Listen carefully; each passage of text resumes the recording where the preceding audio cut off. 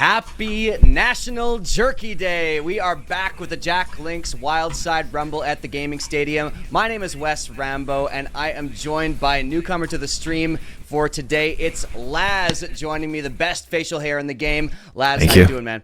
Hey, I'm doing good. Thanks so much for the shout out. And it is nice to get appreciated once in a while. The curly mustache does take some time, a little bit of pristine, but you know what? Enough about my mustache. We do have to talk about what today is. You lightly touched on it, but I'm going to talk a little bit more about it. Today is National Jerky Day. So I can just say jerk as much as I want because, I mean, it's Jerky Day. So, I mean, the good thing about this is that we're actually offering a 20% off everything on the website for jerky-related things, right? So you can, including a free gift, make sure that you check it out, jacklinks.ca. You don't want to miss it. It's a big discount. That's right. So, yeah, we are getting into the semi-finals today for the Jack Link's Wild Side Rumble. We had an amazing group stage and quarterfinal series yesterday where we Ash and I took you through some group stage matches. Then we tossed it over to Becky and Epitomes, who had some more amazing Valorant for you. Very, very long day yesterday and some amazing stuff. We have some of the best free agent teams in North America here at this tournament right now, and that's who's going to be showing up for our first semifinal, which is going to be Cosmic Divide versus Flux. Ooh, I like this. This is a good matchup. I mean, both these teams, Cosmic Divide has been around for quite some time.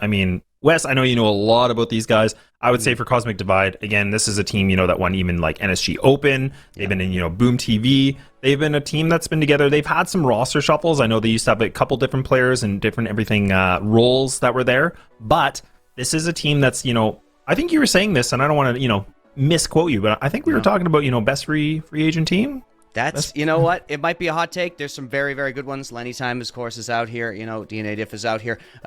Zero Marks from Black. But it is Cosmic Divide who might get my vote for that. And especially now when they're at full strength. Yesterday, Icy was missing, playing at that, it was the Red Bull LAN there, and now has driven all night. I saw him tweet earlier on, driven all night to get home and get into the server for this tournament. And now Cosmic Divide are back at full strength, and Icy brings a massive amount of firepower to this squad on that Sentinel role. So keep an eye on Cosmic Divide. Of course, Flux on the other side, definitely going to be someone to watch out for, because Flux is somebody we saw yesterday on stream during the group stage. We were seeing some incredible stuff, in particular from Tokyo, who's their opper. We saw that ridiculous collat on C Long with the chamber to win that 1v2. And of course, I Love Say with the explosive entries on the Raze. Only seen the one map from Flux so far, but we know they're a force to be reckoned with.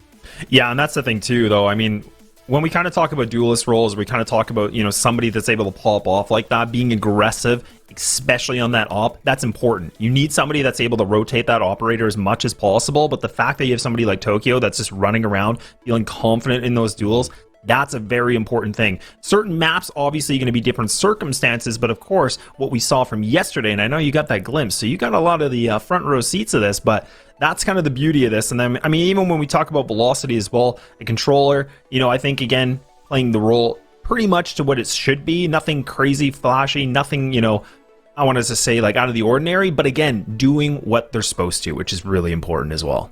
Yep, no question about that. So, like we said, it is National Jerky Day. Thank you, everybody here, for joining us at the gaming stadium. Another thing we got to point out is that Jack Links is giving away a brand new PS5 as well as a month's supply of beef jerky, and you can decide which of those two prizes is more important and valuable to you, but you're getting them both if you get into this giveaway. Be sure to enter that at tgs.gg/jacklinks. So get into that, and you can win that PS5 and that month's supply of beef jerky, Laz. Man, those are some spicy prizes. Oh man, that's so spicy. You want to talk about some good stuff here. There's some good jerky right here. A little bit pepper, it's pepper in my mouth. Some good jerk in my mouth, this is good. I like it. So if you can get yourself a month's worth, oh boy, you're laughing. You're supplied. You're ready. You don't even have to leave the seat. You can just game all day. You're looking good. Yeah, as we get into these games, we will have those little meat snack moments that would caught Ash and I off guard so often yesterday. Today I got the turkey jerky, Laz, which is definitely, I'm trying to keep it healthy. Not don't want to be eating all that red meat every single day. Got to get some poultry in the diet. So I'm excited to try out this turkey jerky. As you can see, my spent bag of jalapenos back there on the piano next to the pride flag there. So that is, that's what you have to look forward to. But for now, we got a best of 3 between Cosmic Divide and Flux. And we are starting off on Fracture. It's going to be Flux starting off on that defensive side, and they've already locked everything in here, ready to go on the first game of the day for your Jack Links Wildside Rumble Day 2. Yeah, whoever starts on Fracture for a first map, I just got to be real. I was not expecting this at all. I was like, it's probably going to be Ascent or maybe a Bind. I know Bind is everybody's kind of not their favorite these days, but Fracture? Okay. We are definitely looking on the wild side of things here today. And definitely, I'm going to have to get my jerky ready to go because we're going to have a good show for this first map. Yeah, no question. And this is interesting because it was picked by Cosmic Divide. I'll just kind of go over the vetoes real quick. Cosmic Divide took out Icebox. Flux takes out Bind. Cosmic Divide takes out Breeze. Flux takes out Split. And Cosmic Divide opts for Fracture with Haven and Ascent still available. Now, Flux will go onto Haven, which they won on yesterday. That's going to be map number 2, and Ascent will be the decider if we get there. So for Fracture, this is something that Cosmic Divide have not played a lot. It's not a very common map for them, and so that's really interesting to see. Maybe they're taking the opportunity for this tournament to try to expand their agent pool. I know that Icy was when I talked to him before this tournament, was very cautious to give me too much info. But we're gonna get some info already as Tokyo starts off with that headshot, and Cloudy coming in for the start today goes for Icy. Finally, one gets back, but it's a 4 versus 2 already in the favor of Flux on the pistol round, and now Nerve goes down to make it 1-0 for the defenders. Yeah, that was a pretty quick and swift pistol round. Goes in for Flux, and the fact that they can just, close things out by dish, and then they get it pretty convincingly. I think they only lost about 2 players, so a pretty good win that we see from them. And now they can get themselves fully invested for this. So now the question will be, though, do we see Cosmic Divide put a little bit of the money in the board, or do they just want to play it safe, maybe work on a little bit of that utility? I'm not too sure, but they're going to have to come up with a good pepper for this one. Yeah, with no spike plant, it seems pretty unusual. It seems pretty unlikely they would go for anything, and indeed we do see the full save coming in from Cosmic Divide as we have the attack kind of going towards B main there. The main stack is over on A for the defenders, gambling a little bit in that respect, and the other 2 B defenders actually are playing over at Arcade, so they're not going to be able to stop this too much. But look at this, 2 players, Laz, are heading underneath the underpass. Yeah, this is good control, though, so now they're kind of mixing things around. So you're going to have that spike going through, but there's the Sage Wall that's going to block it off. At least they can get the orb, which is perfect here for Churms, because now he's only 2 orbs away from getting his ultimate. That's a good start already. And so if he can pick up at least 1 or 2 kills, or even get the spike plant, that's going to be big. And look at this already. Look at Icy now. Look at the positioning that he has. The positioning for the entire team of Cosmic Divide is all over A site when the rotation has come through. There are 3 players on Arcade, completely useless. Icy finds one from behind. Maybe a little bit of that tiredness coming through because Icy whips with the classic. You hate to see that gun, fail the way it sometimes does, but the plant will come through. Sci-Fi is going to put that down, and they have a 3 versus 4 post plant. Yeah, the plant's in now, so 4 on 3, sorry. So now it's going to be a nice shot, a nice little double tap that comes in. Nade's going to be flown in, so now all the Raze is coming into play, but it's just going to be a quick little mop-up. Flux, they don't have to flex too much. They only lose 1 casualty, but they pick up this round. Very important. And this diffuse should be coming in. The breach, and there we go. Yep, the 1 kill and the spike plant there. So Cosmic Divide are going to be relatively happy with that eco round since they invested basically nothing into it, but Flux does well to keep most of their players alive. So we have the bonus round coming in from Flux at this point, and the attackers have to decide kind of how they're going to play against what's almost certainly going to be mostly SMGs. Yeah, and I love this, though. I mean, for Flux, they're in such a good position because their money is in a unique spot, but they still have the bonus. So now they can play really aggressive. They can mix things around. All the pressure right now is for Cosmic Divide that they need to figure out how to get this round. This is important because if they lose it, they're going to be stuck in a bit of a save game, and the economy is not going to look good for them. Yeah, not at all. Definitely, Flux would love to win this bonus round, and on Fracture, it's a possibility, but look at that. They have opted for a stack. They're leaving areas wide open, Laz, and it's definitely not been paying off for them so far, as Cosmic Divide have been finding the holes in that defense every single time. This time, it's a completely free entry onto the A site, and they're going to be able to get set up in the post plants as well. This 5 versus 5 retake will come in with those SMGs. Yeah, and the ultimate's still available here, too, for the Breach and Cosmic Divide. Waiting things out. They're going to be pushing through. Now they're going to go through Rope. A beautiful shot from Tokyo, able to find that. Now able to rendezvous out of this. Have the advantage situation now, Flux, but they have to start moving, West. They have to go now. They have to go now, and that's exactly what they do, but they're going to run into the rifles, and they're going to run into them hard. That's Cosmic Divide with so many kills, but it does end up in a 1 versus 2. Tilo does have a little bit of info, but there just isn't enough time, Laz. Not nearly enough time. Tilo going to be able to recover that rifle, but Cosmic Divide do win the round. And so interesting, we have to be keeping an eye on this Flux defense because they got into that A site completely for free. Yeah, they really did. But the fact that they pick up this round is important. But now, this round is just as important, right? Because if Cosmic Divide would have lost that, I went on a little bit of a tangent about it. Yeah. It would have mixed things around. But now that Flux is able to have all the money in the board, they have that operator available for Tokyo, which we were kind of saying in the pre-show is really important. And with Tokyo being the chamber, we have to see this operator getting activated to the fullest extent right now.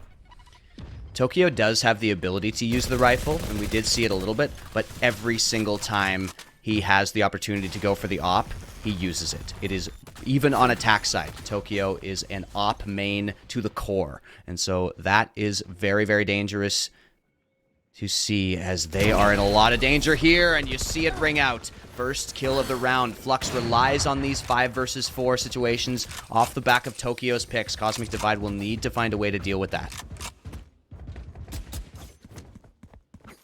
Yeah, now the rotate's coming in, but now the plant's going to come in too. So Cosmic Divide getting it down.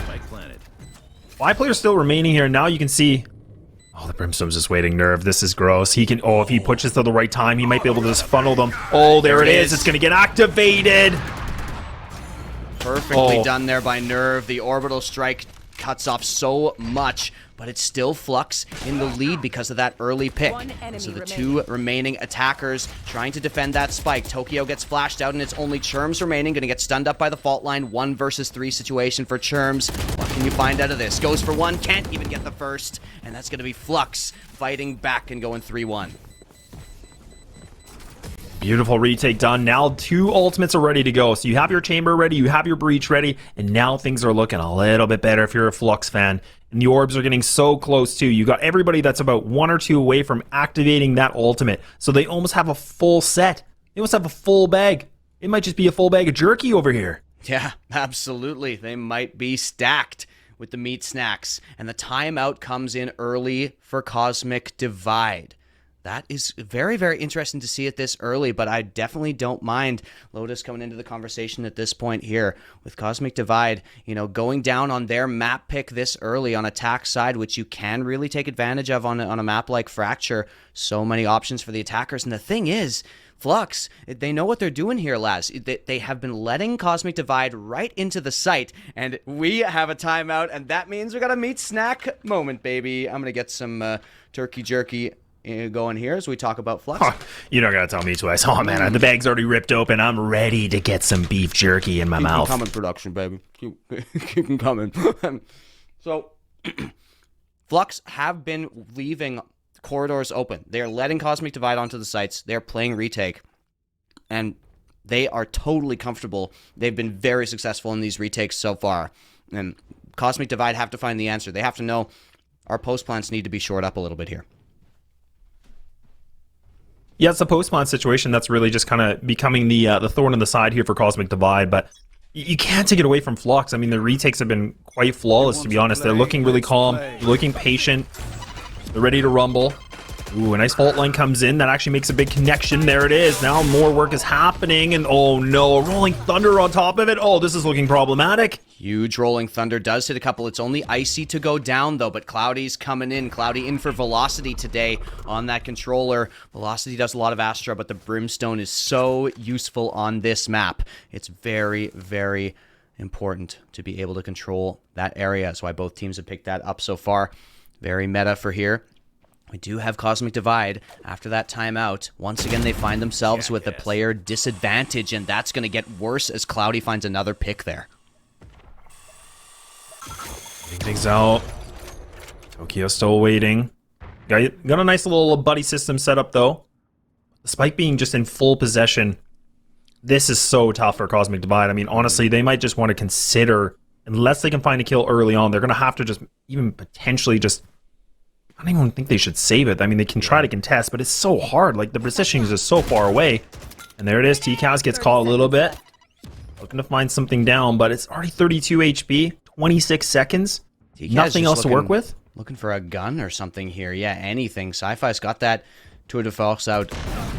Trying to find something. There it is, but TKAS goes down on the other side, and Tokyo to finish it off. So Flux, after a Cosmic Divide timeout, Flux shuts it down, but that was kind of a lighter buy there for Cosmic Divide. So now you will see the rifles come back out, and you often talk about this with those timeouts on eco rounds. You're really talking about what's going to happen next round, not the immediate round, right? Because you're talking about, do we save? If we do, what's our strategy once we get those guns in our hands?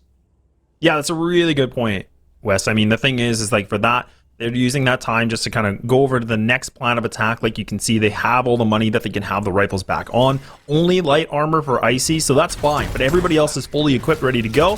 TKAS, oh, that wall is just absolutely phenomenal, but TKAS is still able to get the kill. That is huge. The fact that he just gets the timing right to the last second, that's a big opener. And look at this. They're going to have a free A site now.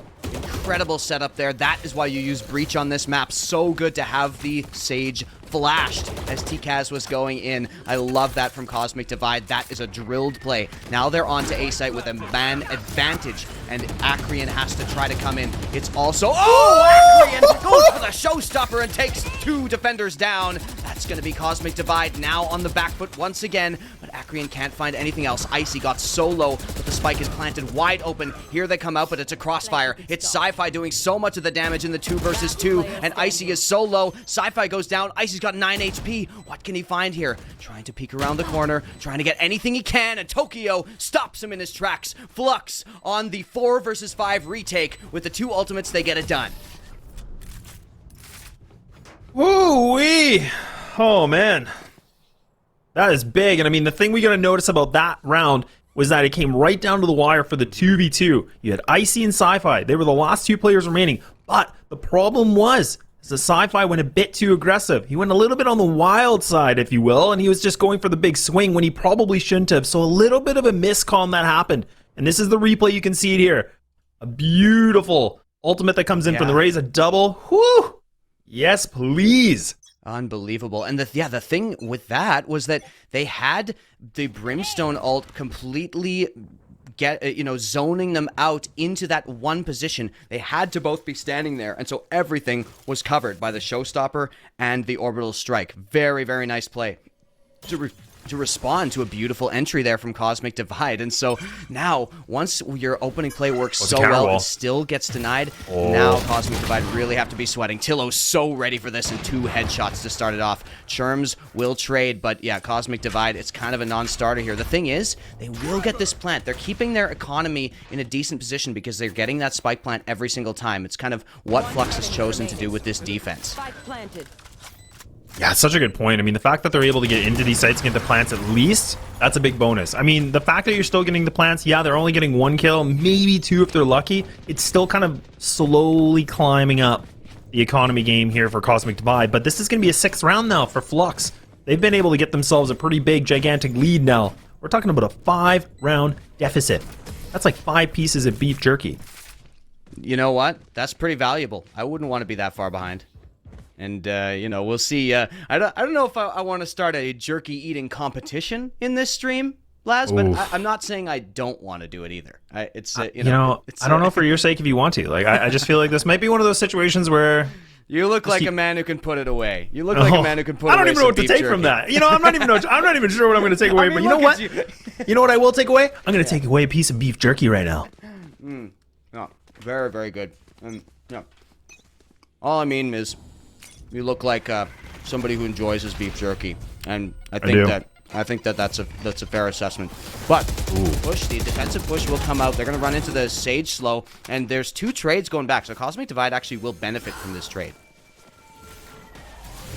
Yeah, this is a good trade that comes back. Orb going to be grabbed, so now the res is available for Icy. Bringing back a teammate, and there we go. The advantage comes back in favor now for Cosmic Divide. We haven't seen that very much, but Sci-Fi is able to get a great pickup against Cloudy. And now, we're going to try to see what he can do. This could be big. Oh my god, the movement is insane! Acreon going around the corner. Sci-Fi nowhere near ready for that one, and beautiful from Acreon to use that satchel to get himself into position on the wide swing. Still Cosmic Divide with the advantage. Still 3 versus 2 situation. Still Flux have been so good on these retakes, and Tokyo in particular is very, very dangerous from this position. You wouldn't imagine an AWP is a great weapon for a retake, and that's true in most hands, and in this case it's true as well with Icy. 2 headshots and a great round from the Sage. Yeah, I mean, I think the obvious, we talk about MVPs, I gotta give it to Icy. I mean, the fact that, you know, you're able to get the double kill, you're able to get the res, I mean, I know, like, typically not, you know, picking up big frags right now, but that's fine. The fact that you're able to bring back one of your teammates in the situation where you're in the deficit, huge. But this was just amazing. Acreon just, you know, little blast pack, just get out of the way, you're like, ah, and you're dead. But now we have a 6-2. Now we still have double ultimates available. I believe the first was going to be activated here from Tokyo, so that's great. And even the money's built up, 5,400, so everything's ready to go. Yep, there is the Tour de Force coming out from Tokyo. So deadly, but yeah, very important for Cosmic Divide to stop the bleeding here. They really did not want to go down this far on their map pick on the attack side. It looks like they've even got some plans for this map. You've seen a couple set plays already, and they've been denied by Flux playing this heavy retake style. Now it's 3 players, pretty default setup for Flux over there, and TCAS, they're trying to get into the underpass, and Tilo is so ready for that pushing out of Arcade. They've always got 2 players kind of near that position. And yeah, Flux, they just look so prepared on Fracture. It's very, very clear why they let it through. Yeah, their defensive side is looking quite phenomenal, to be honest. Not a lot of weaknesses that we've seen. But now we see Cosmic Divide. They're going to have to divide this plan because now they're going to go towards the A site. A little bit of a mixture. Scouting things out. Sci-Fi does have the operator ready to go. We still have the Brimstone here from Flux waiting by. Now the Sage is creeping on through too, so Cloudy, as soon as he spots anything, the Molly's going to come in. We're going to see a lot of utility just getting burned, so now he knows. Now he knows the initiation's coming in. Where did those smokes go? Because Cloudy is not smoked off. Now they're going to come in. A bit of a late smoke, but Icy goes for the wall, goes for the plant, gets back. The orbital strike is ready, but Tokyo and Tilo are already getting in. There's Nerve getting traded out as well. It's only Icy remaining. He can do this from these positions, but this would be a very, very difficult ask. There's the defuse starting to come in, and Acreon's ready with the spray. The hit transfer comes through, and Acreon finishes it off. 7-2 will be the score for Flux once the defuse comes in. Okay, and the other thing we got to talk about too is that I said that Tokyo didn't spend $1, really. I mean, just a little bit of utility, a little bit of the armor, but he gets rewarded with an operator. So he picks up the... Oh, man. So when it gets worse... just gets worse here when we talk about for Cosmic Divide. And now, with that plant, they do have another chance they can go for a bit of a hero purchase if they would like. Sci-Fi does have his ultimate, so Tour de Force can be used now. But you also have the Showstopper and the Orbital Strike ready to go too. So this round, I'm kind of expecting to see these ultimates being used because they need to get something back in their favor, Wes. This is just getting way too big of a gap. And the way Cloudy has been playing too, with on the other side of the Brimstone, he's almost got his Orbital Strike ready as well. 5 out of 7 points in for that. So yeah, it's just Cosmic Divider in such a difficult spot. They need to make such incredible use of these ultimates. Also Icy, close to that resurrection. In this round though, all they need is a plant, which you hate to say it. They want to find the eco, but Tokyo is so ready on that off angle there. Cloudy is well finishing off Icy, and so it just does not look like anything's going to get done. Yeah, and they did not buy up. They just went for sheriffs here, Laz, so it's just kind of going to be nothing doing in this round. And yeah, Cosmic Divide, they've had economy for so long. Oh, Nerve gets one. Nerve goes for the second. Yeah, nice to get a kill on the back foot. Nice to always get a nice little consolation prize, pick up something. But man, we're just kind of seeing Flux now. The confidence is just soaring through the sky. I mean, these guys are now feeling so much better, and they're going for these engagements, and they're winning them. So now, this is where Cosmic Divide are going to get a little bit flustered because they're trying to do these setups, but now Flux, with the overconfidence, they're just winning fights. This is becoming the problem. Now it's just about firepower. Like, we're just talking about the pure fragging ability. Like, Tokyo is 12-3.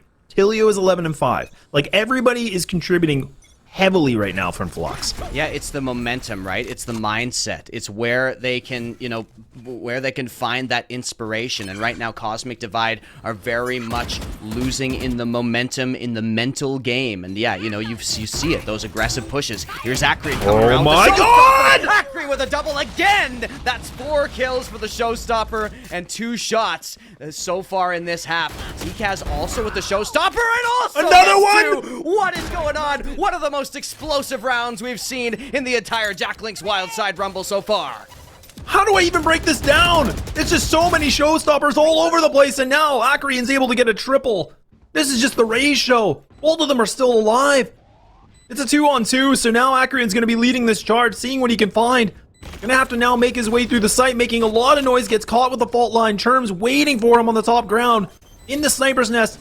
Here's the tap. Gonna be easy, wound kill. Finds another one, and we finally see Cosmic Divide pick up their much-needed third round. That is ridiculous from Cosmic Divide. It's ridiculous from everybody there, and so good from TGS. At the bottom of the scoreboard is the Raze. That is not where you want to see your duelist player, but TGS gets it done in this round, that's for sure. Here's the first one with Acreon completely stuffing Icy and Sci-Fi, but on the other side, we did see Acreon with a ridiculous double as well, or TGS, pardon me, with a ridiculous double as well. Cloudy and Koof stacking up there in the spawn. So it's going to be 8-3. Cosmic Divide did not get the scoreline they wanted, regardless of how this round ends, but at least maybe a little bit of stopping that momentum we were talking about, Laz. Oh, man. The momentum is just getting kind of thrown around now. Yeah. But either way, still got the 3 ults now for Flux. Tokyo still has his operator ready to go. Let's see if he can feed his wild side and find something here. Stop this and put Cosmic Divide in their tracks. In a very slow-paced round now, Wes. Look at this. Look, we saw a chaotic round last one. Look at how much they've just like paused everything out there. Like, you know what? Let's just put the foot on the brake. Let's just hang out for a second here. Let's all take a minute to breathe right now. All take a minute to sit back, enjoy a little snack, and wait for this default to play out. But the B hit is where it's going to go, and the Rolling Thunder is out. There is the knock. Tokyo gets knocked down behind Generator. Icy is ready. Icy goes in. Tokyo can't hit the shot. Icy's going to continue, and Cosmic Divide are on them right now. So aggressive in this last round, and that is the type of thing we needed to see. But the question is, at the end of the half, is it too little too late? Such a tough question to ask. I mean, an 8-4 scoreline is big for Flux, and now they get to be on the attacking side. So we'll have to see if Cosmic Divide can pick up this pistol. This is, again, really important. Not only just obviously picking up the round, but getting themselves back to an even footing so they can at least get the first 2. We'll have to see what they got planned in store for us right now on Flux. What kind of a setup do we see? I mean, it looks like the 3 of them are just kind of based in the towards the A side, maybe even looking towards B. I mean, they're kind of, you know, playing with the idea. They're just toying with us right now, Wes. Yeah. They're just, they don't want to give anything away. No revealing strats until the last possible second. We'll see how Cosmic Divide approaches this Fracture map. I gotta be honest, man. I did not expect them to let this map through based on their history in the past little while in tournaments. But this is the type of thing to bring out something new. Of course, it is valuable. It's a really great, 5K tournament, but you're kind of wanting to do that prep, make sure you sort of expand your repertoire, and this is the type of tournament to do that in. I love to see teams experimenting in tournaments like this. Tilo does manage to find that opening pick on Sci-Fi, though, and so what will be the response here? Flux have gotten so many 5 versus 4s in this game. Icy wants to come out, and it's actually TGS who's ready with that one, but they are very, very heavily punished for that. So much utility they're running into. It's only going to be Nerve remaining, and, the Alt Orb might be the best amount of resources he can get remaining in this round as the plant will go down. Yeah, they're all just like waiting for him now too. Nerve, a 1-on-4, able to do some damage, finds 1 kill, but that'll be it. But a big round and a ballsy round that we see from Cosmic Divide. I mean, what we typically don't see, on the defense, they play a little bit back, right? But this time what they tried to do, they're like, no, we gotta bring the fire back into this. So they try to engage all the way in towards what? A main? Like, or that's insane. Like, it doesn't even make sense. Yeah, they're trying to get into spawn, bro. I don't know what they're... That's a ballsy move. That is so ballsy, and especially with the scoreline the way it is. I like it because you can maybe catch them off guard, but I mean, Flux, they just waited. Like, they knew that was coming. Yeah, quick reminder, we're heading over to Haven next round, where Flux did win yesterday in, relatively convincingly. It was a close game against Syrup Slurpers, who put up a very, very good fight. But in the end, Flux's defensive side on Haven was so powerful. And we saw their defensive side on this map as well come through. Their attack on Haven maybe had a couple more cracks in the armor, so we'll see if that continues to be the case. But Cosmic Divide don't have a lot of time to take advantage of that type of thing. And it doesn't look like they're going to be able to do so here, as they are just on those pistols. And yeah, not going to be able to find much. So yeah, Flux, their attacking side didn't look as strong on Haven as their defense. Only grabbing 6 rounds on quite an attacker-sided map. And hang on, Sci-Fi and Icy making this one interesting, and TCAS as well. Okay, there we go, Cloudy. I was going to say, if Cloudy gets down, this is a problem. This is a big issue. Now waiting things out. Sci-Fi with 1 bullet. Makes it connect, not able to do much more, but Flux, a costly round, but they pick up the double digits now. A little bit closer from taking this 1 away, and money's available, money's purchased, Cosmic Divide, everything needed for this. This is kind of a make it or break it. We're talking about momentum, we talk about the shift, we talk about everything. This is the moment where Cosmic Divide absolutely need this round. This is make it or break it in my point of view. Yeah, and you see exactly the value of those kills that Cosmic Divide found. They want a bonus here, Flux. They want a bonus on this round, but look at that. That's not much of a bonus. You've got an absolute garage sale of weapons coming in. So Cosmic Divide with full rifles, they should win this round. They should be able to take this with the advanced firepower coming through here. And it's going to be an encounter in A main. The Raze is kind of trading utility right now, but not much more going to be found out of that. And Sci-Fi does get traded, but everybody's kind of stuck in A main, and all that info has been gained here. And TCAS, couple more. 3v2. Yeah, big from TCAS, just holds it down. Jesus take the wheel and gets himself a double. So now it's just down to 2 on Flux side. Headhunter's still in the pocket here from Tokyo. Orb going to be picked up now, so the res is available if they so choose, and they will. Leo's going to be breach, and oh, it's Tokyo! You need to hit that shot! Oh, he misses it! He fumbles it! A difficult shot for sure. Koof does trade back, but Icy's ready to pounce here, slowing the opposing Sage. Tillo is in a very difficult position, and yeah, Icy, no problem with that. So Cosmic Divide do win against the bonus. A good amount of damage done there by Flux. Cosmic Divide will be happy with this, more or less, but look at that. They've got a problem with finances here. Both teams are sort of scraping buys together, but Tokyo, even in a rough buy, still finds a way to get a hold of that operator. Yeah, I don't know, man. I feel like Tokyo's always just had an operator in his hand this whole game. Like, you know what I mean? Whether this is he what buys it felt one, like on Haven as well. Yeah, it's just every single round that he possibly can. Yeah. Listen, I'm all for it. Like, I'm not even against this. This is great to see. Sci-Fi's got 5 out of 7 points until that Tour de Force and has not bought up. So I think they're going to play for 2 orbs here, potentially, for the defenders. Yeah, and you can see already heading towards that A main orb. That's going to be 1. And the next one, potentially, they might want to go for Dish, but little do they know, Flux has already taken complete residence in the Dish and drop area. So they are set up for an A hit.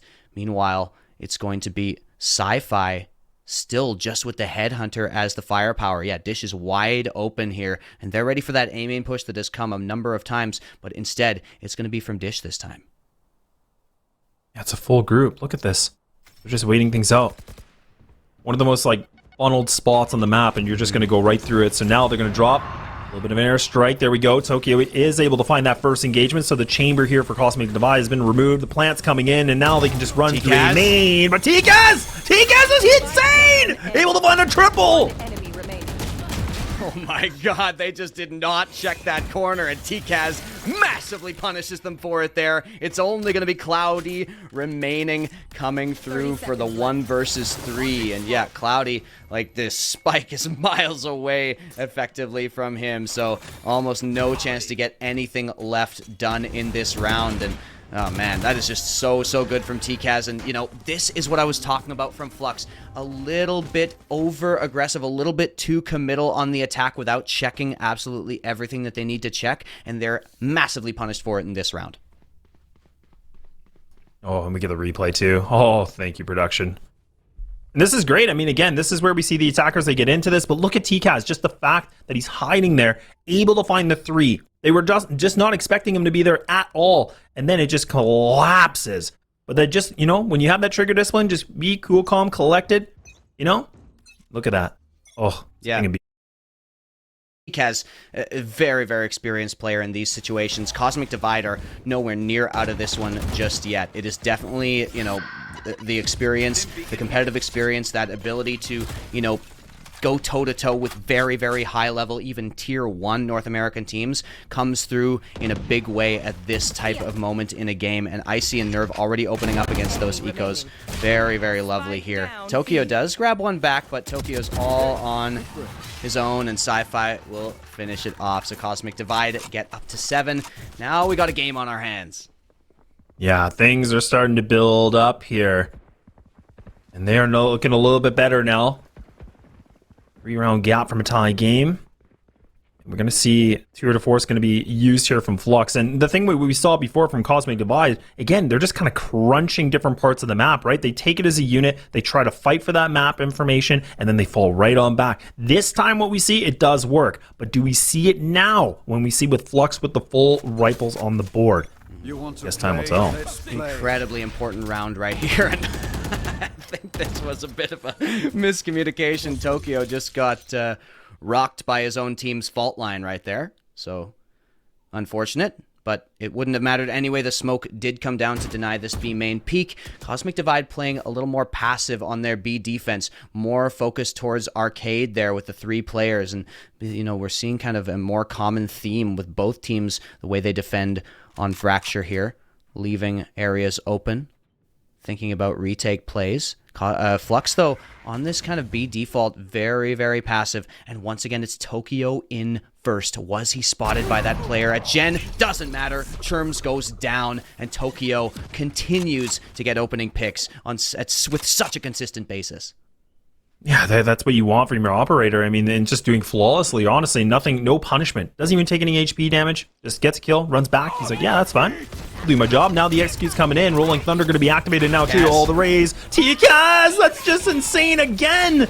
Just stopping them in the tracks here, Wes. Oh, TGS gets one through the wall as well. And we are working on a flawless round for Cosmic Divide after the res comes through. So it's not an official flawless, but it looked pretty damn flawless right there from Cosmic Divide. TKaz once again, the rat, the snake in the grass comes through with the showstopper from around the corner, hiding in the one place Flux didn't check. And he's just seasoning everything here with some cracked just plays. I mean, the fact that he's able to get these kills and just finding them left, right, and center. And now we're seeing Cosmic Divide. They're looking good. They've won 4 in a row. We saw Flux get the pistol in the second, and now it's just been Cosmic Divide all over the board. And it's coming into these big plays from TCAS. It's coming in from some of the teammates just kind of stepping things up. Cloudy needs to find this kill, but might get over peaked here. But Churms is able to get some damage with Sci-Fi. Look at that. The 1-2 punch. Yeah. He's knocked right out. I love that setup there on Dish. You back off that angle and think you're safe, but Sci-Fi's there from a different angle. Here's the Rolling Thunder. Churms is continuing to try to play aggressive. Churms gets a kill on Tillo, and it's Sci-Fi to trade out Acreon. So this time, that showstopper not doing nearly as much work as Acreon's gotten done with it in the past and on this previous half. So now Flux on the back foot once again, 2 versus 3. They've won in these situations before, but they have just so little control of any part of the map right now. I know they're going on the zip line. They're just trying to get it in a different position. But if they go towards B, I mean, they're going to go for the one fight engagement. Yeah. Which is just the Brimstone. But he does have Orbital Strike. They got some time, West, so this is important. Again, but they're splitting up. I don't know if I agree with this. I mean, again, you want to go together. You want to have those trades. Yeah, the potential here is honestly to save, even though there is the possibility of a fight here. There is a possibility of isolating some fights. 25 seconds, you just have to move so fast, and Flux, they might fall prey to some of the things that have plagued them in the past, which is just going a little too fast, not getting everything checked. They feel like they need this round because Cosmic Divide do have that momentum we mentioned, and so they are going to go for this, and Koof does get one, but it's TCAS to trade. What a crossfire there from Cosmic Divide, and now it's only Tokyo in a 1 versus 2, and the Orbital Strike will win the round. That is not going to be able to be planted, and Tokyo is denied. Going to be able to hang on to that operator, but Cosmic Divide get to 9. Yeah, such a good play from Cosmic Divide. Again, having that orbital strike ready to go denies the plant, so it doesn't give more time for Flux. But now we just see Cosmic Divide. They only do have the Tour de Force ready to go, which isn't a bad thing, all things considered. But now we're at a 1-round difference here from a tie game. It's going to be a full purchase that comes in, or not maybe a full purchase, I call it a purchase here from Flux. But I mean, it is going to be Tokyo again with the operator, saved from the last round. But the pistols are going to be worked around here for both Acreon and also Telio. So what do we see now? We've seen them kind of play the slow and steady game. We're going to have to see them mix things up. We need to see the utility being burned a little bit more here from Cosmic Divide so that Flux can make it easier to get in these sites. Yeah, and it's just the B split once again. The arcade presence isn't as fortified here for Cosmic Divide as it has been in past rounds. And that's also going to be Nerve kind of backed off with a bunch of utility to get control. But you look at this, Flux don't even get anything really out of it. They don't get any control of that area out of it. They haven't even really scaled into arcade. They're still just kind of waiting, trying to get themselves a pick, relying on Tokyo again for these opening picks. Cosmic Divide are starting to adapt to this, and they're starting to react to it in very, very effective ways. Yeah, and again, Flux, this is what we've seen before. They just really creep their way through this. They just go nice and slow, waiting things out, and then they just go on a full barrel of an execute. Now the operator misses the shot. Trademark going to catch something, though, but now Flux baiting it again. Oh, they're just toying with him. Look at Sci-Fi. He's got a nice angle. Can't get out of this, but Flux, do they commit to this, though, Wes? Do they actually stick to this plan of attack? Oh, Sci-Fi had the opportunity, not quite quick enough, and again misses. That's Cloudy grabbing a kill. That's Acreon with the run and gun. That's Cherms finding one back, but Tokyo, and the final explosive push does get the job done. Cosmic Divider out of the round. I can't believe that worked. They waited so long. Flux waited so long for that hit, and their patience was rewarded. It's only TKaz going to be remaining. Paint Shell's not going to grab anything. TKaz wants to go for it and gets completely shut down by Acreon. Now, Cosmic Divide will be able to buy up, but that patience is amazing from Flux. Such disciplined play.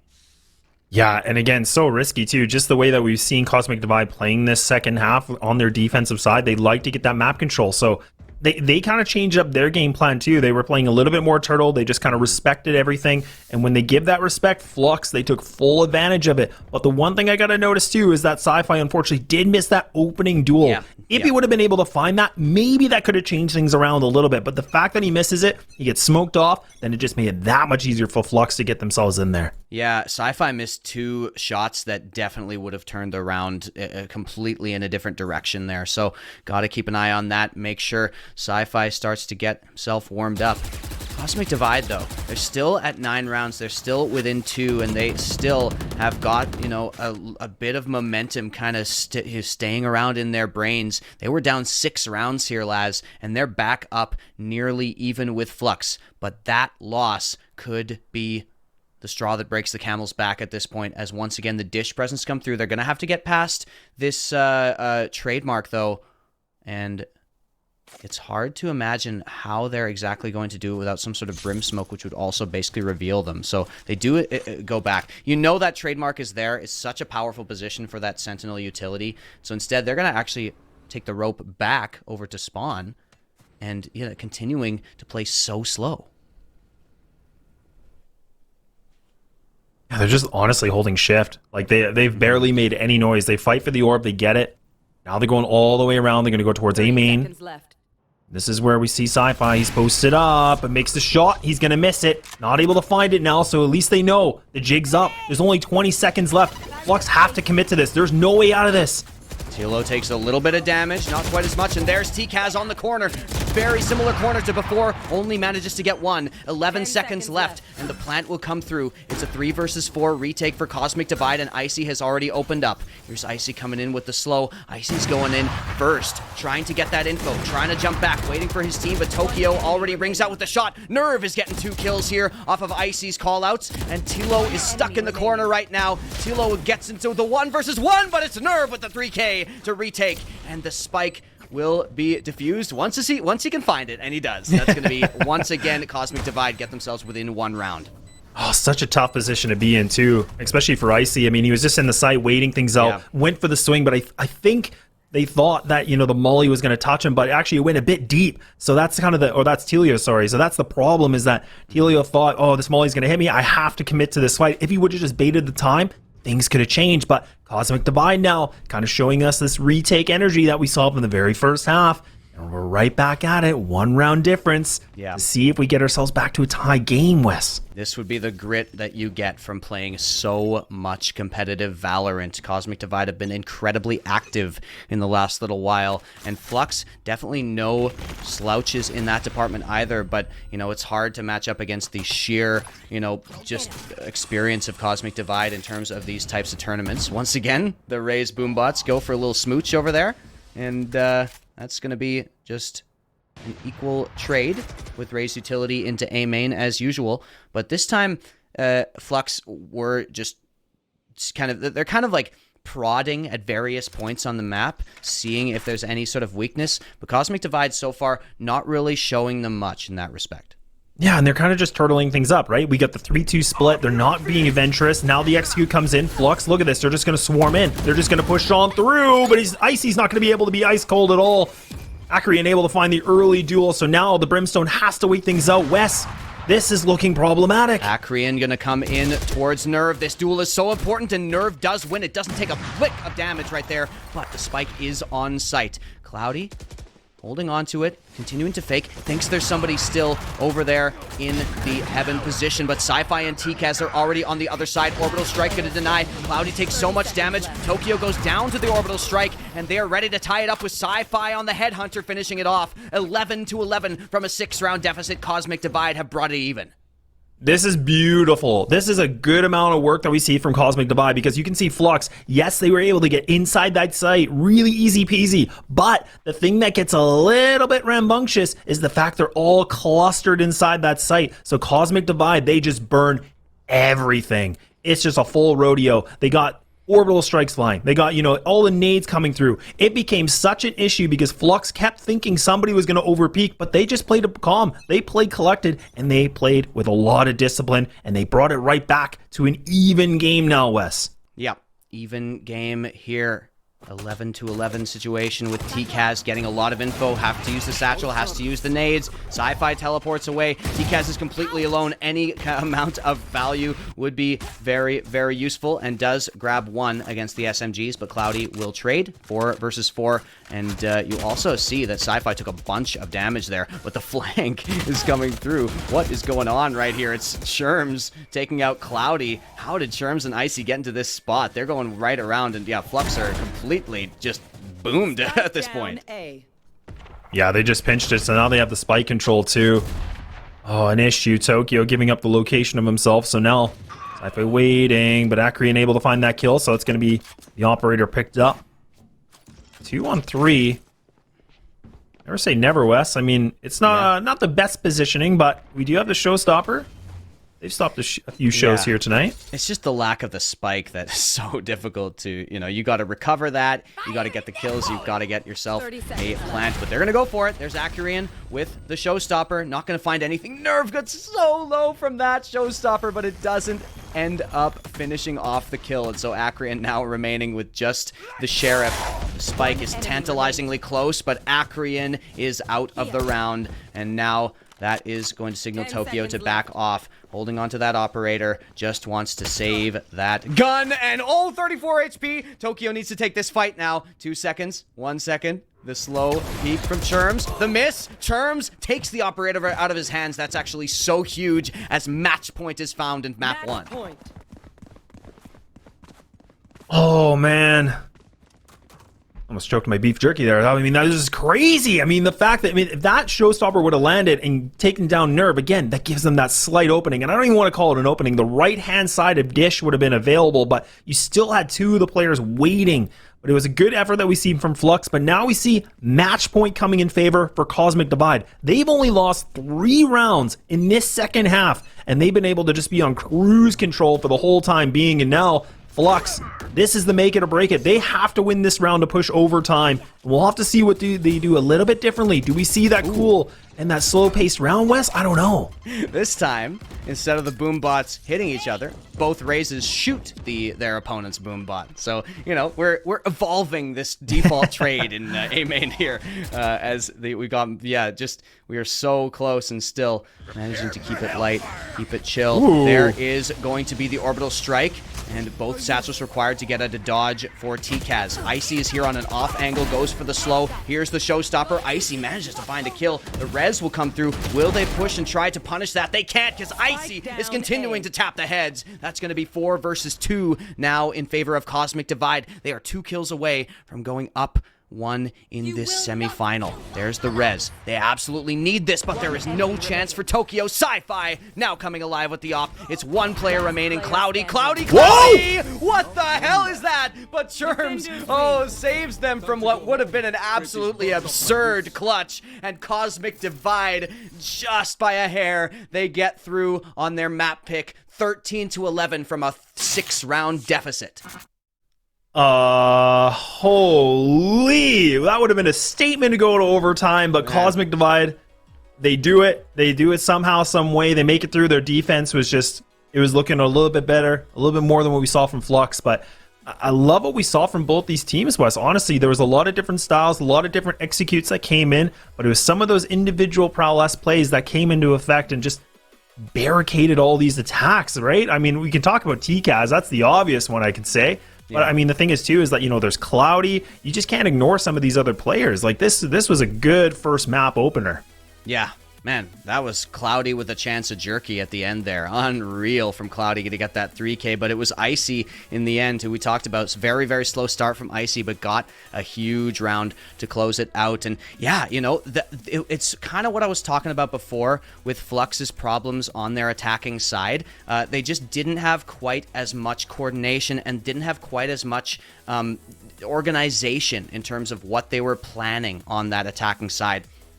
As the defense, they were leaving some spots open. You saw TCAS get a couple of huge multi-kills after not being checked on certain angles, and Cosmic Divide as well. You mentioned the firepower, Laz. They just started warming up and rolling, and that honestly does not bode well for map 2 if Cosmic Divide are really starting to get online. Yeah, I was looking a little bit worried for Cosmic Divide because, I mean, the things considered, I mean, it just looks so slow for them. But Flux, they honestly were playing really well Valorant. Like, they were doing great executes. They were holding things down. They were just playing simple setups that were winning. And Cosmic Divide just could not get that motor running. But as soon as we hit the second half, man, did this thing change the pace. Did we see a lot more of aggressive Cosmic Divide, kind of that vintage that we know. Yeah. And they finally pick it up in a pretty, you know, nail-biter of a first map. Yeah, absolute nail-biter, absolutely feasting right now, and I love to see this. Yeah, you can see those 2 clips that we just saw back-to-back is exactly what I was talking about. TCAS is really tucking into those little spots and just not quite being found, and TCAS just has the cojones to make it work, doesn't crack under pressure in those situations, and is so clean and so calm when that opportunity is presented to him. So yeah, really nice stuff. You gotta shout out Flux though for some of their play. In particular, we talked about Tokyo's ability to get those opening frags, and that did happen so often. There were so many 5v4 situations in favor of Flux, especially towards that first half, that, you know, you gotta continue to take that into account and be afraid of Tokyo when that operator is in his hands. Now, we are going to take a quick break. Before we do, if you want to kick back and grab a snack while we wait, I very much encourage you to go to jacklinks.ca because it's National Jerky Day, and we are offering 20% off everything on their website, including a free gift with any purchase. So head over to jacklinks.ca on the break, but don't go anywhere because we got more Valorant very, very soon to come. Jacklinks presents Messin' with Sasquatch. Watch this.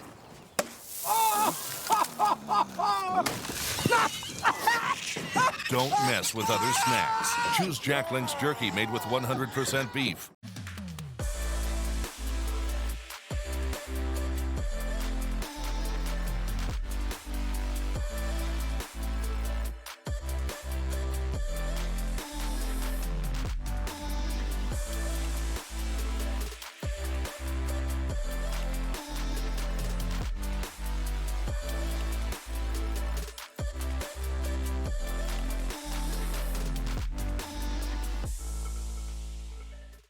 Jack Links presents Messin' with Sasquatch.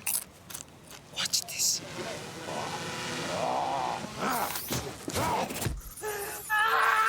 Don't mess with other snacks. Choose Jack Links Jerky made with 100% beef.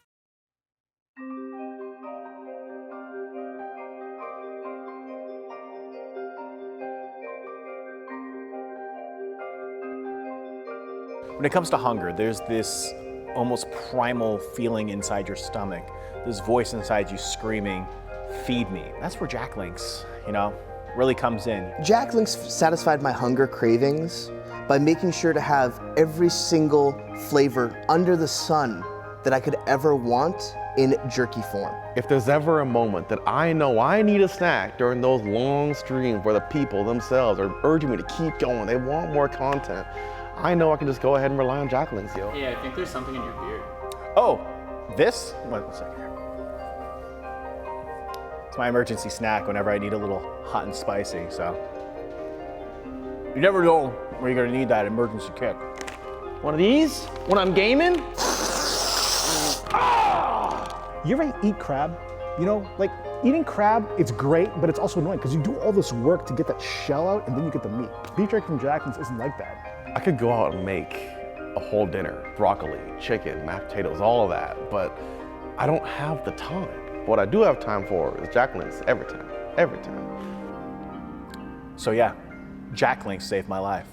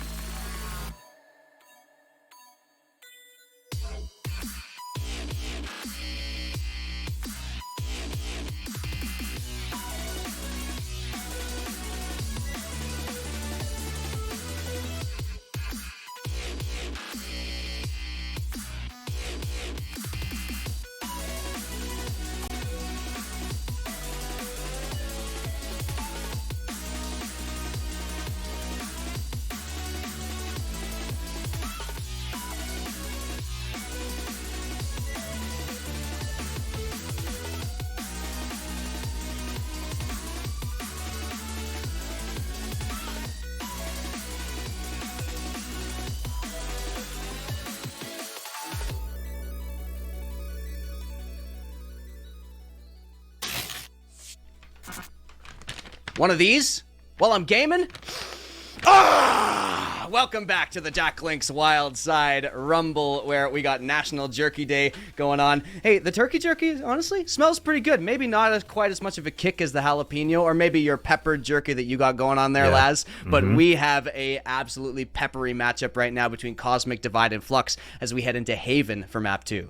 Yeah, and I think this is one of the best maps that we can, go into a second map. I mean, like we said, I was really surprised that we saw Fracture as a starter, but I'm all for it. But the fact now that we get to go to Haven, both these teams are well experienced in this map, and you got to see them play yesterday on this map too. So Wes, why don't you give the viewers a little bit of a breakdown on what you noticed? All right, we got the spectacles on, and the professor is in session for Haven. I'm going to drop that. But we got Flux on Haven, which they picked yesterday, and they were very, very impressive on it, especially on their defensive side. They were really, really impressive on those opening picks. You do see just, cutting in here, you see the fade and breach combo coming in, which they did run yesterday, even though it was a different lineup. Of course, you had you have Cloudy now instead of Velocity, for instance, going onto that Astra. And yeah, they had some trouble kind of coordinating those two initiators on the attack, but on the defensive side, it was really impressive the way they were able to isolate those duels, the way they were able to isolate players and find opening picks, and then just play out the 5 versus 4 really well. So keep an eye out for that defensive side. The thing is, they got to get there, Laz, and Cosmic Divide is on the defensive side to start. Yeah, so they get to work off that momentum that they were on the defensive side the second half of map number 1. So now they get to continue this. Oh, man, okay. We talk about momentum. Those motors are running. We'll have to see how much of a rumble they can make for this second map. And I mean, this is a tough one because now Flux, what we noticed in the beginning is they like to take things very slow.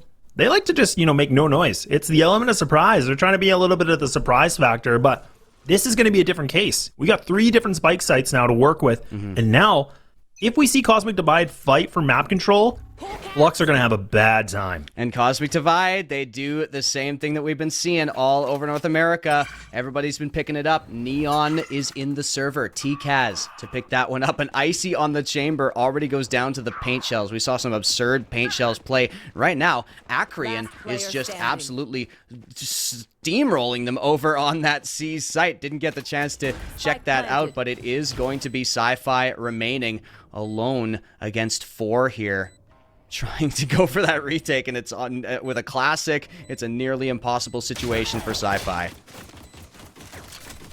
We're gonna have to see how much Jerky Sci-Fi's had. It is Jerky Day, so now 1-on-4. And now gonna go for the swing, 13 HP, and that dream is gone. Big bite down. Flux now pick up their second pistol that we've seen in a row.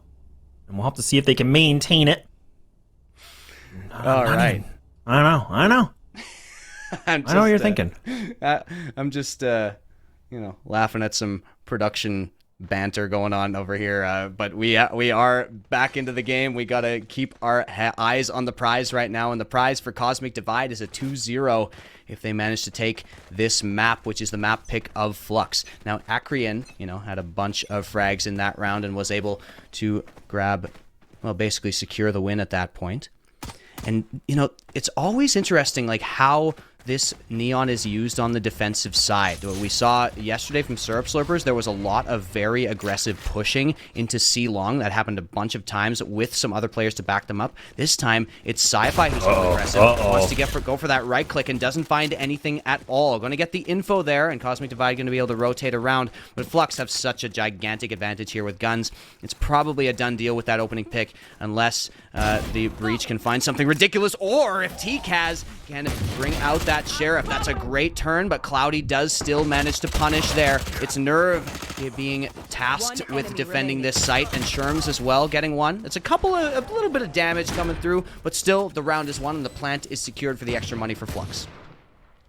Yeah, but for Cosmic Divide, the fact they didn't put a lot of investment into that round and getting 2 kills, that's big. I mean, that's a really good note because now Flux have to put that money back into those players that got taken out, but now they got a bit of a mixture.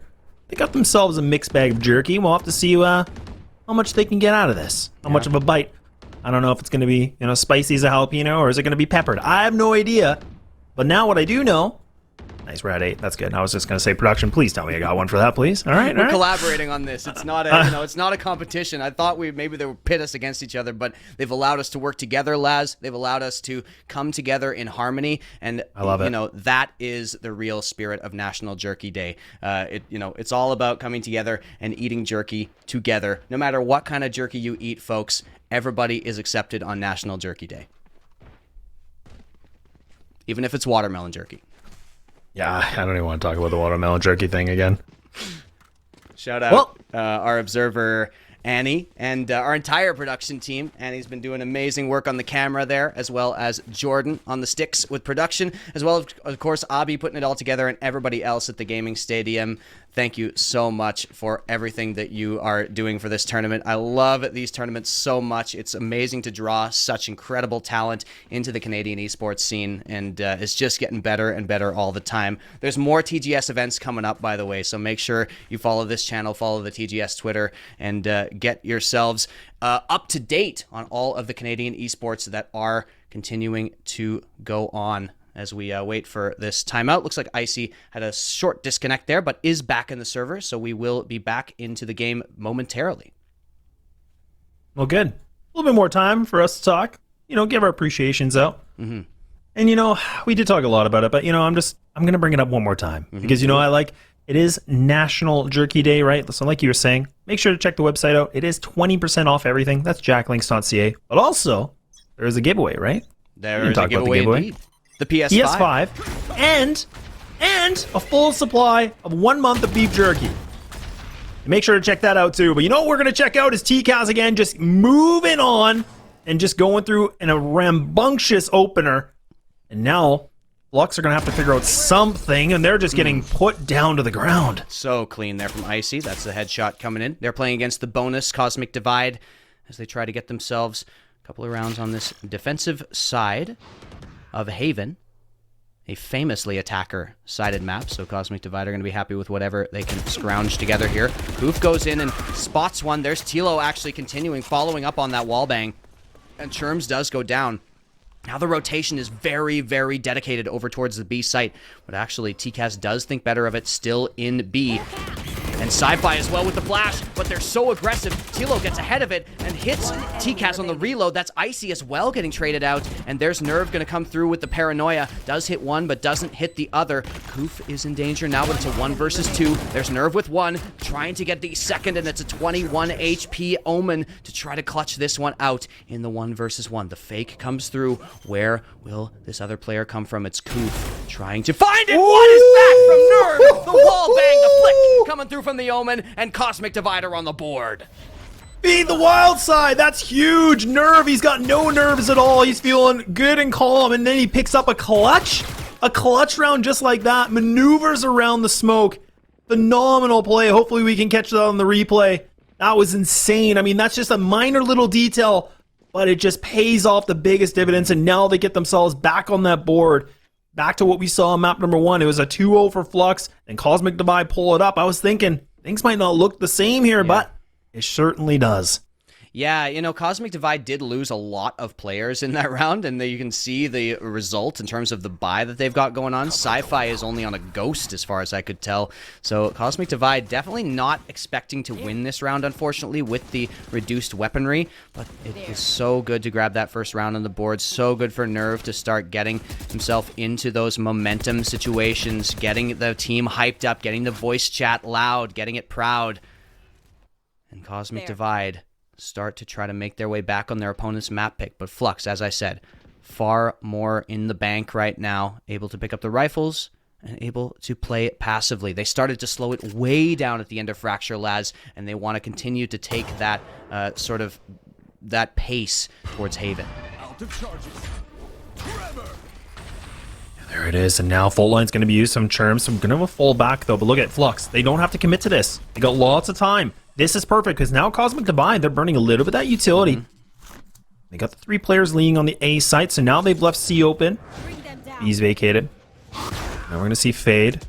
Ooh, the judge being revealed is pretty big, because Icy definitely could have gotten a huge amount of impact if they hadn't checked that. But that is going to be the Prowler revealing the judge. And as a matter of fact, that's enough to send them right back to A, where there already is the chamber waiting in A long, waiting for any kind of push, but the presence is on A short. Here's Churms to try to find the defense. That's a great shot from Churms under pressure. There's the fault line to come through under more pressure as the paint shells come through, but it's TCAS coming in with the overdrive. Not going to get anything done. Worst ultimate in the game. Don't at me. Tokyo gets 2 kills on the take, and it's a 3 versus 2 situation with Tokyo and Q finishing it off. Okay, Flux now starting things off. Dropping like it's hot. I'm not talking about jalapeno flavor, but now we got ourselves 3 ultimates ready to go here for Flux. Double available for the Sky and the Omen here for Cosmic Divide. So, I mean, for Sky, this could be a good note for them if they want to try to find something. I don't expect it this round. They're going to go on a light pistol.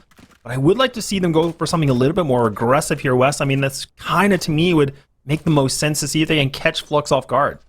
Yeah, you know, at this point, you're kind of just trying to sort of maybe farm some ultimate orbs because, of course, you do see 2 of the players 1 away from the ultimate. Same goes for Flux, though. So we actually could see some fights around these ult orbs, depending. Churms not spotted out by that. What a shot! Man, Churms has been in the aim labs this morning. That is so clean to grab that dink onto the player who was an A main. Spike has been left in spawn as they continue to play it slow. Flux continues to run down the clock, using time as a resource here, and they're going to head towards C where only Nerve defends. Nightfall will push Nerve out of the way, and the teleport will come back. Nerve has to get out. They're going to go for the 5 versus 5 retake here. Yeah, they've been able to get themselves inside this site, so now Cosmic Divide again. A lot of availability here for what they can do. It's a matter of, like, I mean, again, they only have, like, the lightest amount of inventory, so for them, this is tough. And look at this Flux. They're all the way down long C. Oh, this is going to be so problematic. The smoke's in, and now it's going to be the Rolling Thunder put into place with that, too. Oh, Wes. Oh, no, Wes. It's an eco round, though. So much is being expended by Flux. I think Cosmic Divide are going to be totally fine with this, especially if more kills start coming through, and the defuse as well. Nerve is sticking this. It's only Acrian. Can he get anything? Yes, does deny, but it's at half, and the round is over. Cosmic Divide on the 5 versus 5 retake with pistols only. Get the job done. It's a thrifty round for Cosmic Divide to stop and continue to fight back. I don't even know how this happens. I mean, Cosmic Divide, they only had pistols. I think a few of the players had the ghosts ready to go. Yep. But I mean, the Flux, I mean, I love what they did. They had the 5 players just committing down long C. I thought that was a perfect setup, but they kind of over-peaked these fights.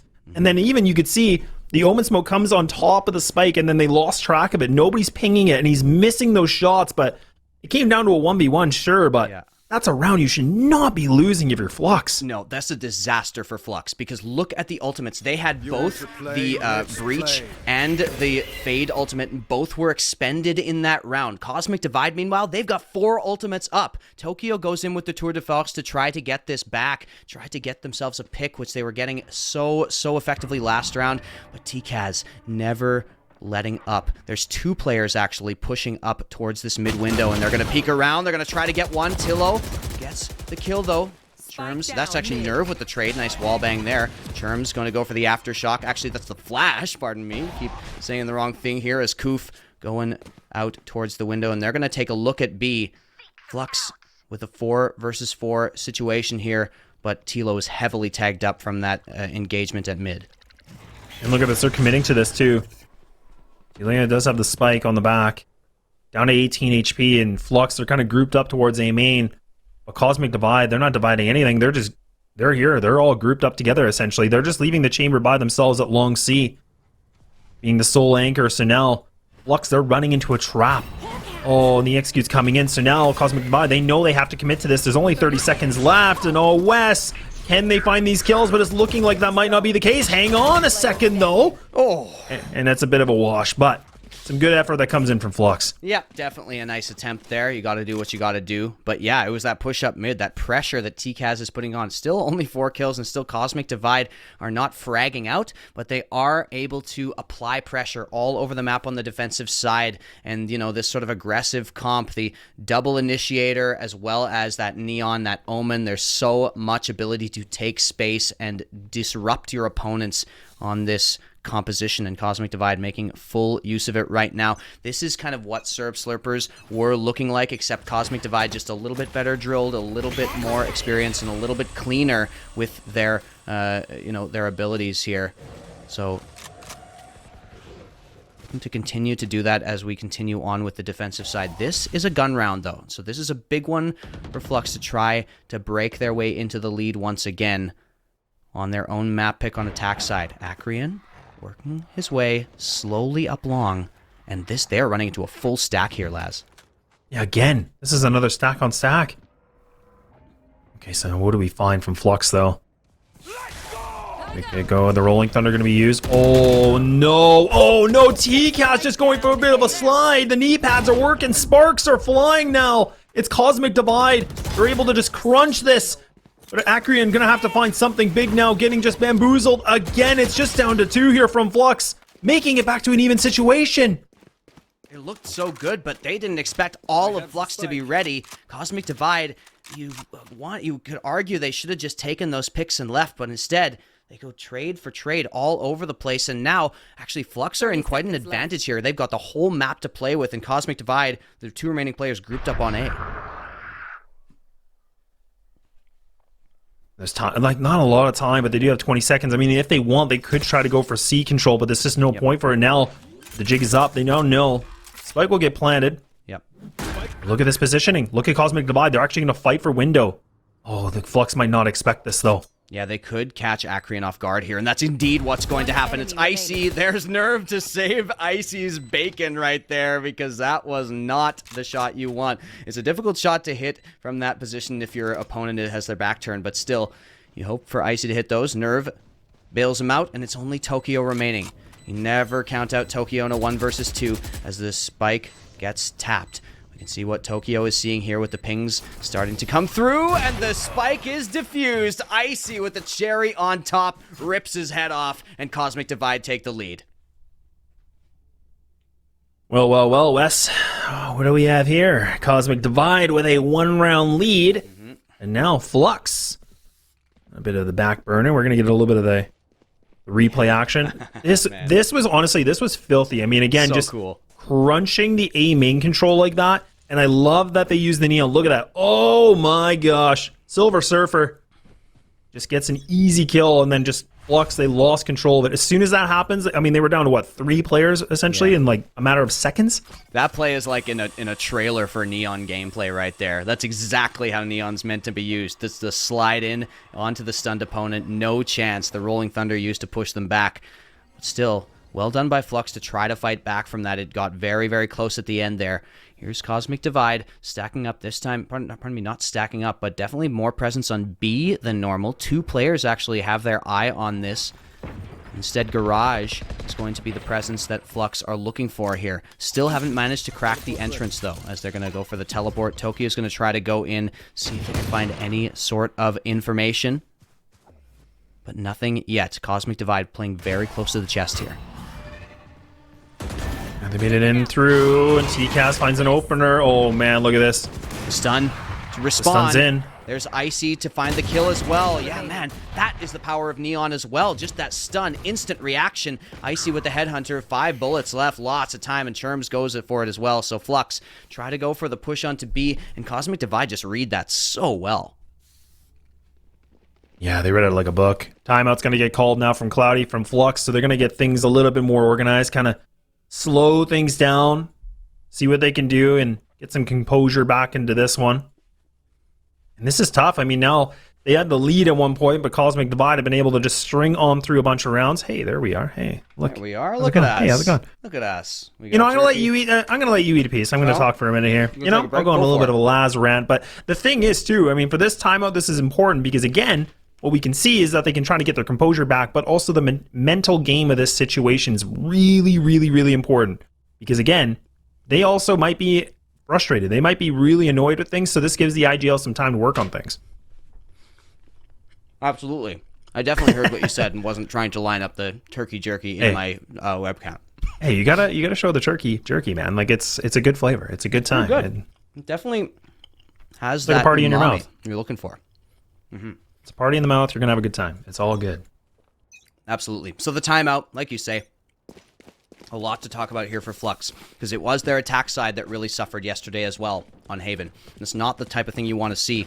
You want to be able to get that momentum going. This time, Icy has picked up the Operator, which is a very, very dangerous proposition for Flux to face up against, because Icy is deadly on this weapon here. But it's TCAS. I love that. The entry fragger, the Neon, the first in, the aggressive runner going in top of the scoreboard right now. 8 kills, 8 deaths. That's exactly the type of thing you want to see on a Neon, and you can see the value it's had already. Icy staying in the midst of all of the Astra utility, and that's going to be Icy teleporting away, but getting so much info. Saw a number of players there on A main. And look at this flank through C. I love this. This is exactly what I was going on the rant about before for Cosmic Divide on map 1. They fight for this map control, and look at this now. It's a Cosmic Divide sandwich. And Flux, they're the meat right in there. So now, this is a problem because now they can just wait things out. They don't even have to commit to this. It's going to be the Rolling Thunder to entry into the site, but they're going to get the site, that's fine. But they're not going to realize how close Cosmic Divide is to come from the back lines. Oh my gosh, never mind, Helio! Yeah, that's the power of the Chamber trademark there. Spotted them out as they ran past, but still, Sci-Fi trades that out. Now there's a presence of 2 players on A long, trying to get back. And look at what Flux is doing. They're wrapping all the way through. They're in spawn right now. Nobody is on site, and they are not playing for the spike right now. Sci-Fi could just stick this. What is going on, Flux? What are you doing? I'm sorry? Like I literally take a minute just to, like, you know, grab a piece of, you know, my peppered beef jerky, and then I look up, I'm like, hang on a sec, what is Flux doing? Like, what are they doing? Like, I don't understand. Every single player ran through A link towards the spawn area on the opposite side of where the spike was planted. That is just absolutely baffling to me what Flux were thinking in that situation. They do a nice job. Tseal, you know, reveals the flank, but you have to play for you can't give up too much space on that A long position if you've planted the spike so that you can watch it from there. Very, very odd from Flux there, and maybe they felt like they were just out of options in that situation. But Icy still takes up the position there. Oh, Koof gets the kill, defeats Icy on the duel. Great headshot from the Sheriff, and now that will signal Flux to go in. It's an eco round, but it's Tilo and Tokyo coming through. Flux looking for the Thrifty, and they want to make up for last round, and they are doing it so far. Well, it's about time, Flux, and they're going to be able to pick that up flawlessly, and that's the Thrifty on top as well. So now they finally get themselves back into what we saw before. Yeah. And they just take matters into their own hands. They just bombard this site. And I love that entry that we saw from Koof. That was huge. And then Tokyo comes in. The Nightmare plays really well. There you go. Look at that. Oh my goodness. Yeah, then it's the stun. It's the fault line that came through. I believe it was the fault line to stun them. It's just so good. They had some lineups yesterday. We saw one crazy one with a breach fault line and a raise paint shells that got 3 kills in A main. They've got those plans for attack as well, and you can see why this is their map pick. That is such a statement from Flux after a very unusual round last time, just to get such an impressive entry and a flawless Thrifty round, the golden round from Flux for the attacking side. Now they get themselves up to 4, still within 2, still Cosmic Divide with 6 rounds are going to be pretty comfortable having gotten this much on defense, but Flux can get themselves into a very workable position if they continue to win these rounds. This is a full gun round, but that operator, of course, was recovered, so watch out for Tokyo, who will position on long here as this spike goes down, and it is going to be so difficult to unseat. Yeah, you better buckle up. We'll have to see what they find. Oh man, it's just bullets everywhere. It's just bullets flying. Nobody's making connections finally. Akrian is able to find one, but there we go. Sherm's able to get the reply back. The player advantage still here for Flux. This player is kind of stuck on side of Link, but Cloudy finds one more with a nice spam. It's just down to 2. Yeah, the Rolling Thunder did come through there, but just as it went through, Nerve went down in garage window, and that was a very important part of what they were planning for that retake. So they had to, you saw the Rolling Thunder came through, and instantly Cosmic Divide had to sort of stop what they were doing and pause and think about, do we even go for this now? They sort of decide to go for it, but the indecisiveness punishes them. That's a great take there by Flux. So good to get that presence into garage and really play hard for control of garage window. Yeah, and I think this comes from the timeout that we saw, what, 2 or 3 rounds ago that's now worked out in favor for Flux. Yeah, Cosmic Divide do have the half. I mean, I guess it's a question of 7-5 or a 6-6, but we're seeing Flux looking a lot better for these executes that they're getting into these sites. Before, it was just, they struggled. Like, it just looked like they couldn't figure out the equation to get in there. Flux were so good on the defensive side of Haven as well, so gotta watch out for that as we get in. And if Cosmic Divide were watching that match yesterday, they will know they've got a lot to worry about. Akrian goes in. Akrian, such good game sense. How many showstopper kills is that from Akrian? Incredible work as Flux continue to get those kills through. This is the last round of the half, and it's TKaz and Nerve left to defend against 5. TKaz has to go in so fast, gets traded out by Tillo. Nerve gets stunned. Flux really put one together. That's a gorgeous couple of rounds at the end there for Flux to equalize at the half. Really impressive stuff that we see from Flux. The fact that they're able to bring it back to a tied with 6-6. And I mean, Cosmic Divide, they just look like they had this game in the early iterations of the half. And we finally see Flux looking like what they were before. Yes. And like Acreon, look at this. The fact the Showstopper comes in, able to find a kill or wins the duel versus Icy. I mean, honestly, Icy, sorry. I should have had that kill dead to rights, in my opinion. Yeah, it's an unfortunate miss there. TGS. Most kills on the team, most deaths in the server. That's 12 deaths and 9 kills for TGS, and it's only going to get more extreme as we continue into the attacking side, where there are 2 initiators. They didn't go with the Fade Cosmic Divide. Instead, they go Sky Breach here. 2 initiators definitely becoming the meta, but Sky Breach is one that, you know, has a different dynamic than Fade Breach. Tokyo's got that info. Tokyo is so ready for this. Yeah, that's gorgeous. And man, the aggression up mid all through the Haven matches. You know, Tokyo did that so much yesterday as well, and Icy not at all prepared. Just those little counter aggressions that we see from the defensive side.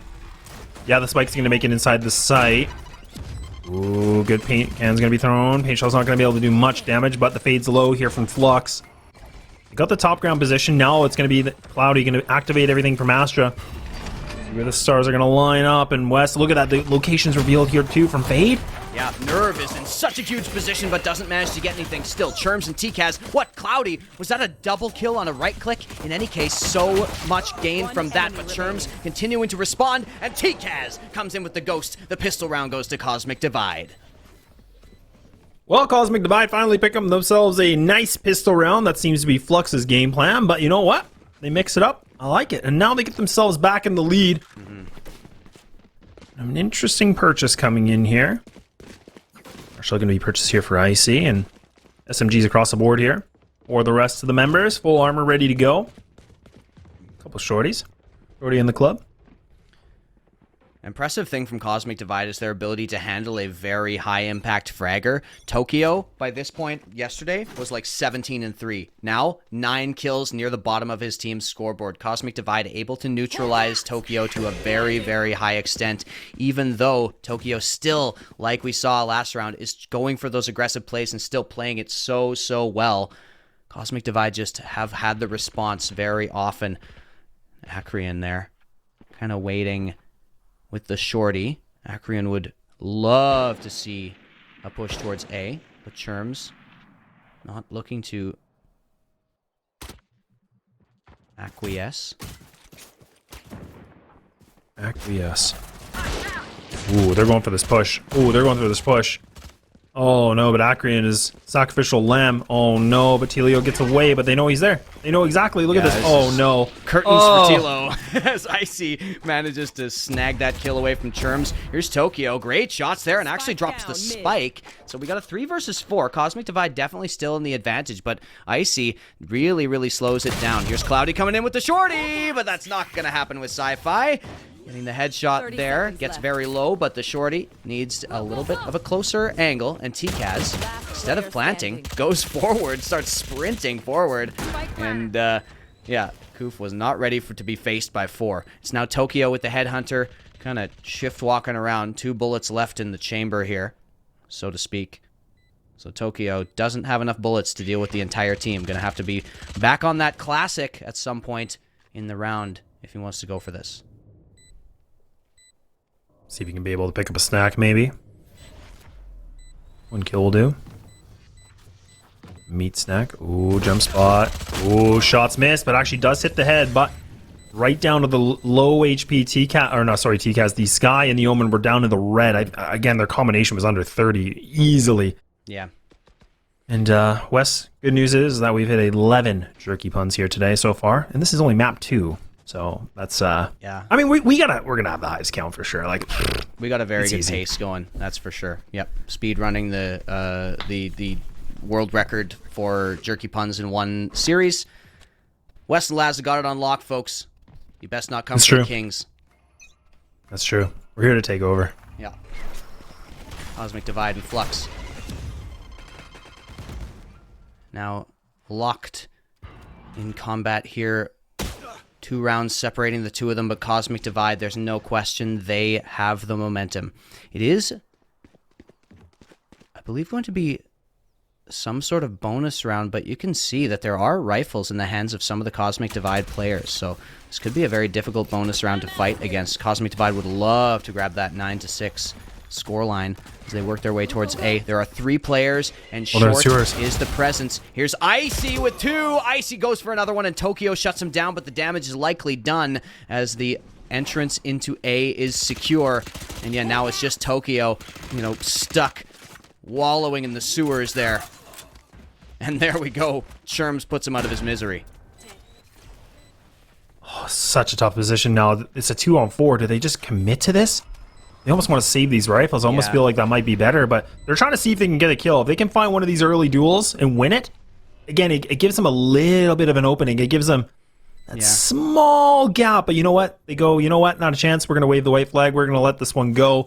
Cosmic Divide, they do secure a 9th round, and again, these executes that we're seeing, Wes, they're just clean. They're looking really clean from Cosmic Divide and Flux. They just cannot seem to figure out how to bombard it or even put up a bit of a barricade against this. Yeah, you got to be really scared of Cosmic Divide on the attack side, and you saw, like, any of them can come through. There was Icy, the Sentinel player, going so aggressively forward and getting a double kill in sewers with the Spectre, playing that close angle. That's just excellent from Cosmic Divide, like you say. And as we pull up the scoreboard, that was their bonus round. Look at the money for Cosmic Divide. They are absolutely rolling in cash right now, while Flux are, you know, just scraping together whatever they can. And it looks like they are going to go for a buy here with Tokyo close to that Tour de Force coming in. That's one ultimate orb away, so they, you know, look for them to play for some sort of orb or some sort of early kill with the headhunter to get full guns over on the side of Flux.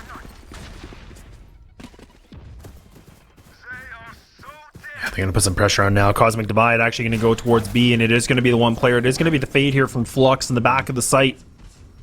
Oh, maybe the hero they need. I don't know, but Tilo just waiting patiently on 2 players have gone by. I don't know if he knows that, though. I don't know if he did. I don't think he did. They just made it through the clubbers. Oh, my goodness. Now he knows as Tilo has to go behind, but reveals the position with the Prowler, and TCAS is already on 3 kills in this round. Up against a rough buy from Flux, and TCAS is absolutely putting them down here with Icy ready for this flank, or ready for this push through spawn, ready for Koof. And there's Nerve to pick it up. They always have players, they're always supporting each other in those clutch situations right there, and those sort of 2v2s. They always have somebody ready to bring up the rear, to add to the firepower, to provide cover for their teammates. Cosmic Divide, you can see that they have a lot of synergy as a team. It comes through in those mid-round plays so often. You got to keep an eye out for that, because it really is what elevates them and gives them so many of these tournament wins. Well, I mean, the fact that we saw, too, the Cosmic Divide players go through the dark cover, and like, honestly, that timing, if Tilo would have been able to find that, that could have changed things around. He was just being the anchor, waiting things out, but they put that aggression through, and they haven't even planted yet. They just pushed through C-Link, and they're catching Flux off guard, and that's what I was kind of expecting on map 1 earlier on, but they weren't able to do it. Icy, a little bit of ice in the veins, able to find the early duel, takes down the aggression here, so that's going to be the raise, neutralized and wasted, but the trade is back. It's just going back and forth now, Wes. Yeah, that's 2 for Icy. Headshots are coming through the teleport. Oh, Coop is ready for it, but isn't quite able to stabilize, and that's Nerf to punish that. And yeah, Cosmic Divide, man, it really, really looks dire for Flux at this point with the momentum that they've got. Flux obviously not expecting to win this round, but just the confidence, the cleanliness that Cosmic Divide are bringing to the server right now. You've got to, especially if you're someone like Tseal or a trade like Pros who are in the other bracket trying to fight for that grand final spot, you've got to expect that Cosmic Divide's going to be there, and you have to expect that they are going to be absolutely on fire and warmed up. Cloudy trying to get something out of it, but Icy rounds it out with, I believe that's a 3 or 4K on the round. So just beautiful from the chamber player, and trying to push for those kills on TCAS, who's just running the scoreboard up right now. Yeah, and TCAS again just on the top of the scoreboard with 15, and then Icy right behind with a nice 14, and Ultimates are starting to build up. Even Nerve is 2 away from getting the ult. Not something you typically see from Roman. There is benefits to it. Not like, TCASs or even Icy's, of course. But the only thing we see is that Cloudy does have their ultimate ready to go. Their Cosmic Divide, I guess you'll call it that, right? So we'll have to see what happens. Flux, this is the gun round. This is important because if they lose this, now we're a match and series point here for Cosmic Divide. So they have to make something working. Tokyo actually starts things off. TCAS kicking it into overdrive. Oh my goodness, but he gets annihilated. Inting Neon comes through and graces us with her presence once again on the server. But still, did get the info, did manage to grab the space for the plant and the Rolling Thunder to push them back further. Churms goes up right before the Guiding Light. I love this use of double initiator as the 2 flashers come through out towards a link and get the job done. It's 3 versus 3 with the spike planted. And the dog trying to shoulder peek the position there. Very interesting situation. Guiding Light. The zoo is in full effect for Sky, but Koof tries to get through. Not ready for Sci-Fi, not ready whatsoever. Koof goes down, Cloudy goes down, Sci-Fi plays aggressive. Cosmic Divide are absolutely on fire right now. Match point. So let's just talk about this. I mean, there has not been one round that has been won here from Flux the second half. And it was just the lack of utility that we see that goes on the left-hand side site. You could see this is where Sci-Fi was just on the tall box, doing a little bit of jumping, Bambian, and gets a double. So now we're a match and series point. Cosmic Divide, like I said, cruise control to get themselves to solidify their spot for the grand finals. And now everything's on the line. Flux have to pick up 6 in a row to bring it into a 12-12. Yeah, 6 map points, 6 series points are on the table for Flux, who did play well on their defensive side of Haven yesterday, but Cosmic Divide are a different beast right here, and TCAS is a beast in his own right. That's 3 entries to crush the dreams of Flux here.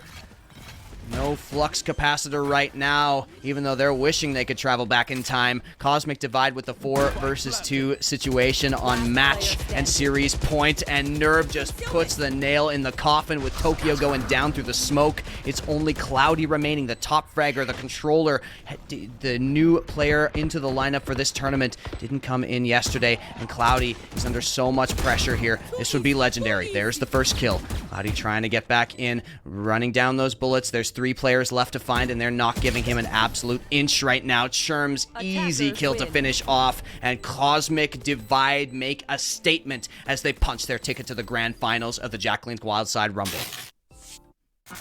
Well, it was definitely a bit of a rumble. I mean, they were able to just pick that up with ease. I mean, it was looking a little bit back and forth in the early rounds of the first half, but I don't know what it was, but Cosmic Divide, man, they just moved off the momentum from Fracture, and they made a bit of a statement, like you said, on Haven, and now they have put themselves the golden ticket to the grand finals, and we're going to get a little bit of replay action, some good highlights, some of those Jack Links, little highlight moments. This was that one clutch that came in from Nerve, which honestly, again, just a minute little detail, but the fact that he's able to just, manipulate the dark cover like that, it just saved it. And I feel like from there, it just kind of was like full steam ahead.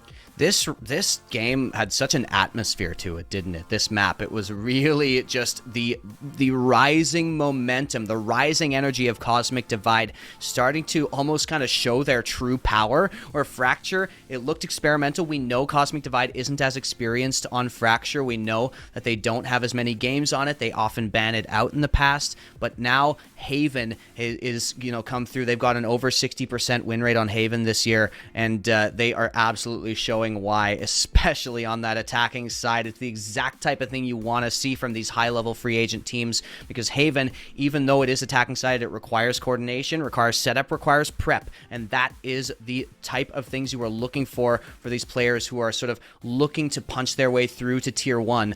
All of these players have a great shot at getting some momentum in that respect. And yeah, Cosmic Divide, like I said, we just saw, it just felt like they were going to win. It felt like they'd had enough of this series. They're ready for those grand finals. They're ready to put another notch in the belt. Yeah, they really are, and I completely agree with you, Wes, because I think for Cosmic Divide, again, they kept Flux in these positions that they just never seem to get comfortable. And even just look at this, like they just get stuck in a funnel, and Cosmic Divide, they just split things up.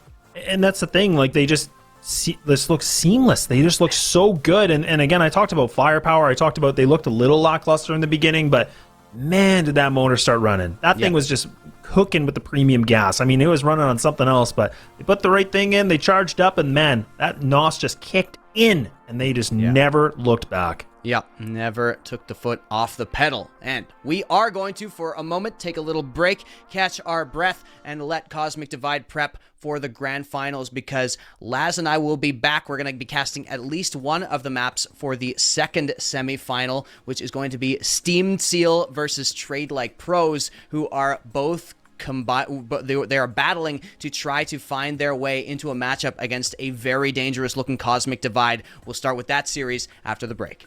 Jack Links presents Messin' with Sasquatch. Watch this.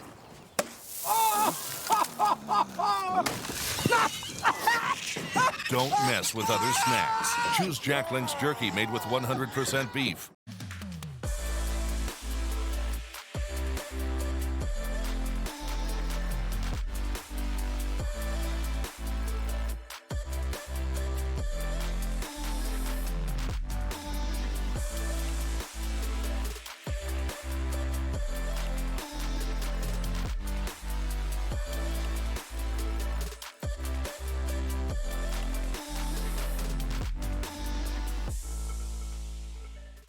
Jack Links presents Messin' with Sasquatch. Watch this.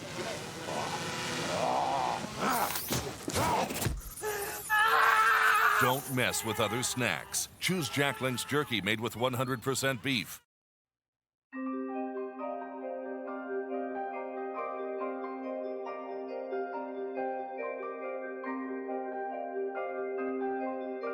When it comes to hunger, there's this almost primal feeling inside your stomach. This voice inside you screaming, feed me. That's where Jack Links, really comes in. Jack Links satisfied my hunger cravings by making sure to have every single flavor under the sun that I could ever want in jerky form. If there's ever a moment that I know I need a snack during those long streams where the people themselves are urging me to keep going, they want more content, I know I can just go ahead and rely on Jack Links, yo. Hey, I think there's something in your beard. Oh, this? Wait a second here. It's my emergency snack whenever I need a little hot and spicy, so. You never know where you're gonna need that emergency kick. One of these? When I'm gaming? You ever eat crab?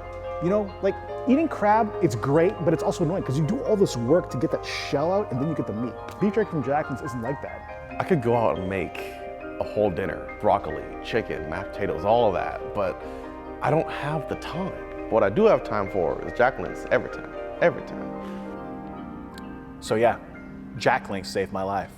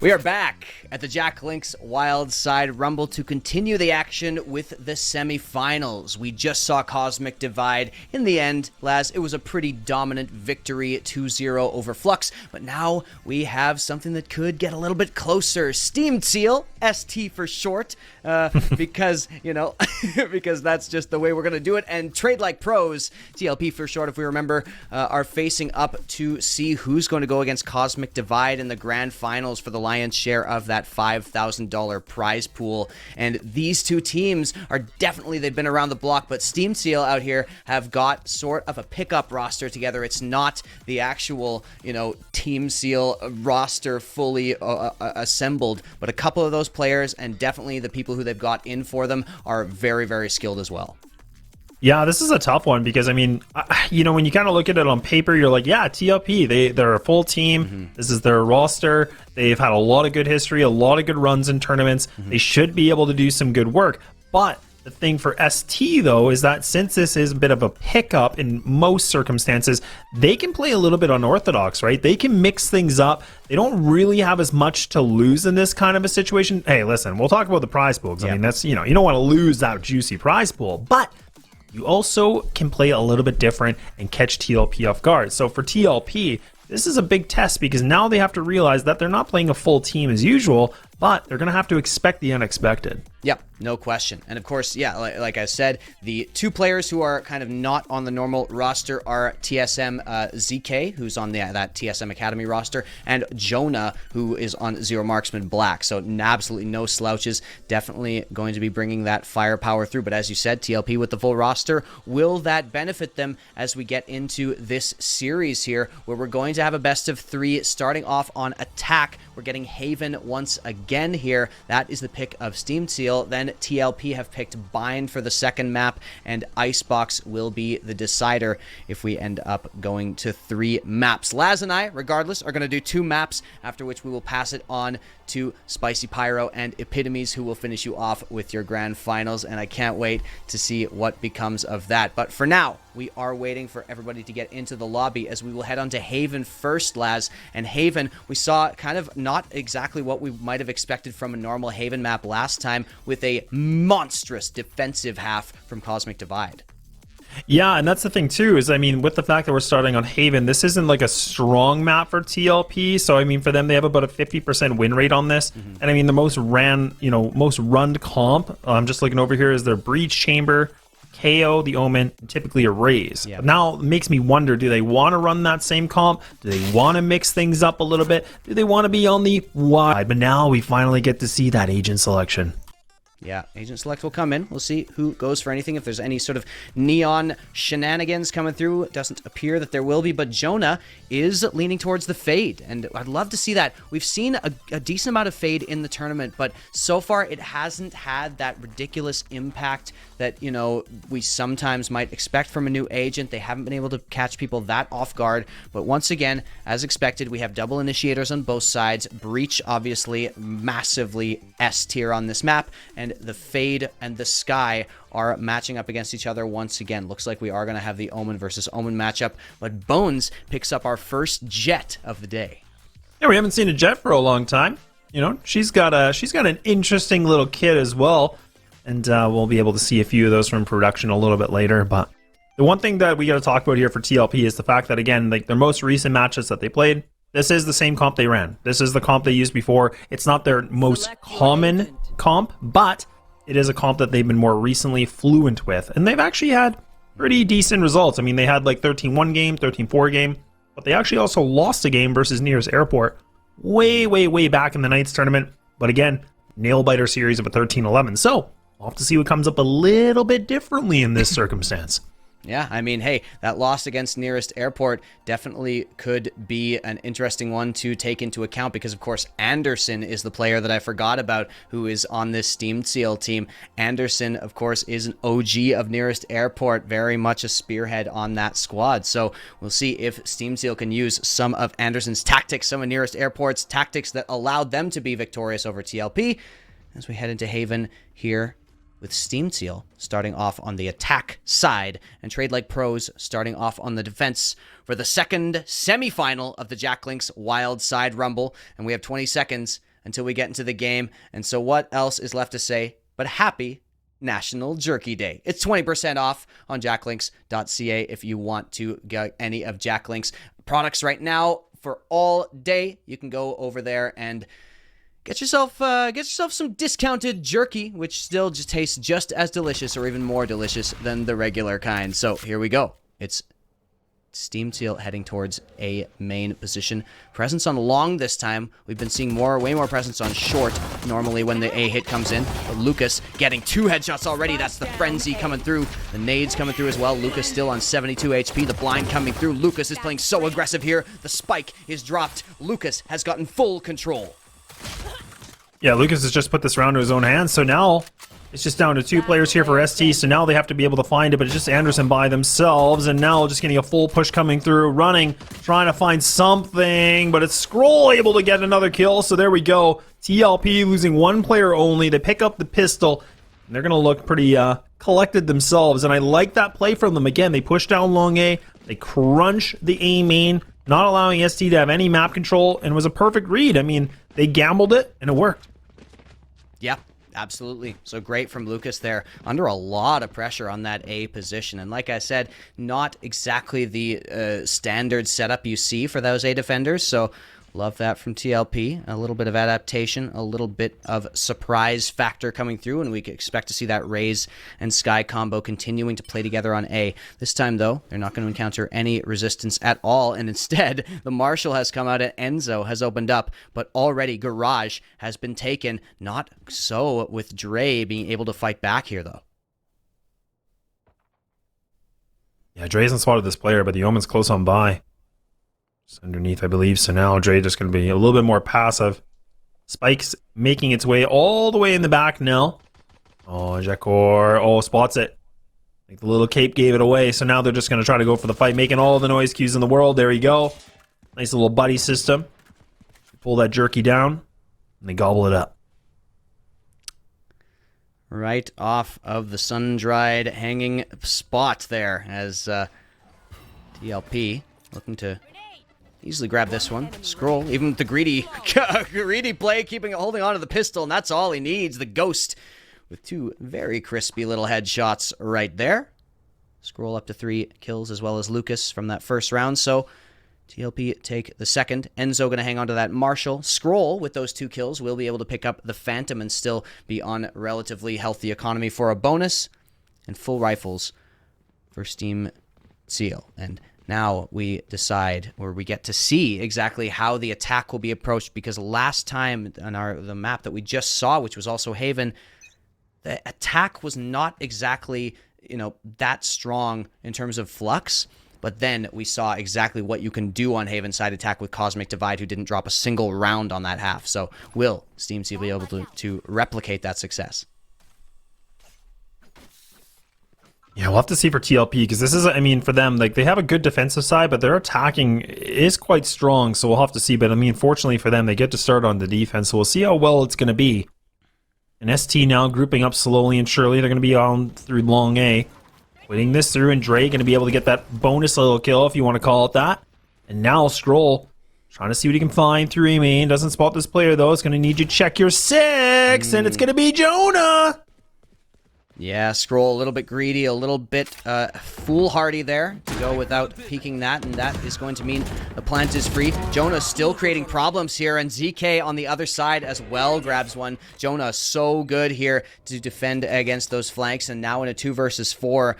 Remember, this is just the bonus from TLP, so they're going to be okay if they don't grab this one, but they would love to grab some kills, and Jekor gets 1 already. That's Vic going down, as well as Lucas. Actually, it's Bones to take out Jekor, and Jonah with a 3K on the round. Good round that we see from ST. Again, they just go for the A punch and they get it. So now TLP are going to have all the funds. They're going to be able to put the full gun round into this one. The operator even available now for Enzo. Like you were saying, it was the bonus. But the fact they're still able to bring it down to 3 players remaining here for ST, that's still not too bad of a note. We'll have to see what differently will happen. The chamber actually going to go towards A sewer. So looking for that early pick. This is going to be important. And look at this. ST, they're committing to the A hit. So the Chamber has to make this connection. Does have the rendezvous. Can get the shot. Maybe get away from it. But no, it's going to be a Prowler. And he has to back out of this.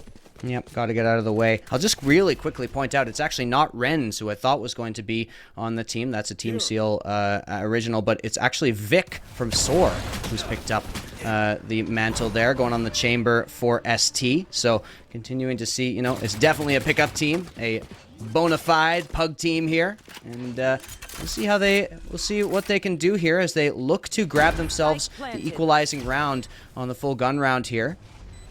Jonah already with the Nightfall to dissuade the retake here. Yeah, Jonah's just waiting things out. There you go. Nightmare's going to be activated. And there you go. Look at this. ST now.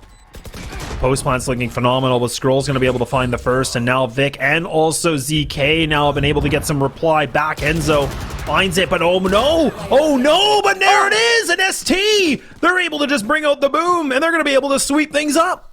Wow, just able to play off of the limited time that TLP had left for the retake, and so clean on that entry. Here's Dre trying to get himself in, but you'll see in a moment there is just no chance at all. Even though Dre grabs that, it's ZK and Anderson just pouring bullets down into those choke points. And the equalization does indeed come in. That means TLP will be on the save round. You can see them picking up those sheriffs, but up against Rifles, and Vic has picked up the operator. Attack side operators on Heaven. You gotta love it. All day long, all weekend long, we've been seeing him. We'll see what Vic can do with that one. But Steam Tseal likely to go up 3-2 here on this first map of the second semifinal. Yeah, it's just the Chamber by themselves, but now we can see TLP, they're getting close by, but Anderson able to find two. There you go. 2 pieces of jerky, and there you go, 1 bite it. And now ST have been able to get themselves in this site. It's just down to a lonely Omen. I mean, at best, maybe can find a kill, maybe to drop something, but it'll be Vic. Put the nail to the coffin, and ST now, they get themselves in the lead, Wes. Yep, get themselves the lead. No surprise that they won that round, but it's very good to keep 4 players alive, keep those rifles going, and they have built up a very, very good amount of money. They're going to be in such a great spot if they manage to grab a second win or another win here on the gun round. TLP are going to have a lot of issues on their defensive side if they continue to bleed rounds. Still early days, though, and we have to start seeing the way these defensive spots are being set up. We can focus on A now because that's where they're headed, and it is still that Raze Sky combo which was so effective in the pistol round. But this time, yeah, TLP gets kind of, or pardon me, ST kind of committing a little more resources to that, but they're going towards the B site, and Dre is so ready. As soon as the spike is tapped, Anderson in a very vulnerable position, even in the smoke. And Dre just, you know, is not to be trifled with from that angle. Yeah, that's a huge kill. I mean, the fact that Dre's able to find that opener, but ST's able to back out of this. So now they can reset the plan. And Bones might be leading this, but Lucas gets the Trailblazer. It actually makes the connection, so now Bones gets caught with it, just stunned. Completely out of focus now, so we can see that TLP are going to now reconvene their plan. They're going to get a bit of a mix-up on it, but ST going to go for the split play towards the C site. They have the jet lurking, and now the Omen's got the information. Enzo gets taken down, though? Yeah, huge to grab that impact with the op, and now Bones is through Garage as well. They've got complete control of this site in a 4 versus 4. There's the Paranoia, there's Scroll with the Showstopper, there's Scroll with the second through the smoke. So good on the game sense there from the Rays, and now Jonah has to back right off. The 2 initiators remain, and the spike is nowhere near the site. They're sprinting all the way to A, and there are 20 seconds left. Once Jonah gets to the site, there will be almost no time to clear any corners, to check anything. You've got to get the spike down right now. As a matter of fact, he's getting beaten to the site. Look at this. The Omen is ready. The smoke is through. 8 seconds remaining as Jonah, all he wants is now to get this plant through, as ZK is there on the rotate trying to catch them, but there are too many players rotated already. What a wild round. Just a mad dash to A, and TLP win the race. Okay, and the one thing we got to talk about too, I mean, the time was ticking, right? So ST either committed or they don't, but the fact that Jekko runs into the site, makes all that noise, he fake plants it. So he doesn't even commit to the spike plant, and then the time ran out. There was just no hope. So that was a huge play, because even if Jekko gets taken out, they still win the Jonah, round. yeah. I mean, that's phenomenal work. And again, it just comes right down to those critical little details. But that just paid off very well for TLP, and they bring it right back. And ST, they had that opportunity. There was the smallest window to get that spike down. Yeah, Jonah had very few options with the spike in hand at that point, but Vic continuing this aggressive chamber play. We saw it already from Tokyo yesterday, and we're seeing it again from Vic, but now going to be punished. Not at all expecting Lucas, the second ratty little pick that Lucas has found near the A site, as that A defense continues to be dynamic. Here's Dre going to push through, a little bit of a whiff there, and actually Scroll with the satchel kill, but his Bones still tucked into the corner. Jekker unseats him. Jonah with the trade. 1 versus 2, and Jonah does go down. TLP once again take the lead in a very, very chaotic round. Yeah, that was really chaotic. And now we got ST back on the guns. That was a bit of a later purchase for them. Kind of putting a lot more focus here for Vic to find something with the Tour de Force. Doesn't really find too much. Double ultimate's going to be available. So they have the Nightmare for Fade. So I'd like to see that be used in this round. But depending on how they use it, I guess that's going to be really important, because again, that Nightmare can just cause a lot of problems here for TLP. Get out of my way. Blade Storm out here. Working up towards B, which is left undefended, besides some presence on the extremities of the site. And of course the trademark in the site, so Bones gonna have to dash through, and does indeed. Gets pretty far, but still gets hit by the trademark. Gonna be able to be as mobile, and there's the Nightfall to try to get this confirmed in terms of control of the site. Indeed, that will happen. They get the spike down, they get their post-plant positions out in mid. A lot of control, and Bones continuing to explore out towards Link. Oh my goodness. A couple of misses there. Did get a lot of info, and actually ZK does manage to play off of it. Want to see those blades hit from Bones, though, as the Aftershock will not hit. And there is the shorty, though. Bones doesn't need the knives. You got the little shotgun here, and Jonah ready to finish it off. It's only Enzo remaining, holding onto that operator, and is going to take it into the next round instead of trying to retake. The time was way past due anyway. And so the equalization, back and forth, haymaker for haymaker here.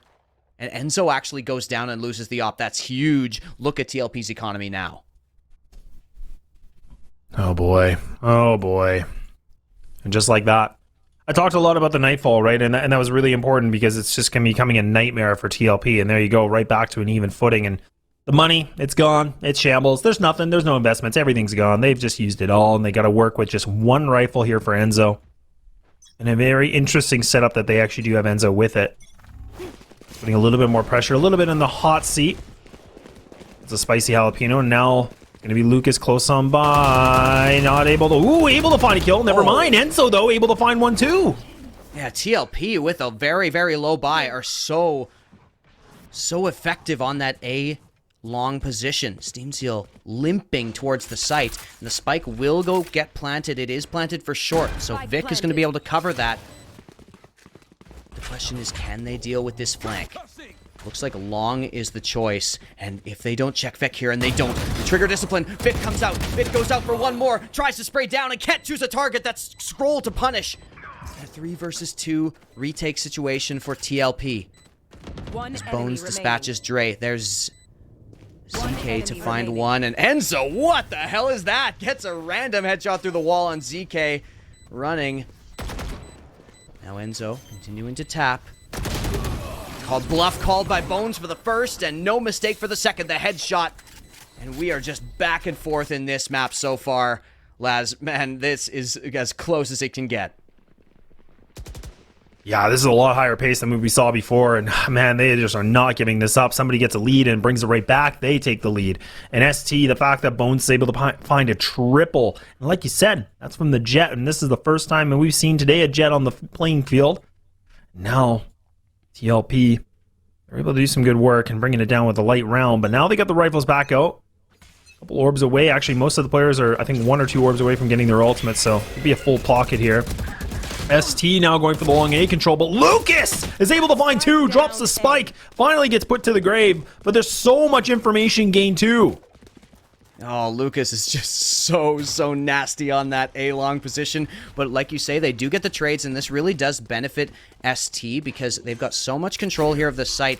All they have to make sure they are worrying about is that trademark, which will find Chamber now flanking. So they've got to decide which post-plant positions to take up. It is going to be the teleport from Omen. I think he was down in hell, and yeah, indeed. So the Rolling Thunder to deny the flank. That's going to slow that down, and they continue to try to reposition as Omen is trying to make as much noise, as much chaos as he can over here near the hell position. Dre is already out on site. Anderson, there we go. Like I said, playing around that position, just being an absolute nuisance over here. Vic, with so few bullets left in the chamber, gets the headshot, but it's Enzo to try to clutch. This would be a 1v3 so quick, but it's too late again. Enzo, so close on some of these clutches, but there just isn't enough time, and the Rolling Thunder is what caused Enzo to take so long to get back on. It's Anderson to clean it up, and Tseal get up 6-4.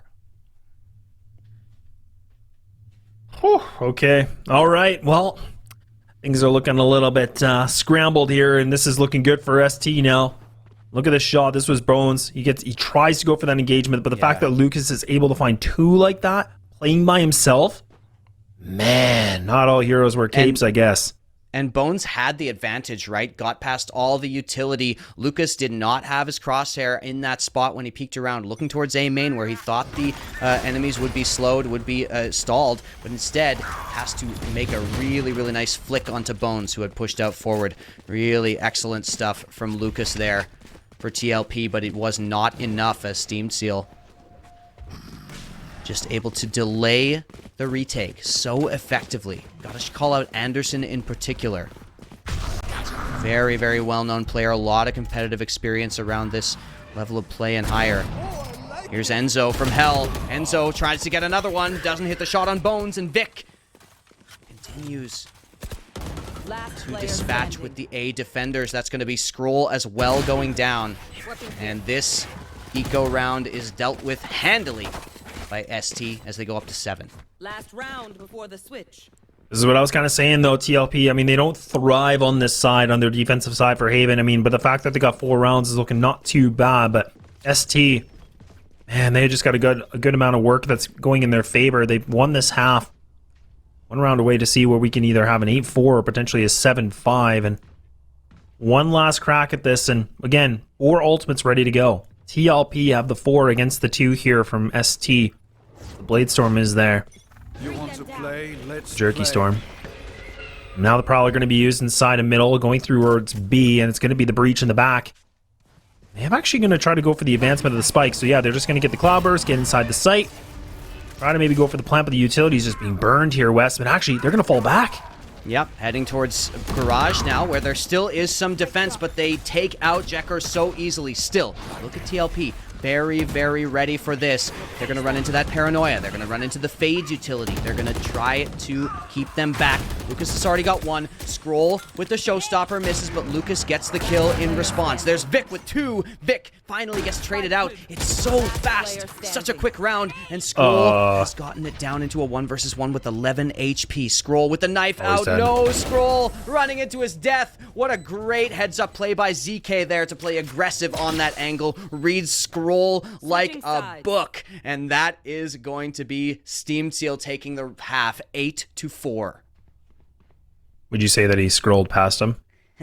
I would say he might have unrolled that scroll, taking a couple of ganders, taking a study. Meat snack moment at the half.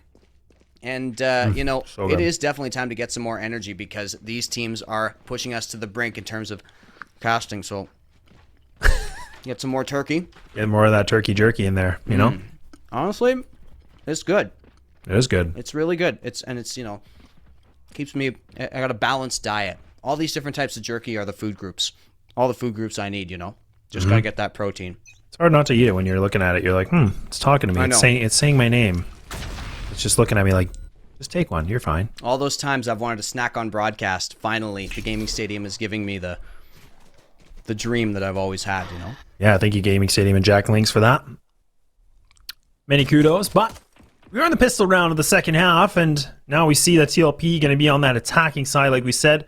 A little bit of noise happening in middle, but look at this. ST They have a full gathering inside of the B site, waiting things out, but they vacated this A control. So now TLP, sorry, they're going to be able to have that. And they got the lurks, a couple of players, and now it's going to be the dark cover used. They're going to get the easy plant, but it's a matter of how ST hit this, and they're now going through the back lines. Yeah, this is crazy. The scroll remains wrapped and sealed in this particular round because TLP had ST had absolutely no idea what was coming for them. So that A plant is going to have them face palming a little bit, but a 5 versus 5 retake is still on the cards. And they are contained mostly to the site, TLP, so they're really going to have to win these gun duels. They don't have a lot of crossfires available right now up against that retake. Anderson's going to TP, get out of the way of the nades. Bones does go down, but Anderson is in behind enemy lines. Jekor does dispatch that, and it's Dre to come back in. It's only going to be Jonah! Jonah with 1 and 2 headshots on the pistol, but 20 HP left. What can you do? Nothing with Lucas taking it out and winning a pistol round once again. That's Jonah going down and finally breaking that win streak from ST. TLP take the first. Oh man, it's scrappy. This has been a scrappy game so far in map number 1, but TLP, they do pick up the pistol. And again, it was just because of ST going for a big gamble stack. They tried to put a little bit more emphasis towards that B and C link control and leaving the A side up for grabs for a retake, but it almost came in their way, and Jonah was able to get himself a couple nice juicy kills, but not able to pepper them down. And now TLP going to be able to get themselves a potential second round in a row if they can, but this is important because if they lose this is just going to kibosh the money situation, but they're waiting patiently. Patience is definitely a virtue at this point here, Wes. Yeah, waiting for maybe some sort of over-aggression, you know, that definitely can be a strategy on the anti-eco. Sometimes you play very fast and try to overwhelm them with your SMGs. This time waiting for something like this where Vic is trying to make his way up towards the flank and see what he can do. But of course, both teams picking up that chamber. Very difficult to effectively flank against a chamber. That's why his popularity has increased so much, even with only the 1 trademark available after the nerf. And now B is going to be taken. TLP moving very quietly. Now the jig is up. Now Jekor is going in. Anderson goes down to the back site. And TLP having dispatched the actual player on B site. Now we'll plant for A link. That's a perfect plant because look how much space they have to cover from there. They can play so effectively around this position. Looks like Tseal have really no effective way back into this. A pick here and there is great, but TLP with an excellent anti-eco. Yeah, they read this really well. So now this is just about trying to get some kills, maybe just a little consolation prize maybe, but not looking like it. Jonah not going to be able to be a sharpshooter or marksman, if you will. But anyways, love what I see from TLP. They just, again, like you said in the beginning, they're waiting for that aggression. They just slowly take the control of the map. Then they realize, all right, let's go to the B site. We're going to be able to have this. And then they get it. And then ST, again, with the limited amount of inventory they have, it's just too much. But now we got gun round available here. No ultimates yet, of course, but we're getting close. Jonah actually only 2 away from activating Nightfall, which honestly, the way that Jonah's been playing, this could come to effect for this round right now. Yep, it absolutely could. Scroll's going to go fast and furious here, following up that boom bot, and ST gonna back right off, allow control of garage. That's what they've been doing so far. It's been a pretty passive defense, willing to play retake on C, and they continue to do so. But Jonah, with the spam, gets Lucas through the wall. That's such a huge find there to take out one of those initiators. But now they allow the plant. They go for the 5 versus 4 retake here, and the most important position is going to be that Omen. And there it is. Jekor gets taken down by Anderson, and so now they do not have a very layered defense unless if Enzo can find Anderson. Not expecting a second player to come around. That's so heads up from Enzo, but still a 4 versus 3 situation. And there is the defuse. There is Scroll taking down Bones, not even to half. 3 versus 3. Yeah, so faking it though, and now it's going back. Trade's going back and forth here, so now it's back to a 2-2, and no, it's going to be Scroll. And now everything's just being exposed of, and Vix is going to commit to it, but oh my goodness, the last piece of the nade makes the connection from the raise. The paint shell, the 1 shell, just makes it just enough to take out the diffuser, and TLP now on a 3-round streak. And this is looking a little dire here for ST because you can see the money I don't even want to talk about money. It's not even a thing right now for ST, and they're going to just have to resort to pistols, and they're kind of forcing what they can.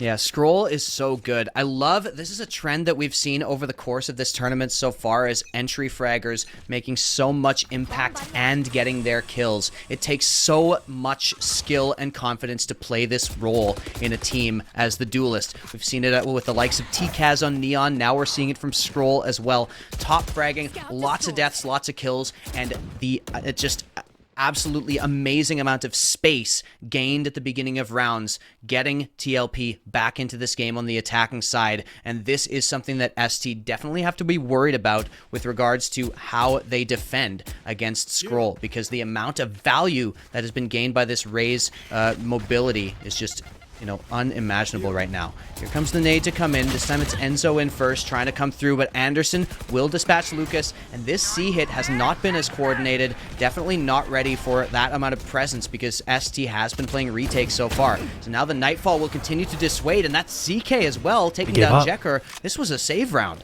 Yeah, look at this. They've actually retreated this plant, so now they know that there's a lot of reinforcements here from ST, so they're just going to heavy hand this towards A, so they're running as fast as they can, but now the rotates are coming in, and now Vic should be able to hear this noise cue. This is an important kill, because if he can find this, it's going to be a free rifle, and then he can be the thorn in the side, but Enzo's just waiting there. Dre able to find one here. Vic gifted a kill. It's a headhunter, and it's definitely doing some damage, and it's another one as well, and TLP, it's just down to Scroll, but that's all she wrote, and ST will be able to keep this lead by 2.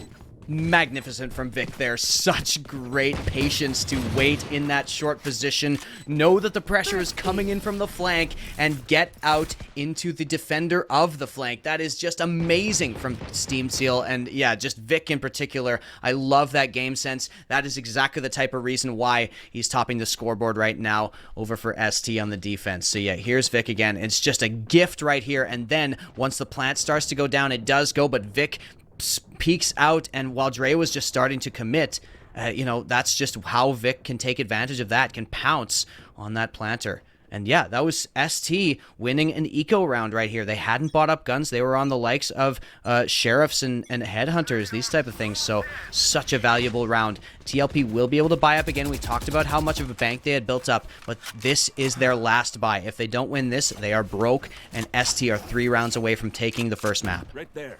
Yeah, it just comes down to trigger discipline and just not, you know, swinging for fights. It's just being as calm as you can in these kind of hectic situations, and that allows ST to pick up the eco round, like you said. But now, TLP, a little bit more variety to work with. A lot of flavors, if you will. Waiting things out, anticipating ST to put a lot of aggression into this. Look at that. They like kind of expect a long C push, and now they're resetting towards middle again. Looking to see what they can do, but Anderson, okay, he'll be able to find one, but does some good damage against Scroll. Down to 60 now, loses all his armor. They have the ultimates here too, Wes, but I don't know if they're going to want to use a Prowler. Not able to get that information, nor the connect here from ST. Yeah. But look at this Bones. Look at Bones. The heal as well is down for Sky, so Scroll can't be topped up for here. But yeah, Bones is in a massive position, not quite able to get all the way around, so they have to back off, actually. But there is the showstopper coming through. It's Scroll just backing them off. Now just using it as a dissuade tactic. Delaying the retake from coming through, and TLP have a huge advantage now in this round. They have all of mid because Bones was actually not able to get control. They're going to go for a full-on hit from A-Link, and the flash is perfectly timed from Dre. Here is the Aftershock as well. They're going to try to get past that. Bones needs to get so much done here and can't get it done. It's Scroll for 2 headshots on 21 HP. That is amazing from Scroll. 2 versus 2. Clock continues to tick down. Dre is on 60 HP. Dre looking for more. There's Scroll to finish it off. What an amazing post plant from TLP. Okay, so apparently everybody today, like, ate the right things. They all ate their Jack Links, you know, beef jerky, because, I mean, the raises, they've been phenomenal. Like, I mean, the fact that Skrull's able to pick up a quad kill like that, able to just maneuver around the map and the site like that, and like you said, using the showstopper, but that's more of a decoy. It's the noise cue. It's the fear that there could be something happening. So ST couldn't even try to go for an aggressive retake. They have to respect it. They have to wait it out for the what if. And now that allows TLP to make it a little bit more problematic, but we're at a one round difference here for ST to bringing it back to a tie game, and it's a full stack coming in, and they're going through long A, and they are running into a bit of a stack here, Wes. Yeah, we had a lot of presence out mid at the beginning of the round. And instead of pushing up, they decide to head back over to A, which is kind of going to reward them for now. But now a lot is on Jonah right there in the grass position to see if they can get any sort of information. It's so dangerous to peek out there. Instead, gonna wait. So far, Jonah does not have the info. No sound has been made just yet. This is huge. This is so important. I mean, the fact that he's pushed up like that, yeah, can drop mics. He'll drop my mic. This is crazy. If they peek this, especially if Jekker goes for this is a problem. Jonah is going to see. It's going to hear. There's so much info being gained right now. How will they react to this? Jonah spots one, doesn't go for the trigger discipline. Instead, just takes the duel, baby. That's going to be 2 headshots coming through. Jonah taking out Enzo as well, but C site still going to be open. Still the plant able to go down. Yeah, they're getting themselves in the site, though. Oh, what the... Okay. Spike's gonna get planted. Gonna go for the long C plant. But instead, the double players towards Garage. Oh, look at that. Oh, no. The paranoia makes the connect, so ZK a little bit blinded. Oh, but Bones. Oh, he just takes him down. He cracks one. Perfect from Bones. Dashes through, wants to create more space. Meanwhile, you've got crossfires coming in. That's Vic right there to be ready. So good from ST. Amazing patience. And Jonah with the 2 kills. Patiently waiting. Pushed so far up into grass. Just what a setup for ST to deal with that cut noise strategy that TLP came through with. And they go up to 10 rounds here. 3 away from taking their map pick in this semifinal. I love how Jonah just goes for that fight. Like, he just commits to the kill on Dre, and then he just posts up knowing one player's coming back from attacker side spawn. Yep. Beautiful. I mean, he could have waited. He could have gone for the big flank if he wanted, but instead, man, he put matters into his own hands, and the blood just starts boiling here for TLP. Yeah, and it's just so valuable to get Vic in particular, who had, I believe, pulled out that Tour de Force there in that round.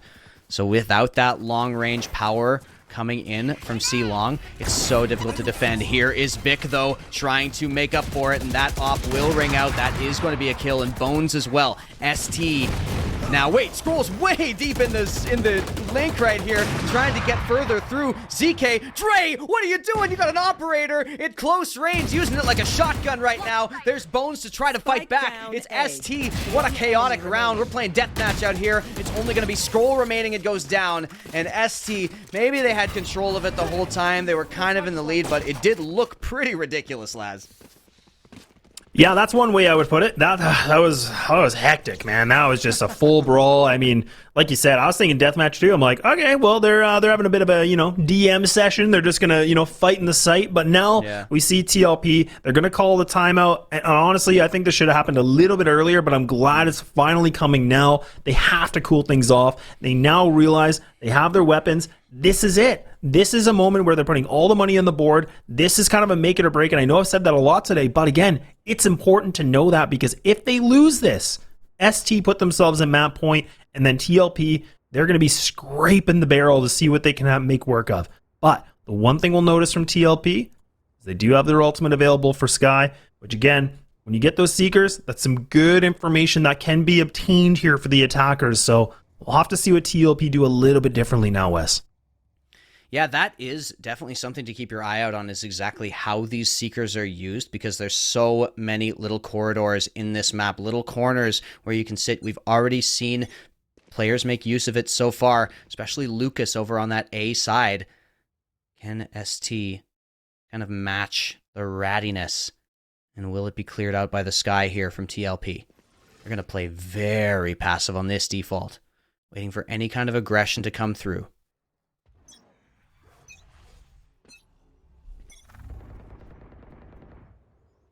So we see TLP. Right back to a slow, like again, just slow control this. Actually, the Omen got caught with a bunch of damage, so I think went for that early peek against the Chamber. Beauty of Sky, that nice AoE heal. Yep, no armor now though. Over on that side. Jackor coming through. Got a bit of an up-down situation here, and Bones does take advantage of that crosshair placement, but the trade comes through. TLP is going to be happy with that as they work their way further towards mid.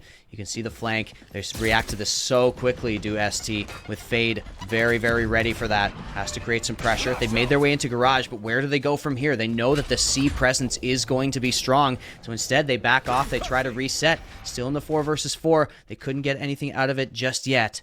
They do have that info. At least 2 players, maybe 3, over on that left side of the map. And now they work their way towards B. TLP able to get themselves in the site. Anderson gets taken out too, so now Jonah gets caught a little bit here. Plant's going to come in, so that's going to be in favor for the A-Link. And now, oh, phenomenal post-plant situation if you're TLP. They have full control of this, and now it's just leaving Vic by himself. So he's got the operator, and TLP have a decision to make. They can go for the hunt. Maybe take down Shredder, but maybe they won't. What would Splinter think? That is a question for the hardcore fans out there, that's for sure. Had to do it. You said Ninja Turtles, man. You said, you know, you didn't say Ninja Turtles. You said rats, or like, I don't forget. I did say rat. Yeah, that's true. I thought of Splinter. I was like, true. Splinter instantly. You know what? I didn't make the connection until you explained it, but I bet some of the fans out there caught you, so it was definitely a worthwhile bit anyway. I'm going to know. Next time you mention Shredder, I'm going to know exactly what you're talking about. Oh, ST do fall, though. It's 11-9 in favor of ST, who are on their map pick. I'll remind you once again. Take a look down the scoreboard here. Check in once again with Scroll, who's up at 22 kills, the most in the server. Vic following close behind with 20. That operator user from ST, the Soar Sentinel, coming through on this pickup team. You got to imagine that calling could be done by Anderson here, who's done it in the past, I believe. Yeah, I believe you're right. And this is what we were kind of talking about in the pre-show for TLP. I mean, they're fighting some phenomenal players here from ST. And again, this is a bit of a pickup group right now. And that's where they can be a little bit more loose. We'll see what TLP, again, can do on their attack. This is, again, they do well on this on Haven. More so than their defense. Historically. But ST had a very powerful attack. They got 8 rounds, pardon me. Now, once again, we get close. It's been very exciting matches all the way through. Scroll. Woo! That's a clean little headshot there. Anderson goes down on the slow peak. And TLP, disciplined. They get the pick, they back off. And they kind of work their way towards the mid area. And this time, Garage does appear to be perhaps a beneficial play. Scroll's going to get caught out. Scroll's going to go further, tries to get some damage, does get the showstopper. It's Jekker to find the opener, and now Vic close up and personal, but he forgot about Dre. That's Soar going down. That's Vic going down, pardon me, and TLP on the 4 versus 2. Yeah, you can never forget about Dre. In the 6-4, and now it's a 2-on-4 situation. Now ST, a tough decision to make. The operator is picked up here from the Jet. And now they're going to just have to save this. They're going to have to concede defeat for now on TLP. A miraculous take into that C site. But, I mean, if Vic would have been able to pick up that double, again, it's hard to know, but the fact that he almost found that, I think that was like a 1.5 or 1.25, that was big. Yep, and once again, operator to be saved. Haven't seen it make a lot of impact. I mean, it would be very difficult to see the kind of impact that we saw in the group stage, where I had a little match where there were basically 2 collats right in a row from the operators on Haven. So that's a lot to live up to. But TLP, all they're trying to do here is claw their way back however they can on this attack side. And have ST done enough, created themselves enough of a buffer here with this 11-10 scoreline on Haven. We move to Bind next, which is TLP's map pick. Another map that I haven't casted yet on this at this tournament. We haven't seen a lot of it. Haven is a pretty popular one here. Oh yeah, it is. Jerky storms out. Gonna hang out inside of sewers, waiting things out. The dash is now rest and ready to go. Not able to find it, so falls on back. TLP, they realize they're overstaying their welcome at A, so they're gonna fall back for now. Make another plan, maybe go for it. Try to see if they can get in the back door. They won't be able to. Bones is able to find more information again. Knows at least one player has made it across, but they're creeping on through. Bit of a caterpillar set up, and Lucas. Oh, Lucas could find this double. Oh, this could be big, but it's Jonah that's able to do it. But Dre able to get 2 more right back. It's a 2 and 3. Dre, a couple of kills there, and now 2 versus 3 situation. Spike on the ground, attackers at the deficit. And how will they play this? They have recovered the spike. 44 seconds left in the round. That's a little bit to work with for sure. But ST are looking for map point here, and Anderson is so ready for this peak. Very little utility remaining for those 2 attackers, and Jekker. Oh, it's so hard to be ready for this peak. Anderson does it perfectly. The perfect time. It's only Enzo remaining. Definitely capable of something like this, but the spike is on the ground. There's the first headshot for Enzo. The first little bit. I have the spike. 30 seconds though. Towards this, but here is the aggression. Anderson, perfectly played, does it all on his own. And that's going to be ST on map point for your second semifinal. And that's risky. I mean, big play from Anderson going for that engagement. I mean, I know he was committing to a plant. You don't know if he's going to commit, but the fact that he actually does decide to go for it when his teammate was way far away. He was in, what, B, I think? So he wasn't even nearby to help him, but commits to it anyways. That could have gone sour real quick. That could have been real bad. Yeah, I mean, that's a big brain from Anderson, though, to be able to get all the way around. Slow walk all the way from heaven, which is exactly where Enzo had been looking. Now, Anderson's going to get the big brain and just try to go for the aim. Traded out, though, by Scroll. And the Raze utility is soon to follow. Still not able to get any control and still waiting. Bones trying to threaten a flank there. Takes out the trademark. Backs off. TLP have to be worried about this. They're kind of contained in the mid area right now. Trapped between a trademark and a jet. As well as those 2 players. Presence on B this time. ST not going to leave it open. Until now when they do back off of it. But TLP still so little scaling right now. They are frozen in place. Off your feet! Rolling Thunder going to be used, and now Scroll's going to be flying on through the site. Doesn't have the spike. It's actually going to be Dre. Goes for the post plan, or sorry, goes for the plant for the post plan, and it's a good position. So now teammates outside of the site, they're ready to go. Jonah now creeping through.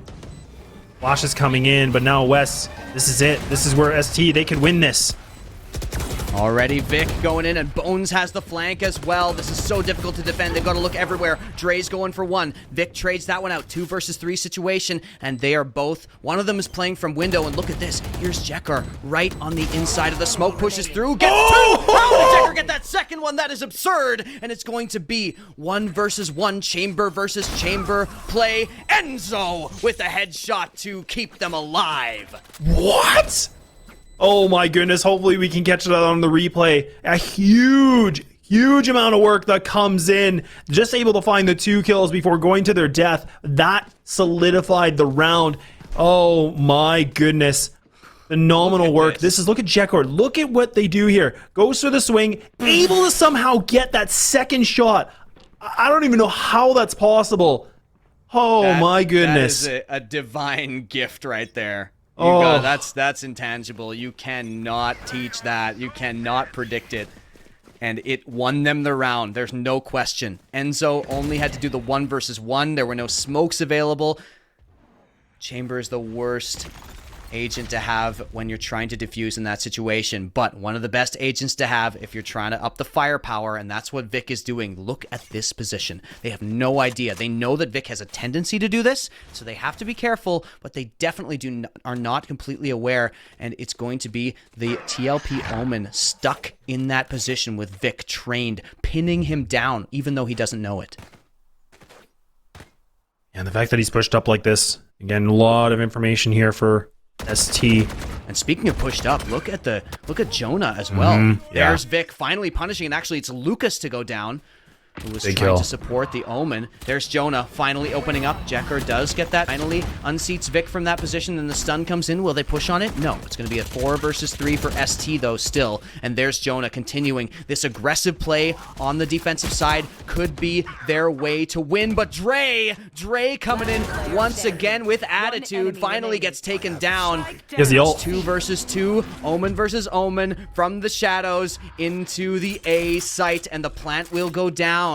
So this is going to be the 1 versus 1 for ST. It would be to end the map. For TLP, it would be to send this to overtime. We got a defuse starting to be stuck. We have the stick. No, it goes to half. Paranoia in. There's Jekker to bring it to overtime.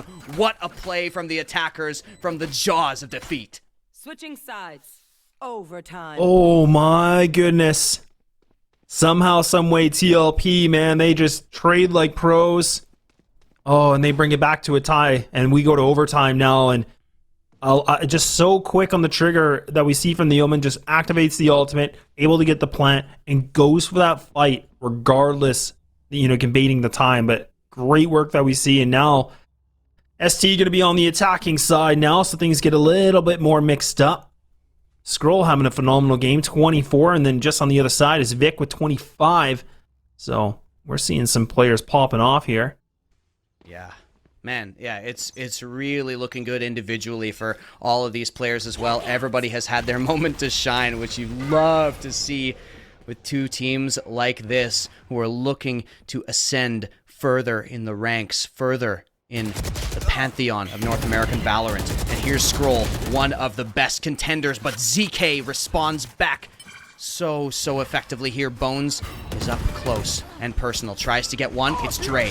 Take one down. Dre with the Rolling Thunder. The only player right now on the site. Trying to continue to defend. Gets the stun out. Gets stunned himself, but is still going to be able to get out of dodge. So good there from Dre to delay, but the plant finally will come down here, and a 3 versus 3. That's Aftershock actually delays. Dre is absolutely pulling them out of the fire right now. Dre is just doing God's work right now. Anderson going for the swing, the Prowler. Oh, this could be huge, but Anderson's only able to find one kill, but all of a sudden now TLP, they make it back to a 1v1 situation. ZK's trying to see what he can do. It's not gonna matter because you can never forget about Dre, and that's gonna be TLP now to get themselves a 13th round in the first round of OT. Still got love for the streets, coming in with the 1 versus 1. TLP take the lead and get themselves to map point on their opponent's map pick. Steam Tseal are now the ones in the hot seat right here.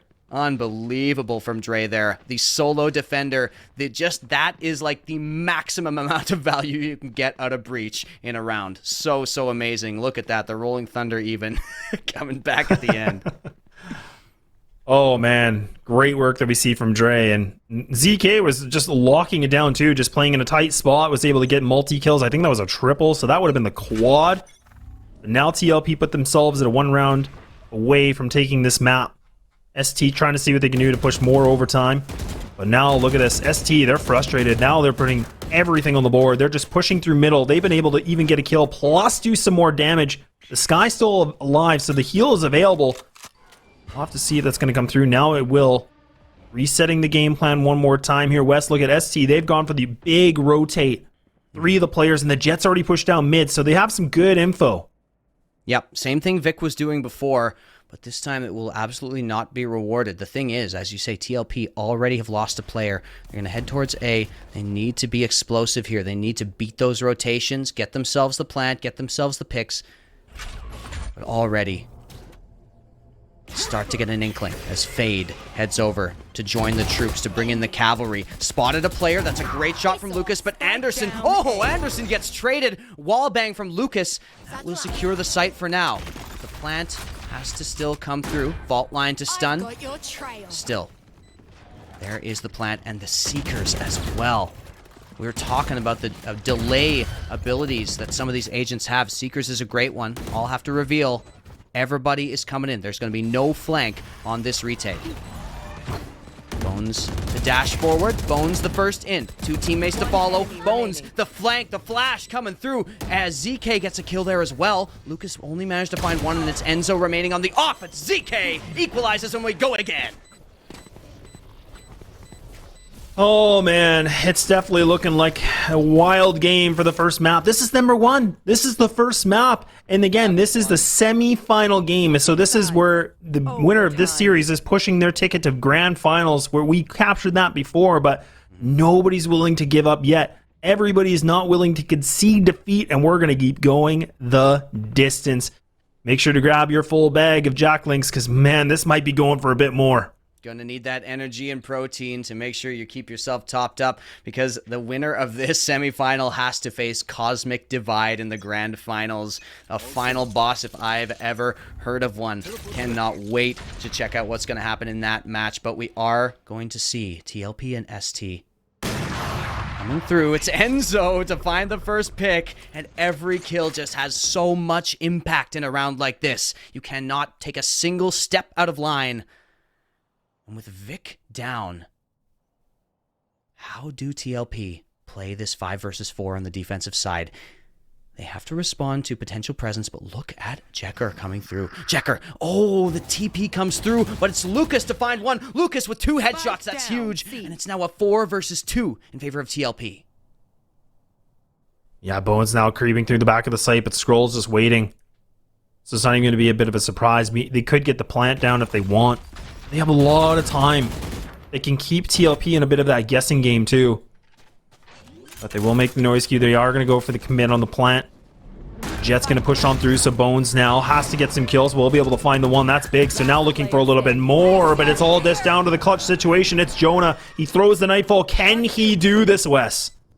Jonah, the Zero Marksman Black Initiator. Trying to do it for the Pug team right here.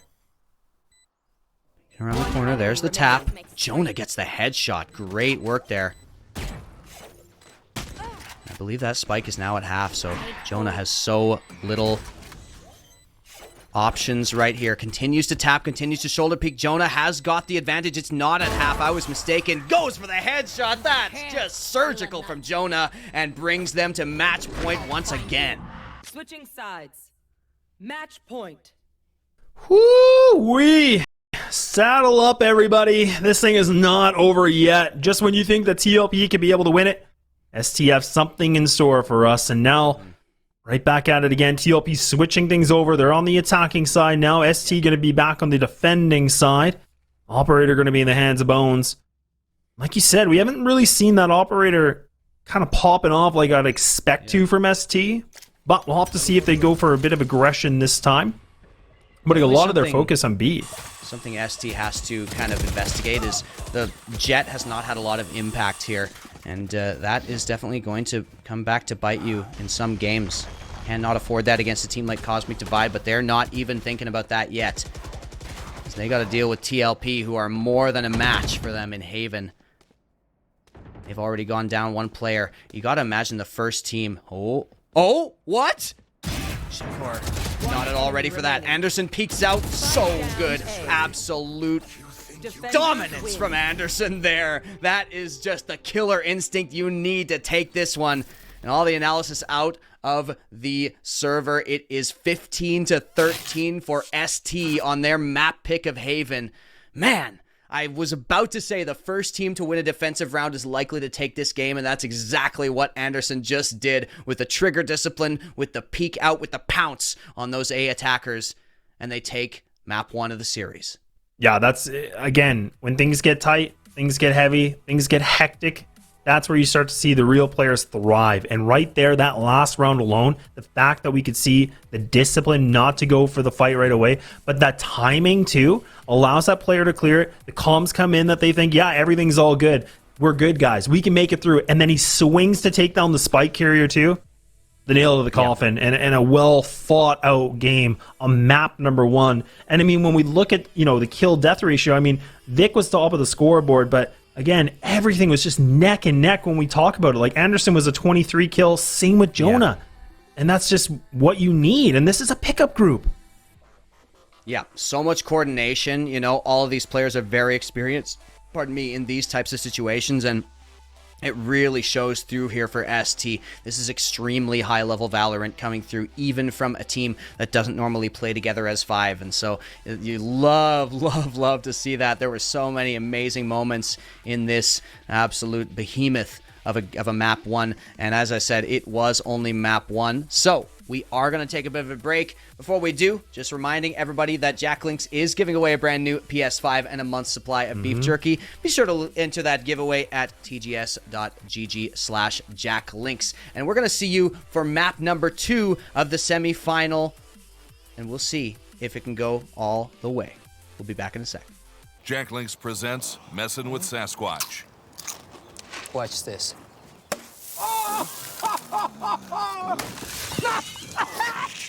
Don't mess with other snacks. Choose Jack Links Jerky made with 100% beef.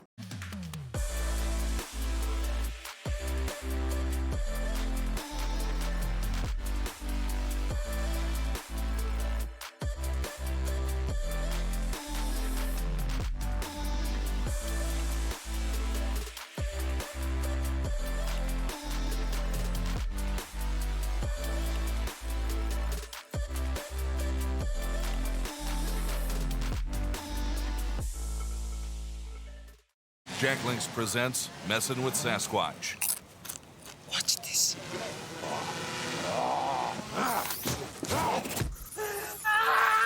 Don't mess with other snacks. Choose Jack Links Jerky made with 100% beef.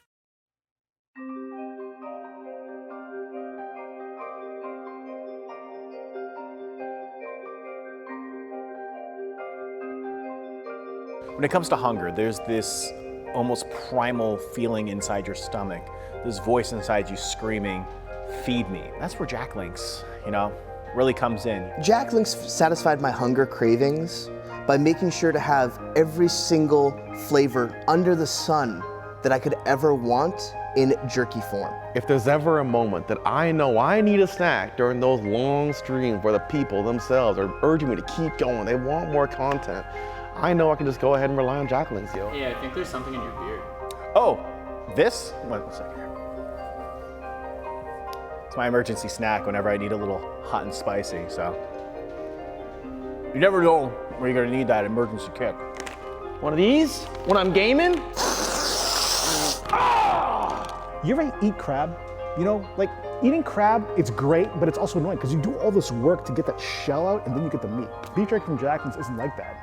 I could go out and make a whole dinner, broccoli, chicken, mashed potatoes, all of that, but I don't have the time. What I do have time for is Jack Links every time. So yeah, Jack Links saved my life.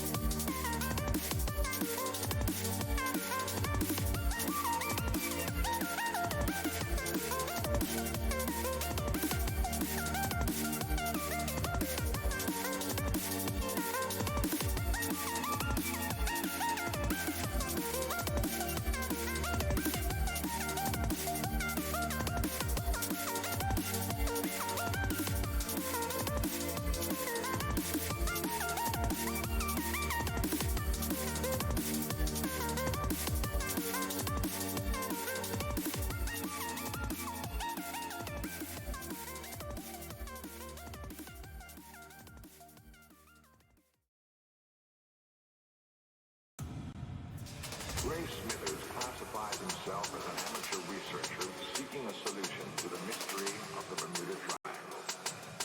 Ray concedes that no single idea will provide the answer, but is forced to wonder if there is any truth to what he heard one night while broadcasting on WFTL, Fort Lauderdale.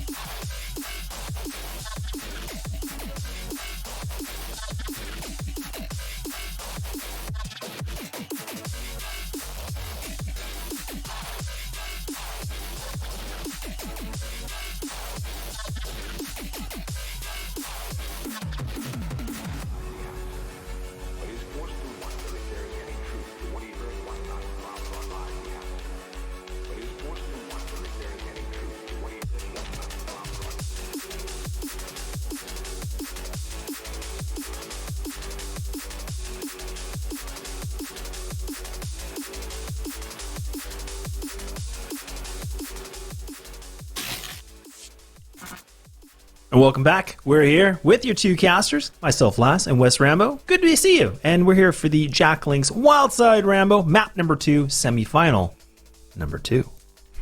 The Wildside Rambo. It's almost like it's a purposeful slip of the tongue. No!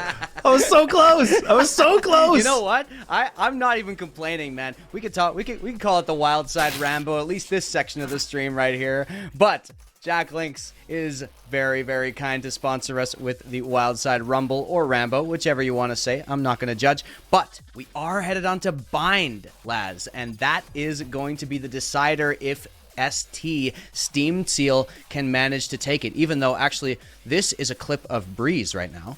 Okay. Yeah, well, it's not Bind Breeze, is the map that we are going to. There we go. There we go. Ooh, our observers keeping us on our toes over here. Shout out to Suplex and Annie doing really, really incredible work, by the way. It's so good. Massive, massive respect to our observing team. But we are headed on to Bind here. A very, very different map than we've seen so far, and we already saw the agent select come through. We already saw the Brimstone and the Fade being picked up by both teams. So that is kind of going to be something that we have to keep an eye on. In general, Bind is a very, very different map, and in particular, like you talk about it being defender-sided, but certain tendencies continue to manifest themselves over on Bind. And the question is, can Fade kind of disrupt that sort of meta as we see her get more and more into the comfort zones of players? Meanwhile, we got double controller over for ST. That's Anderson onto the Viper and ZK onto the Brimstone back on his comfort role, the controller. So that also is something to continue to keep your eye out on. How will that double controller be used? Scroll, once again, trying to get aggressive there, but is denied by the boom bomb. TLP starting on their weaker side, which is going to be the attacking side, about a 42% win rate for them, and it's starting to show a little bit maybe why, but no, they're just going to be able to drive by, get one kill, but it's still in favor here for ST.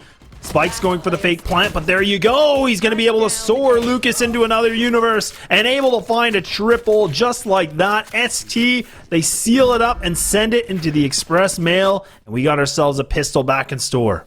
Signed, sealed, and delivered from ST as they get the pistol round on the defensive side. Very nice start. The SMGs will begin to come through, pardon me. And only Lucas getting himself on the board there, switching over from the Sky over to that Fade for this map. And Dre, once again, picking up that breach. So incredibly effective on that agent over on Haven, no doubt. Going to be able to make use of it on Bind as well. Once again, Scroll. Bunny hopping forward, getting control. Trying to grab a little bit of info over there towards Hookah, but Nothing going to be gained just yet for TLP. Although what is gained is Vic grabs a lot of info there, and here comes the push. Lucas goes down to the grenade of Raze, and Bones, man, yeah, ST are just absolutely shutting him down here with the with just the ghost and the paint shells required. Yeah, this is looking like a nice clean round from ST. Barely taking any damage too, and now Scroll just waiting for his death. There you go. I was just gonna say, like, they know where he is. Everything's all over. You're done. You're exposed. And just like that, a nice 2-0. TLP only getting just one. I don't even know if they got the plant the first round. So I mean, they're gonna be a little bit more scrapped on the purchase. Light armor. Yep. And this is a big round. I mean, this is a important round because this is a bonus. ST are looking good, man. They're laughing. Yeah, Bones was considering going for the extra greed there. Maybe somebody would have picked up the operator. We'll see if, somebody like Vic, who's now gone over to the Sky, will continue to use that operator, which, didn't even come to play that often on Haven. So I guess maybe no operator potentially going to be used here. But they continue to push out aggressively on the defending side. Bones, instead of saving, did pick up that Vandal for the bonus round. So a very powerful, strong bonus here. And Anderson, once again, this is trigger discipline like you've never seen before, and goes in, but they're into the Viper smoke. Anderson still has this incredible position. There it is. Misses the first one, and Dre spins around. Anderson just off on the crosshair. That is tragic from the controller of ST, but still, you do manage to get some pressure. Dre's taking a lot of damage here. Now it's ZK, and this is all coming back in the end. ST, oh man, Enzo trying to get more, but Jonah does finish it off. So even with Anderson, man, you saw it. You saw the highlight reel clip, and instead, it's kind of a whiff in the end, but ST still get the job done.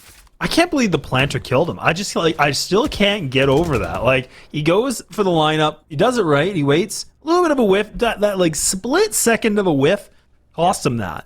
And I mean, the fact that the planter fakes it, switches around, does like a 180, and takes him out, oh, that just never happens. Yeah, absolutely. Absolutely not. Very, very nice from Dre. Head on a swivel in that situation, and a quick reaction time to take out Anderson.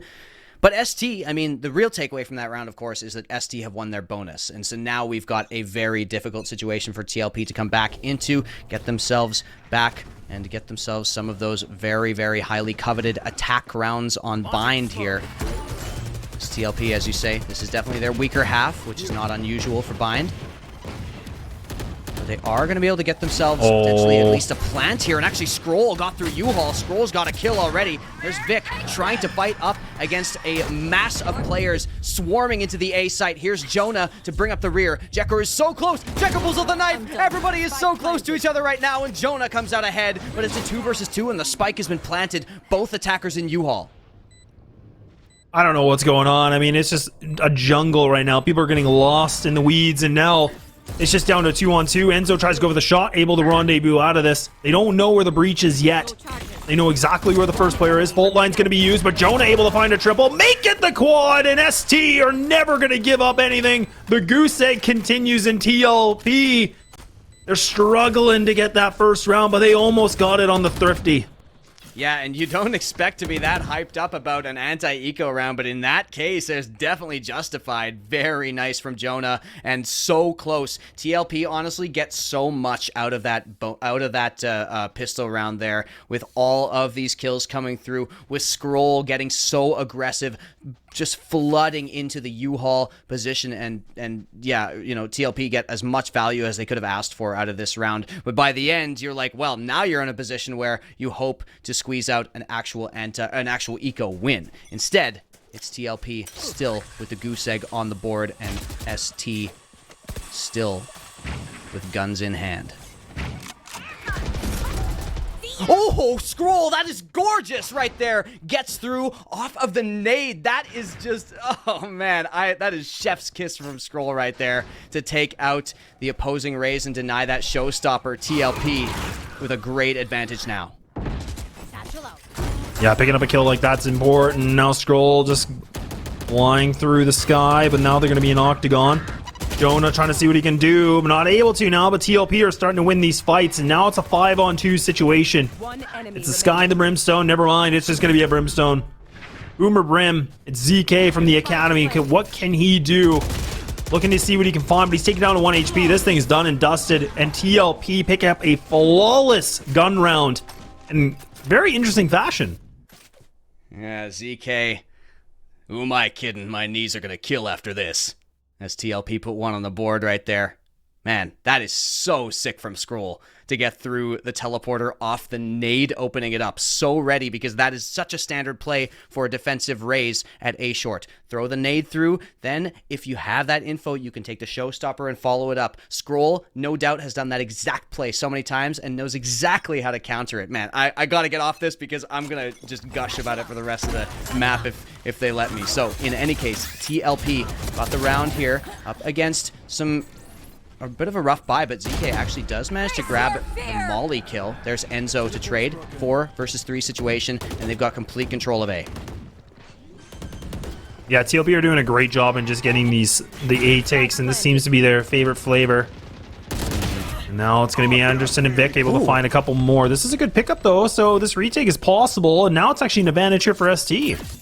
Yeah, the Rolling Thunder does a lot to delay, but now, since they had to do this unorthodox spike plant, they have a trouble defending it. Luckily, they do have the Orbital Strike continuing to delay. That's both Orbital Strike and Rolling Thunder now expended, and Anderson's trying to get more. Dre missing out on the spray. Will they have enough time? I believe they will, and that's going to be ST coming in with the retake, and TLP used so many resources to try to get the job done there. Yeah, but the thing we're noticing too is at least they're getting now into these sites, they're getting the plants, whereas in the first, 2 or 3 rounds, I don't think we were seeing that. So now they're getting some more success, right? It was the first 2 rounds they weren't, but as you can see now, it's been about 4 rounds in a row that they've been able to get at least the spike plant, and then that's where now they have the funds that they got the tour de force ready to go, and that's going to be instantly locked here from Enzo. We saw a little bit of glimpses of that. We'll have to see if that can come into full effect now in TLP. Got themselves a full Phantoms ready to go, and ST are doing a good job on these retakes, Wes. I mean, I'm honestly looking a lot more impressed, and they're starting to feel a little bit better for these engagements, and they're winning duels. Yeah, no question. It's ST really starting to warm it up. On the defensive side, if you really get something going, you can really start to build that momentum, start to crush the mental. Now we have a trade coming through, though, and this is going to benefit TLP as they are not being pressured by a flank just yet. They're going to be able to get the plant down. Dre's in a nice little spot here to cover showers. Maybe not going to be expected by those 2 players, by the way, who are sitting there. That's the Brim and the Sky. We'll be looking for that, and yet Dre, so much power here. Gorgeous aggression there by Dre, but Jonah does get the trade. There's the Nightfall. There's a couple of hits, info gained. How will they choose to use this? Jonah's not going to be able to use it at all as Enzo tour de forces him right out of the round there, and Scroll as well to find one. It's a 1 versus 2 for Anderson, and Scroll dispatches that with no trouble at all. TLP finally get themselves a second. Yeah, and it's Scroll just bringing up big kills. I mean, top of the scoreboard on the team with 6, and then Enzo right behind with 5. But I mean, this is what we saw before, right? I mean, I think it was Scroll before that was able to get some pretty big amount of kills, and I think finishing map number 1 with 25, even though they lost that one. But again, you know, we're gonna see TLP coming a little bit more alive than just an individual popping off. But you love to see it just to get themselves back into contention here. 3-round gap, and now ST, they're on a bit of a save. Anderson on the Viper's Pit. Oh, it looked like they were going to try to push into short to maybe punish that Viper's Pit channel, but instead, they're going to let it happen. So Anderson's alone on the A site, and the rest of the team is completely stacked on B for ST. This is important. Read this is the question. The Prowler not able to find anything just yet. And they're rotating back. Yeah, ST might have lost their nerve a little bit with this stack. But they had the right idea in the beginning, because there is the spike heading over towards Hookah. Yeah, and the Viper's Pit being used on short A like that, I mean, we were just going to get to it because that's important, right? Because now they've isolated that part of the site, so now TLP are going to put a little bit more attention into this B site. So you can see ST, they're stacking it, but Scroll gets the early engagement. But they have so much time, Wes. They don't have to commit to this if they don't want to. Oh, the Haunt's going to be used, so that might be able to get some good information. And they can fall back, and Dre's actually able to find 1 more kill as well. So now It's an advantage situation here for TLP. And they're going to still commit to this. Actually, they might fall back. They're going to fall back, and they're going to go towards A now. Anderson going down is huge. That basically secures the round for TLP. It was against the Eco. ST had a nice idea, but you kind of have to just really hard commit to it and risk, you know, getting your Viper pushed down, because there's almost no other way to win the round, you know, aside for some ridiculous individual gameplay. Jonah has already gotten one Sheriff headshot onto Scroll in Hookah, but needs a lot more, and on 47 HP, not gonna happen. That's a very nice little attacking round for TLP against the Eco, and ST, I think, will be back on guns right now, but TLP are starting to build up a really, really nice little bank. Yeah, especially for Enzo sitting at 8K, and no going to be harm in here for TLP, and the good thing for them is that they only lost one player, so again, that money can grow a bit more. So even if they lose this round, they'll have plenty of funds to go for another. Whereas right now, ST are kind of forcing everything up, spending all the dollars. You can see what the highest amount is 300 that's coming in from ZK. We'll have to see now what will happen. Bones a couple orbs away from getting the ultimate. Going through a 3-2 stack and actually switching things up. We saw a bit before they had a B stack, but now they mixed it a little bit more, West. Yeah, so few rifle rounds, honestly, on B, where TLP have decided to finish there, that ST have sort of decided to start rotating things around, and you can take a little more space up on B, knowing that that boombot setup isn't coming into Hookah, knowing that you're not going to be unseated right away from there. Scroll, though, going to just play contact, and Anderson goes down, not at all ready for the dry peek. Here's Lucas, going to play up close and personal against Vic, and Vic gets rewarded for the aggression. Gorgeous 2K, 3K from Vic. That is requiring one more. This could be the ace if Vic continues to go towards those kills. The spike is on the ground out in the middle of nowhere, and Enzo is up against 3. Yeah, baiting time now. Still 44 seconds left on that clock. Spike's dropped. So you have to make sure that ST don't get complacent and give up these one-on-one engagements, because, I mean, again, this is what Enzo's hoping for. This is making the prayers, hoping that somebody over peaks or just tries to go for information. But even now, Enzo is starting to look like, I might fall back. I don't know if I want to commit to this. 22 seconds. And ST, I'm glad they're not going for the hunt. I mean, they don't have the financials to support this, because if Enzo starts killing them, yeah, it's going to make it a bit dire. But it will just be a clean save round, and ST pick up their 6. You know Vic wants the clip. You know that Vic is you know, fighting the urge to go hunting right now, because this would be the ace if Vic secured this kill. But the correct decision, of course, is to save those guns. Because TLP, we talked about the bank they had built up. Taking a gun out of their hands starts to chip away at the economy, but it doesn't do anything for the following round. And ST are in dire straits when it comes to the money. So they're not even going to be able to get full rifles here. No chamber to supplement that economy, to supplement this force buy. And in that situation, obviously the correct thing to do is save. Here is ST. Now 6-3 on the defenders' side. If they win this, they will be much, much happier with their financial situation. But they're going to do the same setup. 3 starting on B, this time a little bit more aggressive out long with the Prowler. Yeah, the Prowler being the first point of entry. Rolling Thunder going to be used, and that actually does land towards elbow, so that's a good spot. And Vic actually still finds these openers. And Anderson, there we go. That's the Anderson we know. Now it's going to be Vic going for a little bit more, man. He is bloodthirsty. And it's all of a sudden Enzo back to the same situation. It's a bit of a repeat, and he's on a 1v5 situation. And there's over a minute left on the clock. Oh, man, Enzo needs a happy style clip right there, and is not going to get it. That's going to be the trade. Anderson and Vic are an absolute brick wall on B for ST right now. 7-3 on the half, and it doesn't look like they're slowing down on the defense anytime soon.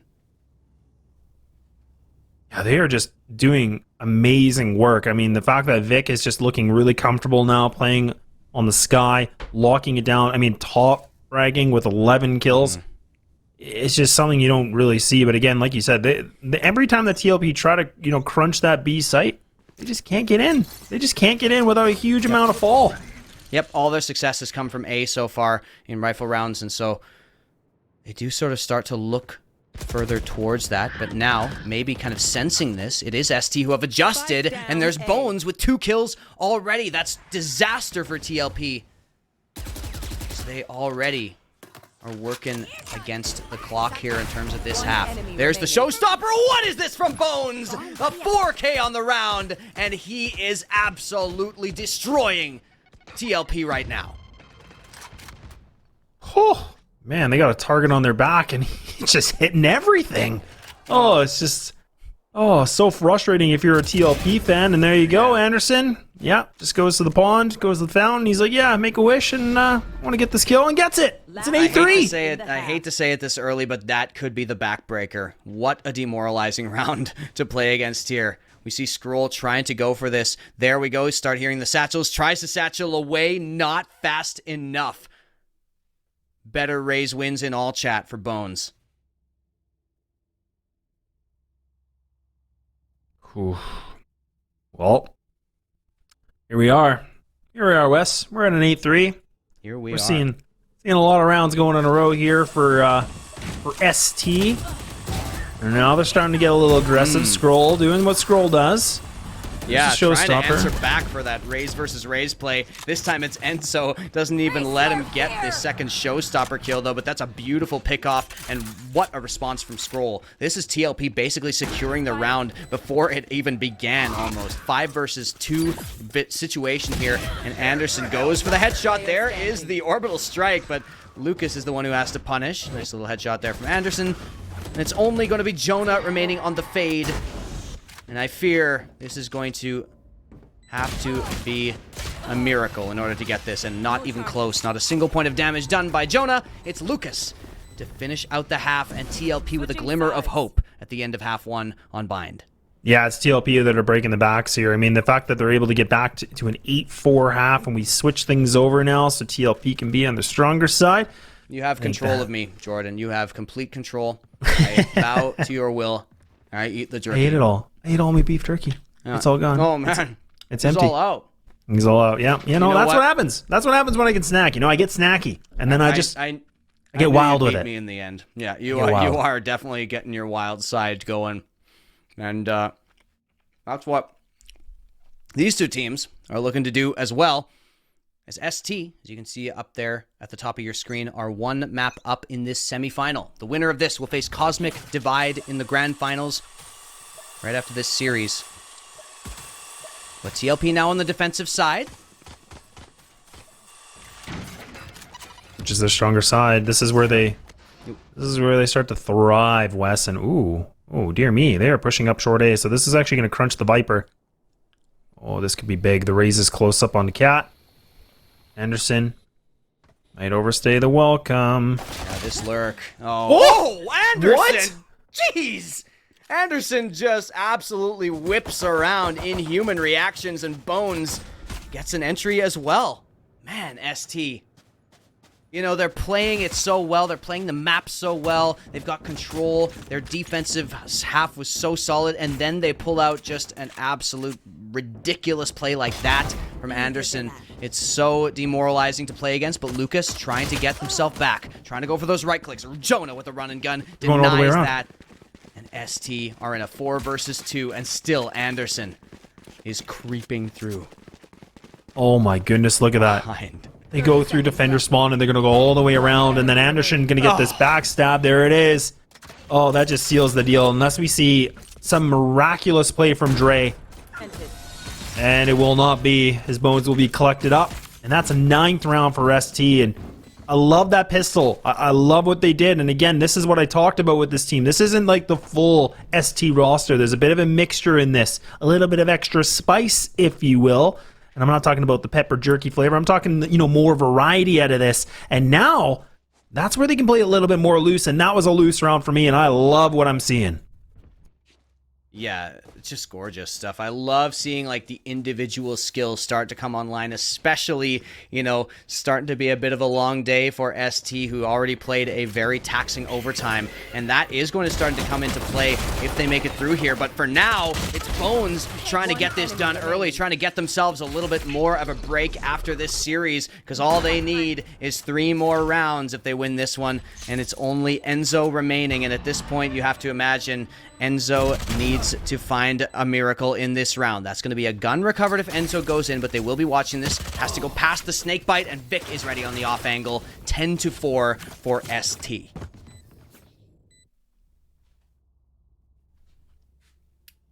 Well, here we are again. 10-4. 6 rounds of a gap, and TLP, and you know, this is a tough situation. Do we see them go for some microaggression to, you know, fight for some control? Do they turtle things up?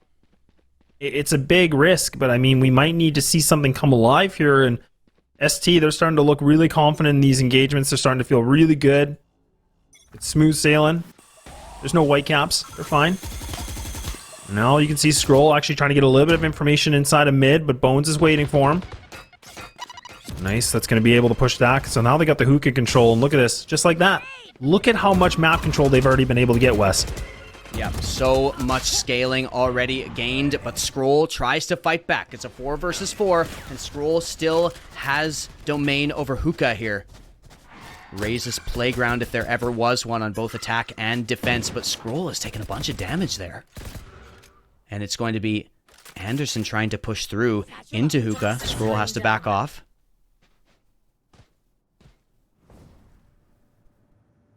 This, they're just waiting.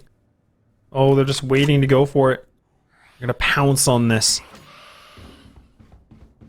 I have no idea Scroll what that was. actually didn't take that much damage. I had a fade. That Fade's ability? That was terrifying. It was the decay, of course. No, it was terrifying. That was terrifying. That scared me. I thought it was you playing a prank. She does so much stuff. Yeah, she does everything. I can't keep track of it all. and ST continue to push through, trying to use all the stuff at their disposal. And Vic stray but Scroll to trade. Jonah trade that. And now once again a clutch situation for a member of TLP. This time is going to be Lucas, who has no chance whatsoever. 11-4. ST are one step closer to the grand finals. Yeah, the emotions are starting to boil over a little bit now. I mean, for TLP, I said this before, and if anybody's just tuning in, they're like, hey, what's going on? Yeah, TLP, full roster, full team. They're having some difficulties against ST. Again, a little bit of pickups. So for them, this gets a little frustrating, especially when you're the full roster. The IGL, that's where you get a little bit flustered, but we'll have to see if they can be getting some kind of composure, something back, a second wind, everything. Yeah. Cross and the your thing toes, is, this is cross your their fingers. map pick as well, TLP. They Yeah. have chosen to go into bind, so really impressive from ST to be this ready for the opponent's map pick. And of course, it is bind, one of the more familiar maps to a lot of these players. This time, ST are pushed off of A short.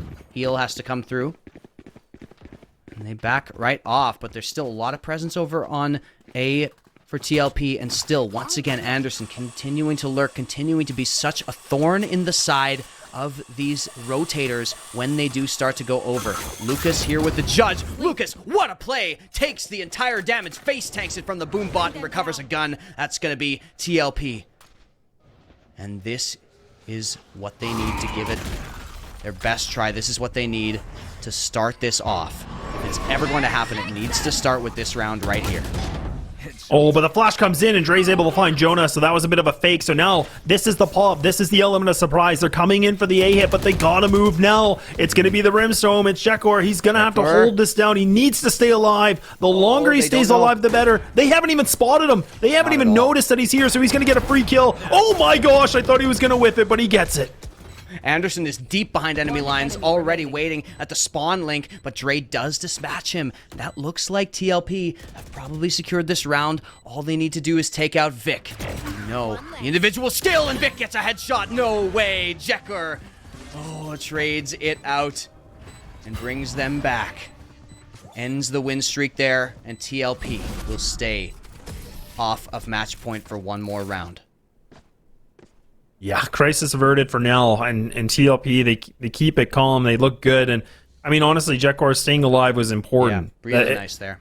It's in the weirdest spot, too. Like, you're just tucked away in the corner and got so lucky that the the snake bite didn't actually, make a connection, because that would have given up the sound cue. So just living by the skin of their teeth, but they survive it, and it'll be okay for now. But ST have lots of funds. They're going to be able to bring this one back in. No operator for them. No chamber, so they can't even activate a tour de force that they want to. They did that before, but not this one. They mix up the comp. Speaking of chamber, Enzo's actually had to pick up a Marshall for TLP, so not exactly the ideal weapon.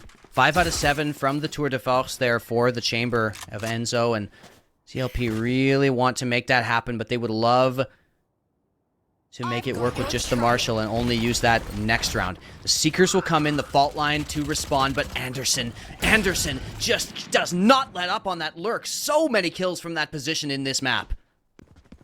Yeah, if Anderson can get close into the site and use the Viper's Pit, that's going to lock down this site. It's just going to evaporate the opponents here. Now you can see Scroll just on the other side of Elbow, just kind of outside of Lamps, and there you go. They've been able to push him back. They haven't pushed through this yet, though. Nightfall going to be used now for Malukas. And they're going to change their plan. Look at that, because the Raze is already in the site. Bones has already been able to make it through and able to find that kill, too. So now it's a thing of beauty. And now TLP on a retake situation. No ultimates. So they are just relying on firefights. And West, it's looking dire. It's looking stressful. And Lucas is fully blind. And we're at match in series point now. Yeah, that's right. Semi-final point gained by ST and TLP. TLP are on the back foot even more so than they were last map.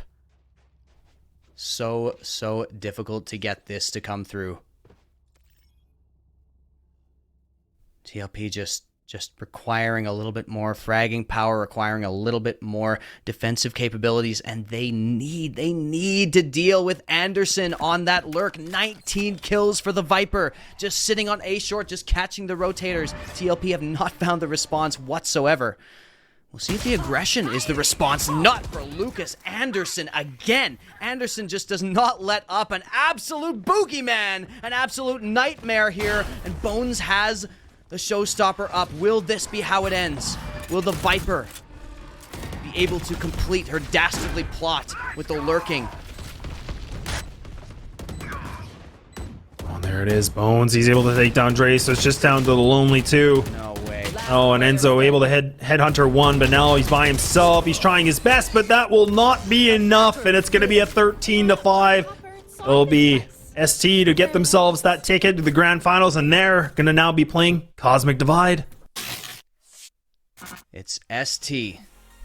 Steel Team up against Cosmic Divide for the grand finals. But first, we got to roll back the clock a little bit and talk about this series on Haven. So close there. Very, very impressive stuff from both teams. 15-13 overtime win for ST on their map pick. And yeah, you just have to imagine that there was something about that map that took the energy, took the wind out of TLP's sails in this particular map, because they just did not have the same vigor. They did not have the same firepower. We didn't see the same dynamic mobile play out of the likes of Scroll on the Raze and ST. They just keep ramping up. It's the same story as Cosmic Divide in the first semifinal, Laz. The one team loses steam and the other team is absolutely heating up.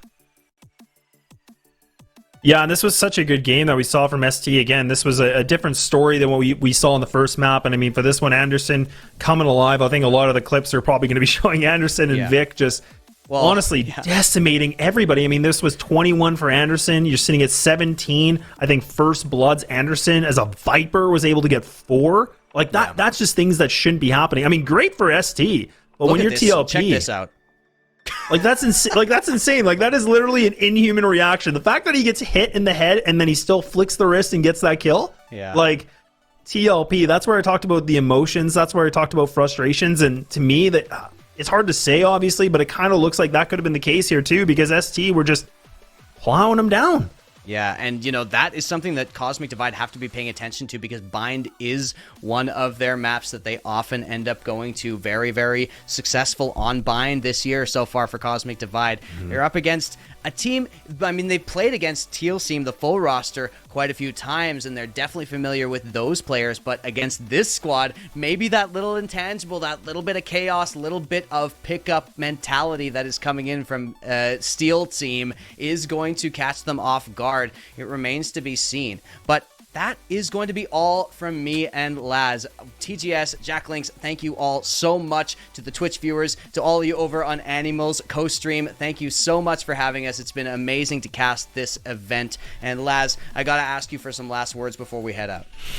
Yeah, no, I think you said it best, but just congratulations. Now we get to see the grand finals. You get some phenomenal casters, and you got your great production that's going to run you through this. And thank you, everybody, for tuning in. Thank you, Jack Links, for having us here. I'm not going to repeat it, but everybody, we appreciate it. And if you enjoyed us, make sure to follow us on the socials. We are down there below. We love interacting with you, so throw us a follow. And I'm so close, I want to get, I think I'm near 500. I just want to impress my mom and say, hey, listen, 500 people like me. It's great. Let's get close. Let's get it going, you know? That's all I'm saying. Everybody. That's all I'm saying. Happy National Jerky Day to all of you. We're going to get Spicy Pyro and Epitomes to close you out. An incredible caster duo if I've ever seen one. We're headed to the grand finals after a short break, so don't go anywhere.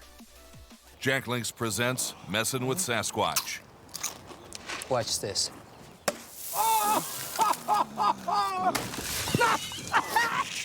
Don't mess with other snacks. Choose Jack Links Jerky made with 100% beef.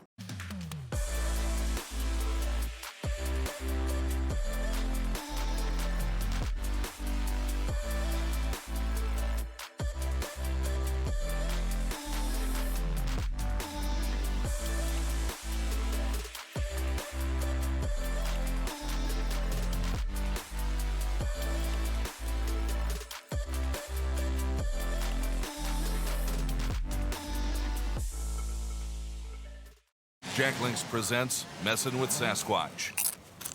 Watch this.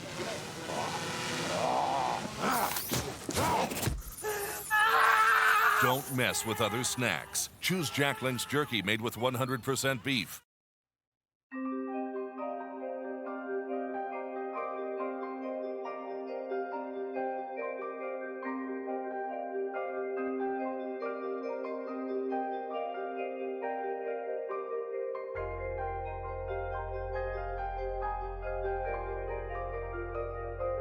When it comes to hunger, there's this almost primal feeling inside your stomach, this voice inside you screaming, feed me. Most foods and snacks just don't do that. They're not filling, they're not, you know, they just don't have that boost, that oomph, that flavor. That's where Jack Links, you know, really comes in. Jack Links satisfied my hunger cravings by making sure to have every single flavor under the sun that I could ever want in jerky form. I was sitting there for, how long was it now? I'm not even sure. It went from 12 to 20 to 30 hours. I remember just looking back at my chair when I sat back down, and it was like a shadow of myself. I saw my own imprint in the chair. It was horrifying, but I remember what kept me going was the protein, the wild heat, burning flavor of Jack Links, and I felt myself able to keep pushing on. I was able to keep going. One of these, when I'm gaming, Oh.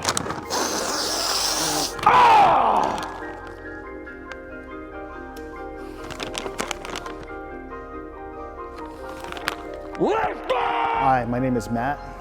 I am a World of Warcraft gamer. I've been playing for way too long. What you may not know is that World of Warcraft has multiple expansions over the years. During my heyday, I would be one of those players that'll be, you know, a new expansion comes out at midnight and I'm just grinding it out all the way till 6, 7, 8 in the morning. During these sessions, sometimes you know, we get hungry. Right before these expansion comes out, I go shopping. My secret weapon is beef jerky, right? Like, get some protein in you. You want to know how Jack Links changed my life? We were diving in for, classic Halo 3. Sorry, it's a little hard to remember and it's a little upsetting. The bracket was tied, we were in the grand finals, things were getting sweaty, and we were running hungry. Some of my team just started dropping, and then, out of nowhere. Sorry, this is hard. I could go out and make a whole dinner, broccoli, chicken, mashed potatoes, all of that, but I don't have the time. What I do have time for is Jack Links every time, every time. an angel came, and this angel brought me Jack Link's Hot and Sweet. I'll never forget the day this was introduced to me. We won the bracket, we won the series, we won the match. We were grand champs at Winterland.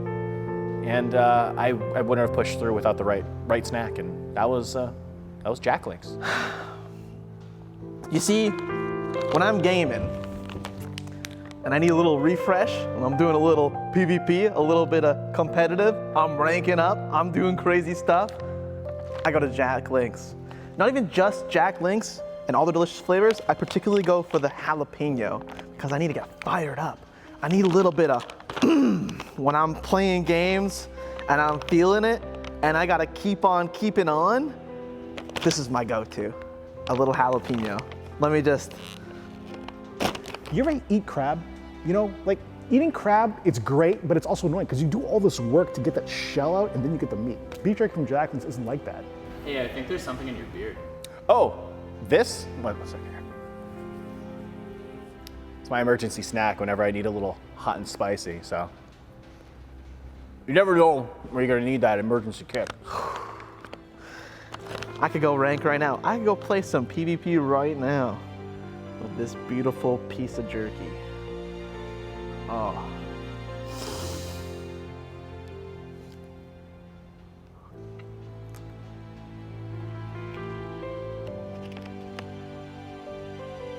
That's the power of that thing.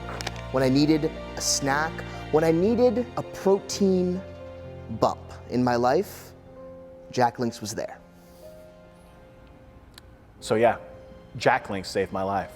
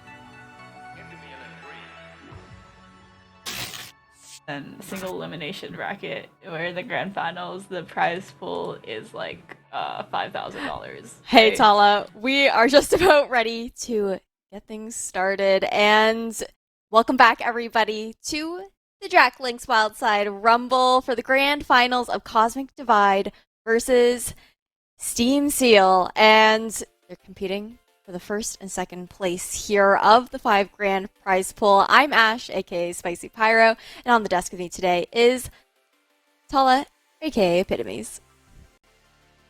Hello everyone, and for those of you who don't know, we are in the grand finals, and this is for all the marbles for the prize pool of $5,000. First place claiming the bulk of that prize for $2,500, and they fought through a long way to get here. Both Lenny Time and Steam Tseal getting into the grand finals here to fight it out for first place.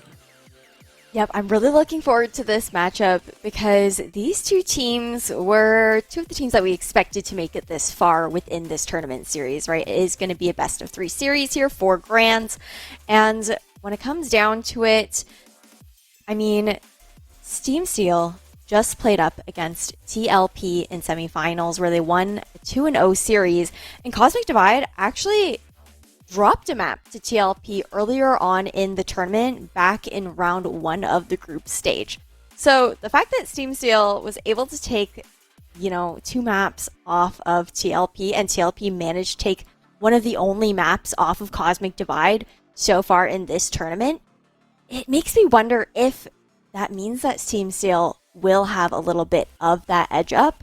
But at the same time, Cosmic Divide, they're a full force free agent team, one of the top 4 free agent teams, actually the second free agent team up in the NA region right now. Meanwhile, Steam Tseal, it's TLC and friends, a couple of their main roster along with some friends who are joining them for this tournament. So anything kind of goes here, Tala. I definitely think that Steam Tseal met a lot of competition in the quarterfinals, and Cosmic Divide from the quarterfinals and upwards, they've had pretty much a perfect score line, going 2-0 in every single round, and now going to grand finals. And the last time they dropped a map was in the round of 16. So it definitely seems like they are coming on very strong and are on a pretty hot streak. Definitely. And I'm really looking forward to the match that we have coming up. And considering the fact that it is a best of 3 series, I'm just going to quickly see if I can grab those picks and bans for you guys to give a heads up on that. But all said and done, because we're actually heading to Haven for map 1.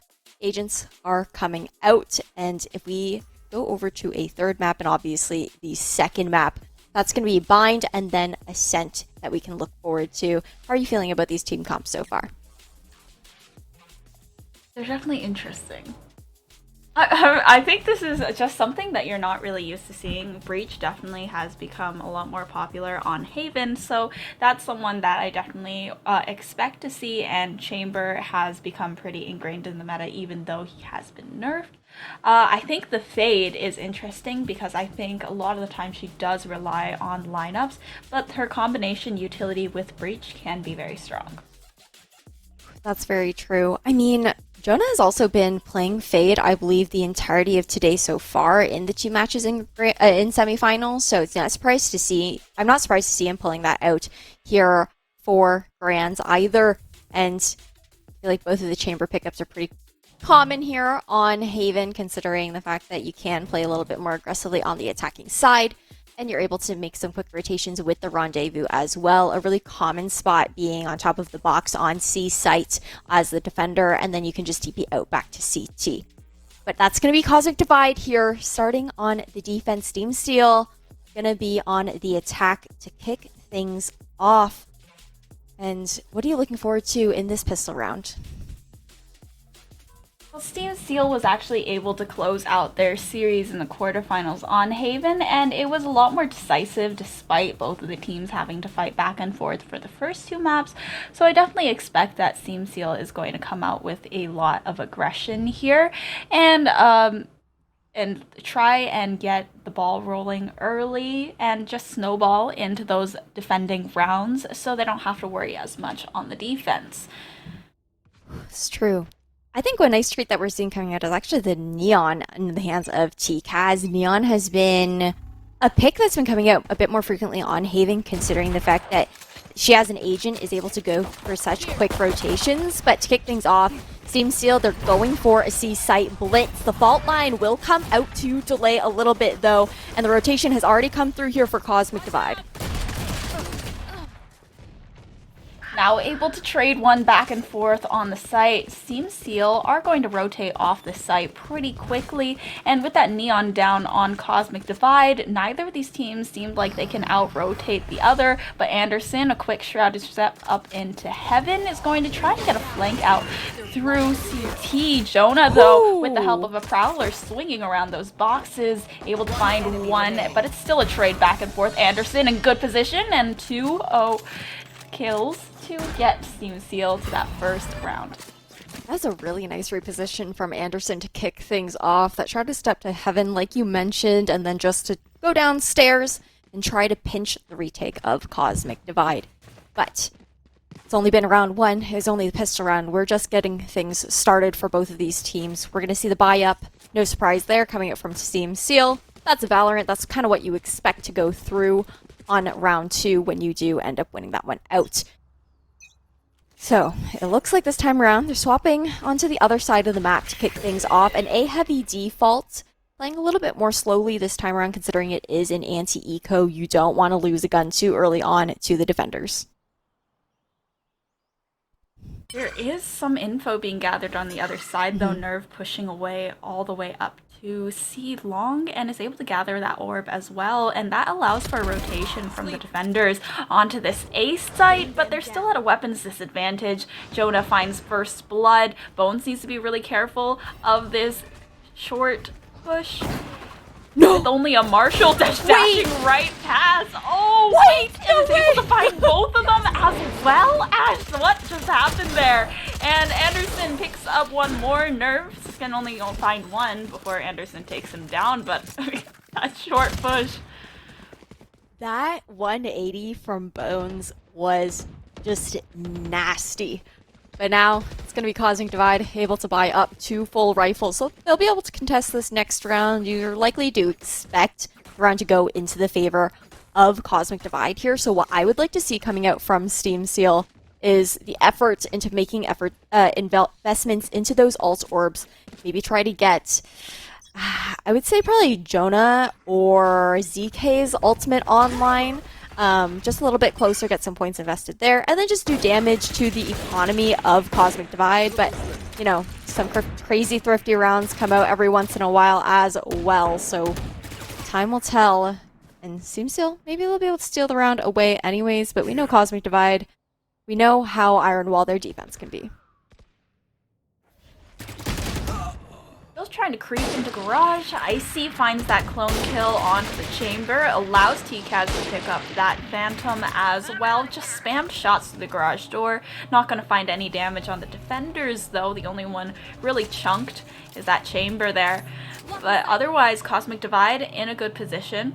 There's still a little bit less than a minute left on the timer for Tseal to make their decision, but currently they're just crowded up outside garage.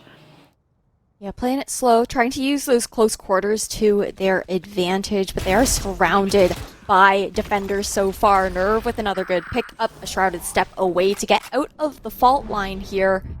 Ooh, the paranoia comes through. Jonah gonna be caught up in that one. The Haunt not gonna find anything quite yet, and things are looking dire here for Tseal. That's gonna be Icy closing out this round, and just a myriad of utility being thrown in garage. Yeah, Garage is one of those really tough positions that you need to clear out pretty methodically, but otherwise it's basically just a blender for all of the defenders and attackers to throw all that utility in there. And since both these teams are running that double initiator, it's a lot easier to just utility dump onto the other team. But I think that Sky's utility with the flashes when all of the players are in one place can be a lot stronger than Fade, who really thrives off that vision denial. That's for sure. Flashes can also be really nicely used to push the enemy into the utility that you're trying to throw out. But as we get this round rolling, we're going to have the Aftershock coming out. And I take that back. It's going to actually be halted for a moment because TKAZ has fallen. It's no longer safe for Terms to have that util out. But he's going to aggress. Good for one. Cloudburst from the enemy. Steel Seam actually being able to give him that escape away back through short to fall back to A site to be with the rest of his team. Now, we're at a 4v4 standstill as Steam Seal looks towards B. Trademark is going to catch out Vic, though. Nerf's going to try and teleport over the Trademark, and what was that? Anderson, good 3k to start off that round, and just the fourth easily falling towards Cosmic Divide's hands, and also putting that from the shadows online. A really quick, explosive round right at the end there as soon as they start that execute. And everything is all tied up now, 2-2-2. That means ST, they're being pushed onto an eco round here. However, on their team, they do have quite a few ultimates, just one ult point away from being online. We're likely going to see Bones trying to aggress for the C-Long Orb, get the Blade Storm on, because we know how much of a menace he can be with that ulti, but it doesn't matter. The Cloudburst can't save you from the bullets. That's Nerve with the First Blood. Cosmic Divide once again finding First Blood, but don't expect Anderson 2 taps with that Guardian to swing some kills his way, but TKAZ evens up the numbers game. Still B site completely free, C site completely free, and all the defenders around B, they're looking towards mid now, just playing together as a team, following that buddy system, make sure no one gets traded out early. And slow walk to Garage. DK, ready with that fault line. It does connect with Sci-Fi. He's just waiting on that guiding light now for the engagement, but it's a Rolling Thunder to be traded back. Vic spams down some shots and finds TKAZ's head, and now it's left up to 2. Sci-Fi's gonna find one more, but Vic in good position, and it's 2 for him to get Steam Steel to pull ahead once again. Ooh, a really nice thrifty round to come out, and that just shows how valuable these ultimates can be on those thrifties, on those ecos. And going into this next one, there are going to be 4 available on the side of Steam Seal, 3 on the side of Cosmic Divide. I would like to see, I mean, obviously it's important for Sci-Fi to try and live as long as he can throughout the rounds, considering the fact that he is the healer. He does have the Seekers online for the retake. So the guiding light comes through. You expect Sci-Fi to fall back. That is what's going to happen. Anderson going to have to cancel that from the shadows, unable to quite get the information or the ult off that he was looking for. And here comes the Nightfall. Now Bones throwing that Cloudburst onto the site. Lots of players are marked by that Nightfall. There's at least one Heaven, takes down the player in Hell, but TKAZ activating that overdrive, peeking in and out through spawn, and just getting that one kill off onto that duelist, and as well, the stun, finding the Lantern, now giving him free reign to run onto this site, wrapping around default, and his teammates are there to help him out, and they find the kills as well. Now putting up those walls. Jonah has no choice but to push through. Is finding one, but it's not enough. Cosmic Divide, take it to 3.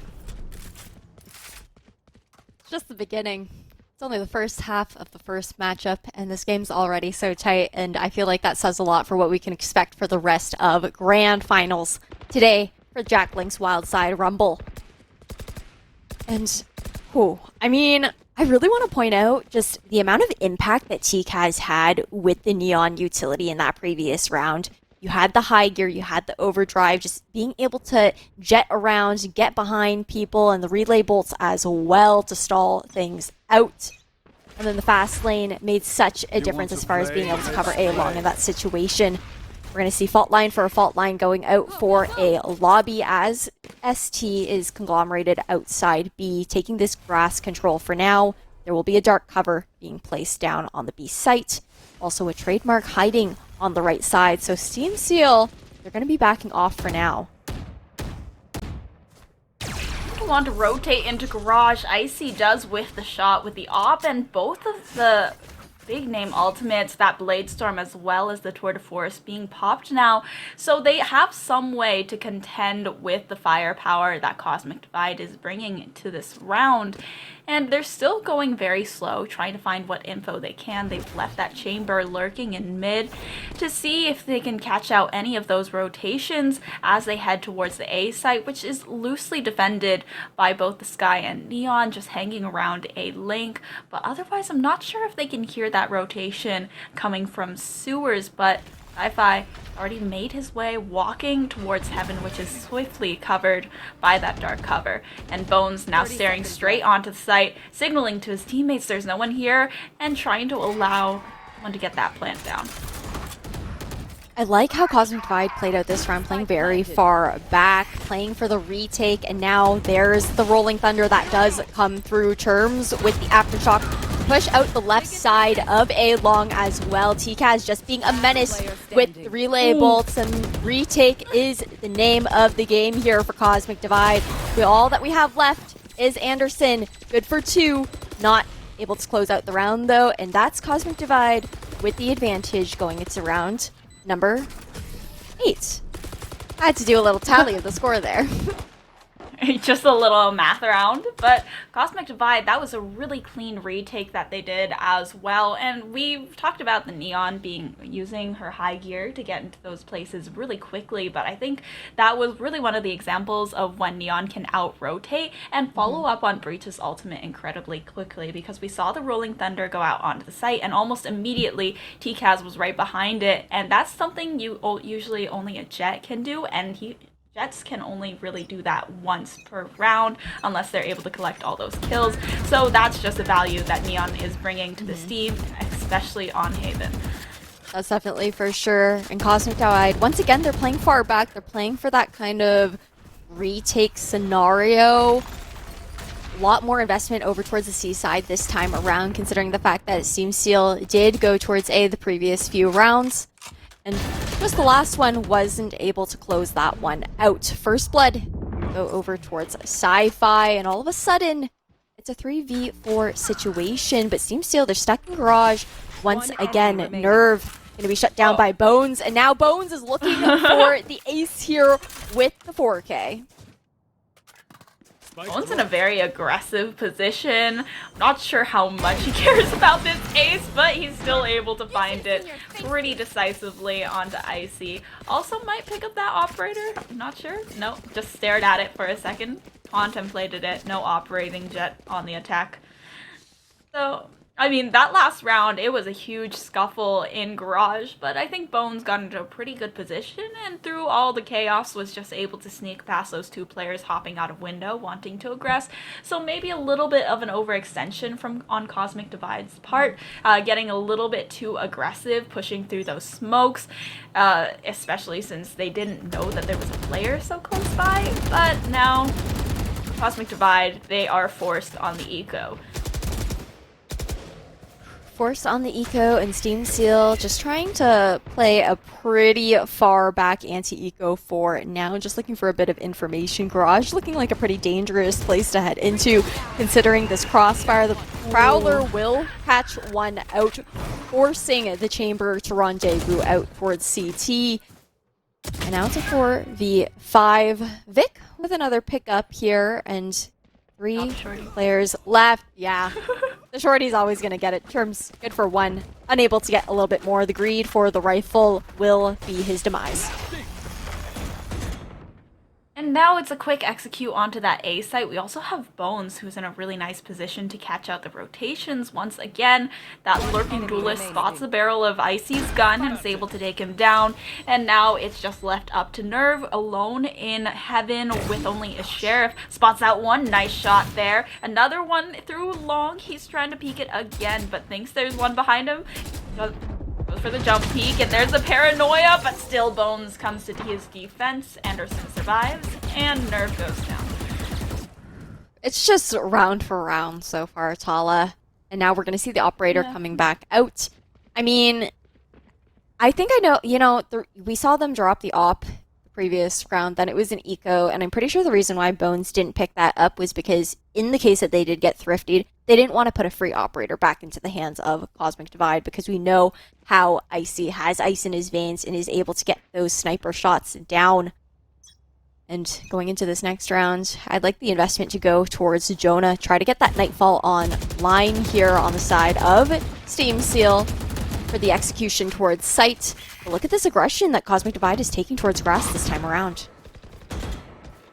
I really like the aggression that they're displaying here. I think it's a little risky since they don't have a smoke and window, so it's entirely possible someone decides to peek them from there, but they decide to back up, and there's the fast lane going out, delaying any pushes towards that B side. But look at the positioning that we see Churms in. Oh, Bones checks the corner. No one was watching to see if anyone had walked up, and there's just a silent one tap there, and now they decide that dark cover is necessary. Bones still wants to aggress, finds one, the tailwind through, as well as the updraft to find the third. Oh, just making so much space for his team. Sci-Fi on the flank, though. Can he catch one out? He cannot. ZK takes him down very quickly. And now it's just that one player left, A Link. You see the pings from the attackers. They know exactly where he is, and I think the call has been made that Icy just wants to save this up. It's going to be a really tough save, though, if you look at the positioning of Tseal. You know, Icy's pretty pinched at the moment. A sandwich just waiting to happen. And yeah, that's going to be Jonah 6 with the reposition, the flank behind, as Icy was occupied with the A-Link area. Now it's going to be another eco round on the side of Cosmic Divide. We're actually seeing a timeout being called here. Intala, what do you think Cosmic Divide could do to maybe try and secure these last 2 rounds before we swap sides? I think that last round was honestly just a misplay from Chams, having utility out the flashpoint, holding in that cubby, when he really probably should have been just sitting inside and holding that angle. And maybe if they wanted that initiator to back them up, then they should have switched places, have TKaz as the Neon sitting in that cubby and allow himself a fast escape out with the high gear, and have Chams still be able to flash for his teammate while safely inside B main. So it seemed like the idea was there, and they just needed a little bit more of a push to get that over, because I think they definitely could have made some headway with that play. It's definitely possible. I also like the rounds where we saw the iteration of Cosmic Divide playing farther back, playing for that retake, investing more towards one half of the map, playing retake for the other half because they had a bit more power and a bit more information towards one side of the map, right? And on a map like Haven, the defenders are so spread far apart that you kind of want to play as closely together as possible while also keeping all of your bases covered. And to go into this next round, it's going to be Tseal looking to split towards C and Garage to kick things off. We already see some aggression coming out from Cosmic Divide, both in C and A. Long here, Nerve using the dark cover to get some poke. Gets one pick up with the Spectre and able to escape back. Oh, just weaving in and out of this Cloudburst. Bones just gets taken down with the spam through and the Spectre. Anderson is able to trade one back as they push out of A, but the dark, from the shadows has been expended to get a quick rotation over to that A side when Jonah has just walked right through Garage. Sci-Fi, though, is ready for it. The Rolling Thunder goes out onto the defenders in order to try and allow themselves onto the C site, but the fault line hitting them is going to stop them from aggressing any further into CT. They're forced to use the paranoia, and TKaz is just completely unchecked.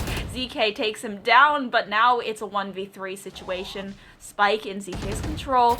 but he is getting peeked by Sci-Fi now and decides to back up right back into his spawn 30 seconds unless... left.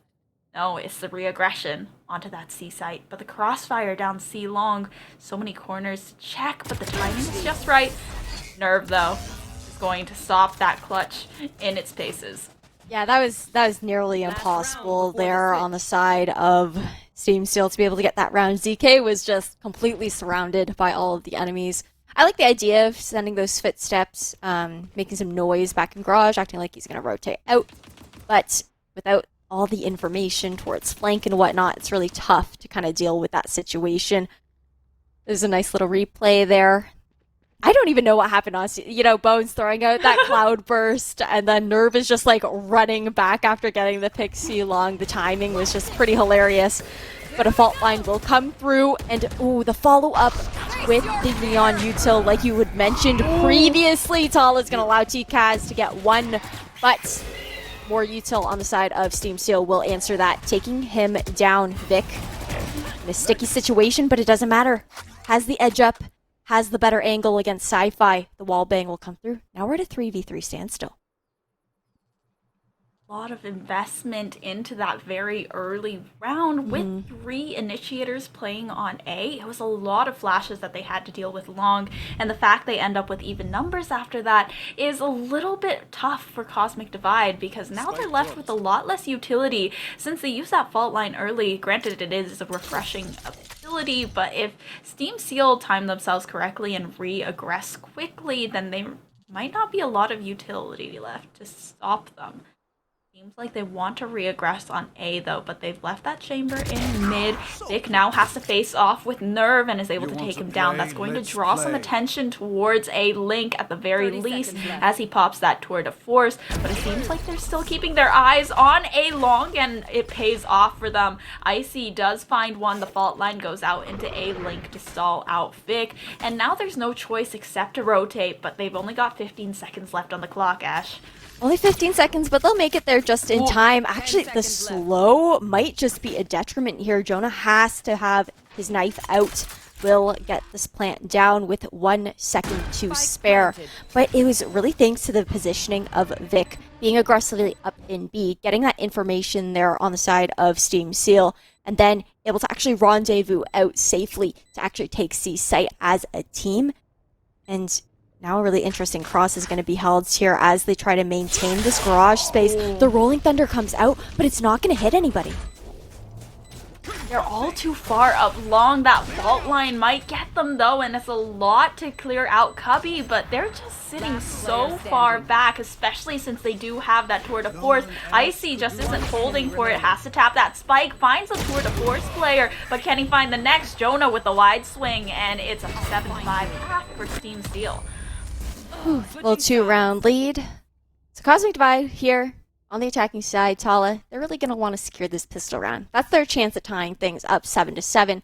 Otherwise, Team Steel will just continue to accumulate this momentum and accumulate a lead over them. But it's been a tight match so far. And as a reminder, everybody, it's National Jerky Day. And to celebrate, Jack Links is offering 20% off everything on their website, including a free gift card with any purchase. You guys can check it out at jacklinks.ca. I know Tala and I have some lovely snacks to enjoy, and this game is quite a treat too. If you want to be spicy like Spicy Pyro, then one thing you can do is try the hot and spicy or jalapeno flavors from Jack Links. Get yourself some jerky. But, I was going to say, I want to argue that that Cosmic Divide actually do have a better defender-sided comp than Steam Steel, while also not lacking out on any of the aggression that they can bring on their attacking side. Because the thing about Cosmic Divide is we are talking about Neon's ability to rotate and out-rotate their enemies, while also having those duelist capabilities like the fast lane to be able to get herself out of those situations pretty quickly, and the relay bolt to get herself into those sites. And they also have the Sky, so in terms of those times when you have short engagements where both of the teams have the ability to sort of damage each other but not actually confirm a kill, Sky can definitely out-sustain any other initiator. That's true. And then on top of that, Actually, no, you already mentioned the neon and whatnot. But, in the end of the day, there is definitely a lot more stall potential on the side of Cosmic Divide, and that's going to be nice for the post-plant specifically as well, because Tseal also lacks a little bit of oomph when it comes to that. But to kick things off, that's going to be a nasty first blood there for TCAS as Cosmic Divide looks to blitz towards the A site, but a quick rotation's already come through here from Tseal. Should be a 4v3 situation as we see a flank coming out from their Omen. Spike down A.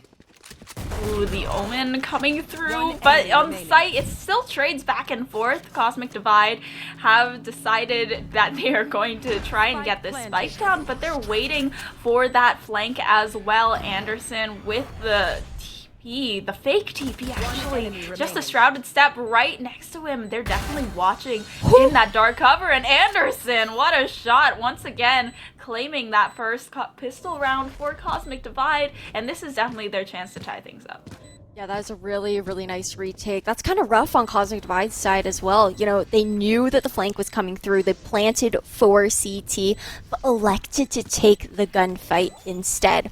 Obviously, you want to check if you hear the shrouded step coming through, but in the end, it allowed the clutch to happen, and they could have just played for the CT. They could have played for time and waited for the bomb tap instead. So, it was definitely what you called there, that the fact that they were really antsy to secure those trades when they weren't really in position to get them. So now Anderson allows himself, or helps Tseal to get that 8th round. They have the buy up now. Cosmic Divide, they're still not getting too antsy. They're sticking with those upgraded pistols. Whew, yeah, going for upgraded pistols, which is actually, not that surprising considering the fact that Cosmic Divide did manage to get the plant down on site, which we've seen it coming a little bit more into the meta. Teams are starting to force more often in one way or another, whether it's either a half buy with pistols or full force up on round 2 of a half, as long as they're able to get that spike initiated because they have that extra cushion and try to contest round 2 a little bit more, like in a hefty way.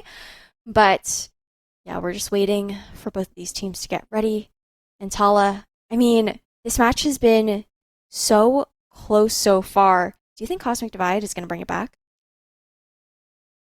Cosmic Divide, they are on the attacking side now, and even though we did see Tseal win that first defending round, I definitely think that Cosmic Divide have the capability to bring this one back, since Haven is pretty easy to attack. I think the fact that Cosmic Divide met them with so much gusto on their defensive side speaks to their strengths as a team. So Tseal should definitely still watch out, even though they do have this really nice buffer, especially now that they've won that pistol. Ooh, very true, very true. We're actually seeing Bones is not going to elect for the Spectre, going just with the Sheriff this time around.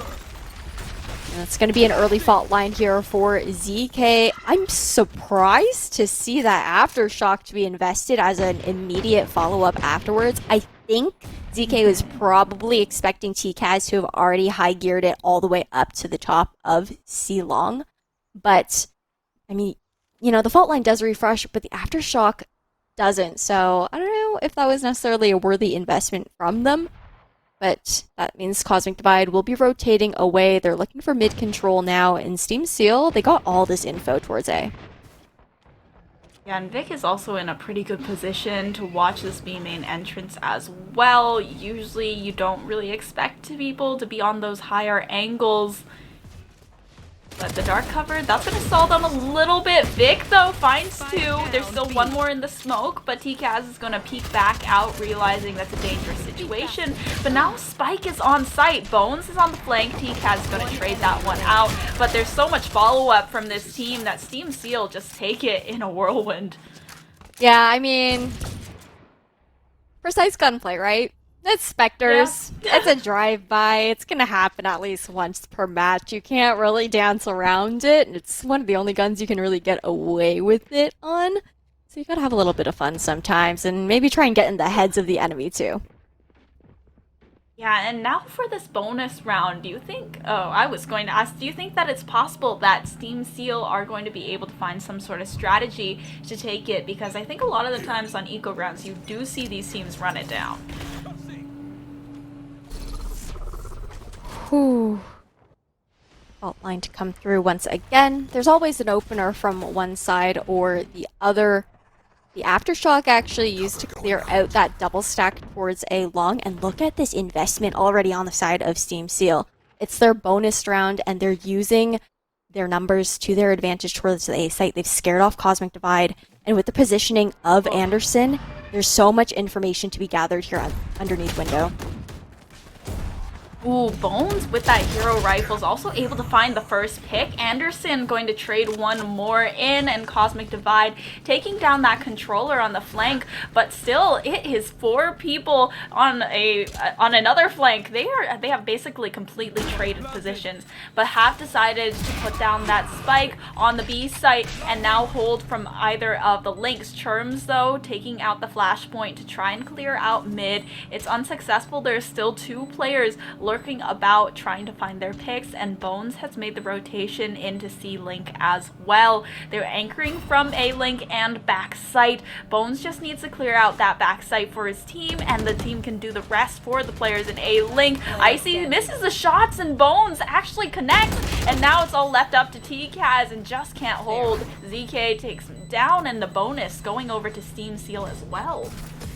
Ooh, this is rough. I'm not gonna lie to you, this is rough. You know, the bonus going over towards the side of Tseal is a tough pill to swallow, considering the fact that Cosmic Divide, you know, they're looking at Tseal, now hitting double digits, they're being pushed onto an eco round as well. Cosmic Divide, they can use this upcoming eco to try and do as much damage to the economy of Tseal, try to get guns out of their hands, and then also invest into their own ultimates, trying to get, you know, Churms, either way, gonna get that Rolling Thunder online, but it'd be nice to see investment going in towards Sci-Fi to try and just get that up there as well, have the Seekers available to go in conjunction with the ultimate of Churms, but this is tough, Tala, because this is how you get stuck in that back and forth economy, and that's what the future of Cosmic Divide is looking like right now.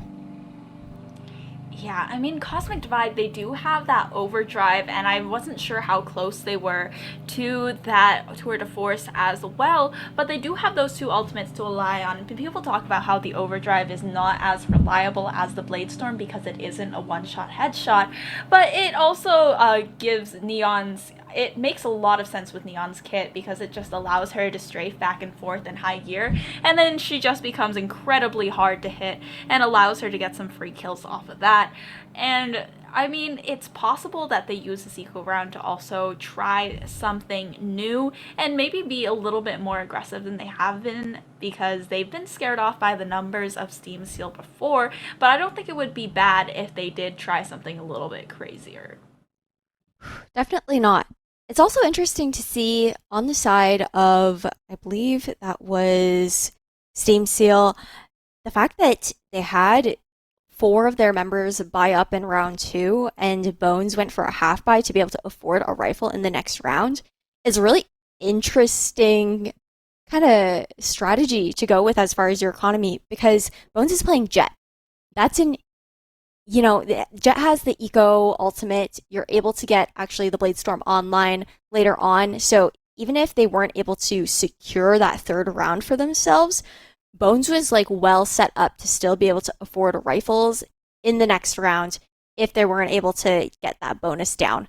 And I think it's interesting to see that coming into the meta a little bit more, where you're trying to take advantage of the fact that you can build up a little bit of an economy. You can try to steal away the rounds that you're usually not expected to win just by putting that hero rifle into somebody's hands, because they can get their eco ultimate up in the next round.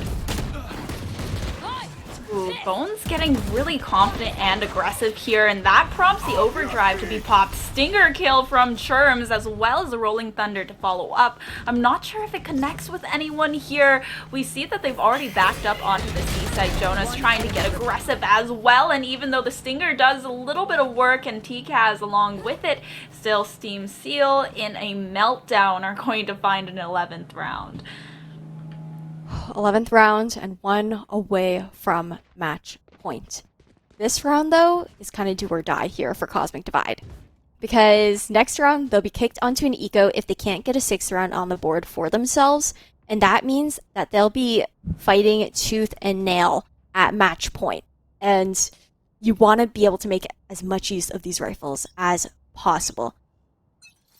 Sci-Fi is only 2 away from the Seeker, so investment can go towards his ultimate here to try and assist Cosmic Divide on gathering that extra information.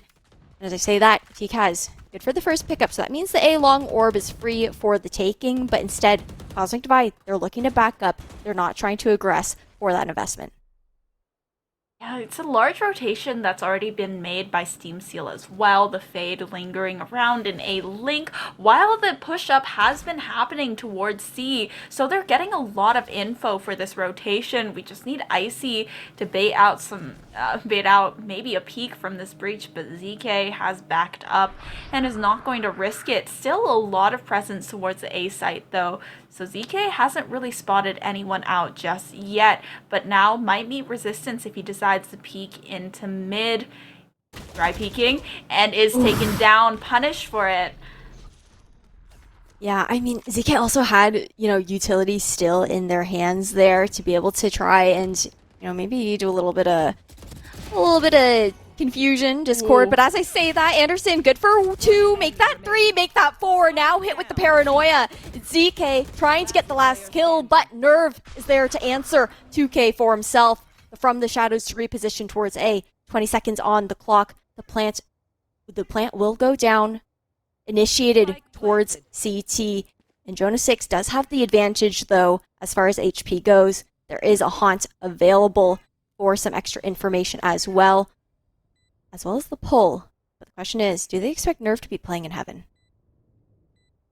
Jonah definitely wants to clear this out, but if the timing is right, oh, Nerve just peeking out a second too early, and Jonah takes him down. Now Spike being defused by Tseal. They get match point, and Cosmic Divide, like we were talking about earlier, they are on a save for this crucial point. I mean, it can't even be a save though, right, Tala? They have to buy up with everything that they have. It's just going to be a really broken one at that. So that's pretty tough to go up against at match point, especially when you're kind of sitting on that mental, but it is a best of 3 series. So, even if Cosmic Divide ends up dropping this map, they'll have the chance to take it back over on Binds, and if we do go to a decider, that will be Ascent. And, I don't know, the early game, or the first half of this game was really close, so I'm definitely not counting them out quite yet. They're also the second free agent team here in Valorant NA, so time will tell. TGS, that was a really good first pick, though. That's no controller for Tseal, so they can't deny those sight lines. They can't really delay with those dark covers to get them onto these sites. Instead, they're spamming a lot of utility at this garage, and TGS is able to take down ZK. It's a trade 1-for-1, though, and the Nightfall has done its job. It stopped them from trying to push any further, and it leaves them unaware of Bones pushing out through mid. It's 1 enemy remaining, and it's TGS all alone. Has to go for the reload, at least takes down Bones in mid, but it's the ace on the table in order to win it all. Picks up that spike. These defenders are isolated. The 1v1s are possible for TKaz. Isolated, but information given too. Tseal, they know that A is free, and they know a rotation isn't going back towards C through spawn. That gives space towards about 3 other areas of the map here for TKaz.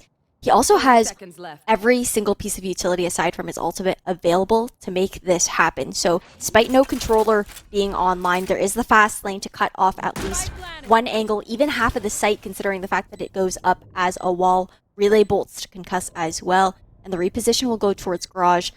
I like this re-clear here, trying to reclaim space, grab information himself, but it'll make it quite a bit harder to isolate a 1v1 situation. Bring them down. Yeah, the Prowler now going into garage as well. It misses him. Oh my gosh. Kaz might have done it. Enemy remaining. Fade halves the spike, so he needs to be careful now, but the high gear gets him out. The relay bolts to try and even out this 1v1. Chamber still tapping the spike, and Vic, he takes him down, and now Tseal, they have that 13 point and their first map against Cosmic Divide. We should do it again. That's tough. That is really tough. A really nice try coming out from TKaz. The relay bolts just not being able to connect. I would have liked to see the fast lane come out regardless to try and cut off some sort of line of sight there.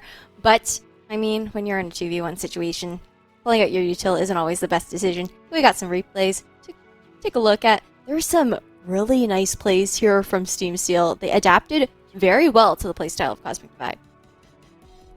Yeah, I definitely think that Tseal, I mean, I remember this play and I was just incredibly in awe of Bones just having the knowledge to dash past that little corner, not wanting to put himself at risk. But Tseal, they did an excellent job on the attack, and a map that is typically considered an attacker-sided map, they did excellent on the defense as well, sticking to those rotations and gathering a lot of info on those rounds when they really needed to push out a little bit more. That's for sure. And I mean, there's a 13-5 victory here for Tseal in the first matchup of today's grand finals for the Jack Links Wildside Rumble, featuring Valorant and presented to you by the Gaming Stadium. Up next, we have Bind, and what do you think we could expect to see there, Tala? Bind is definitely one of those maps that I think shifts a lot every single time there's a new agent that's introduced.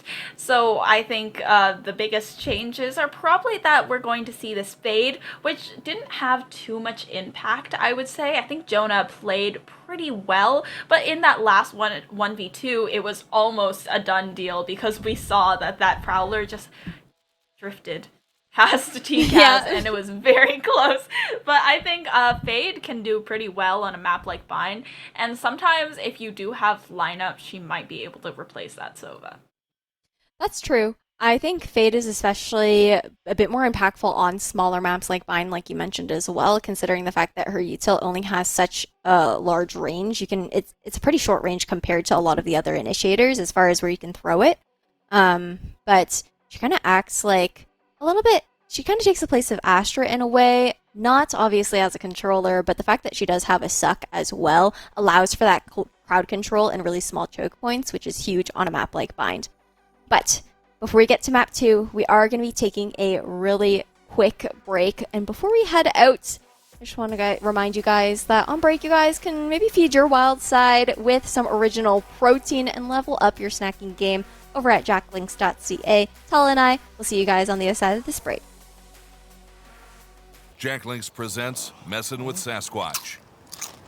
Watch this.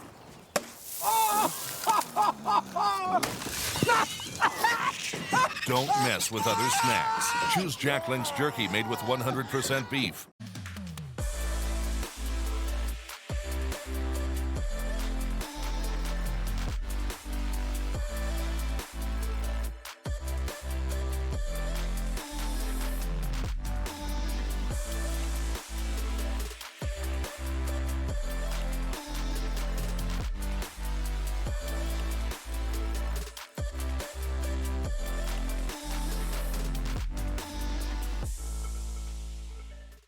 Jack Links presents Messin' with Sasquatch.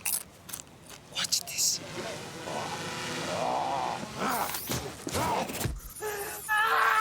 Don't mess with other snacks. Choose Jack Links Jerky made with 100% beef.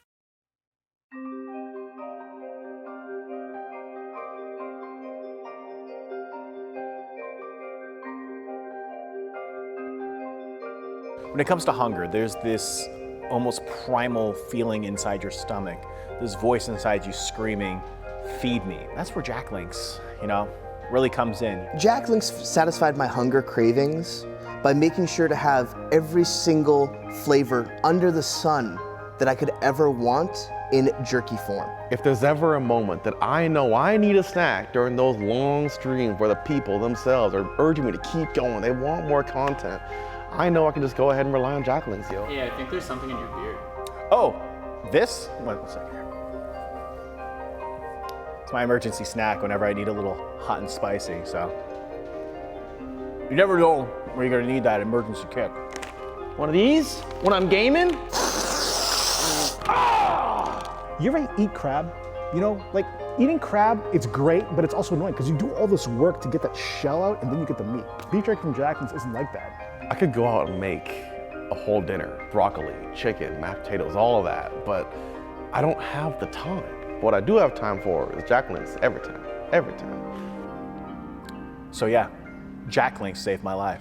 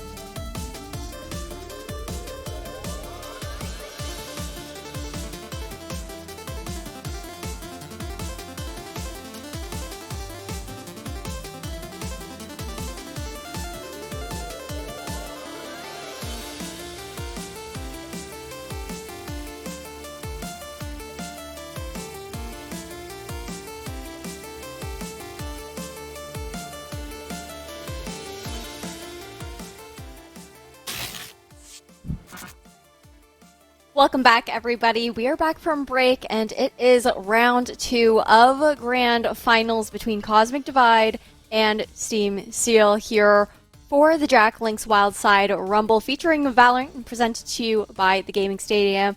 I'm Ash, aka Spicy Pyro. On the desk with me is Tala, or also known as Epitomes. How are you feeling after map 1?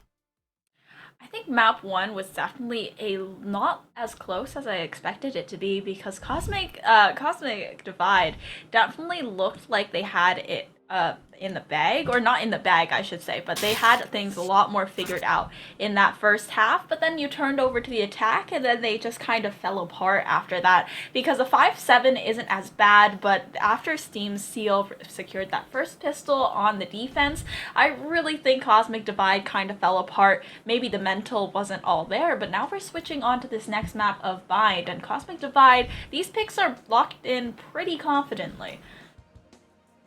Pretty confidently indeed. Actually, on the side of Steam Seal, aside from the Fade pickup under Jonah, where you would normally probably see a Sova, that's like throwing it back to the old bind meta, like from the the previous season of Valorant, where we saw the double controller, the Viper and the Astra coming through almost every single match. And I think everyone was kind of like, you know what, Astra is nerfed a little bit too much, but I disagree. You know, you can't use her necessarily as proactively or aggressively as you used to be able to because of the, duration of her cooldowns now, but she's still really great and better than most of the other controllers aside from Viper for that site stalling crowd control. But, Tala, before we get into this next matchup, I do want to remind everyone that we are giving away 2 $25 Valorant gift cards during today's show. You guys can enter exclamation point gift card in chat to enter yourselves, or exclamation point giveaway to get the information on it. Tala, take it away. Now we are back on Bind, and I kind of want to throw it back to what you were saying about that double controller meta, because I really love to see both Astra and Fade on the same team. Now you have 2 Sucks on the same team, and it enables a lot of combo utility.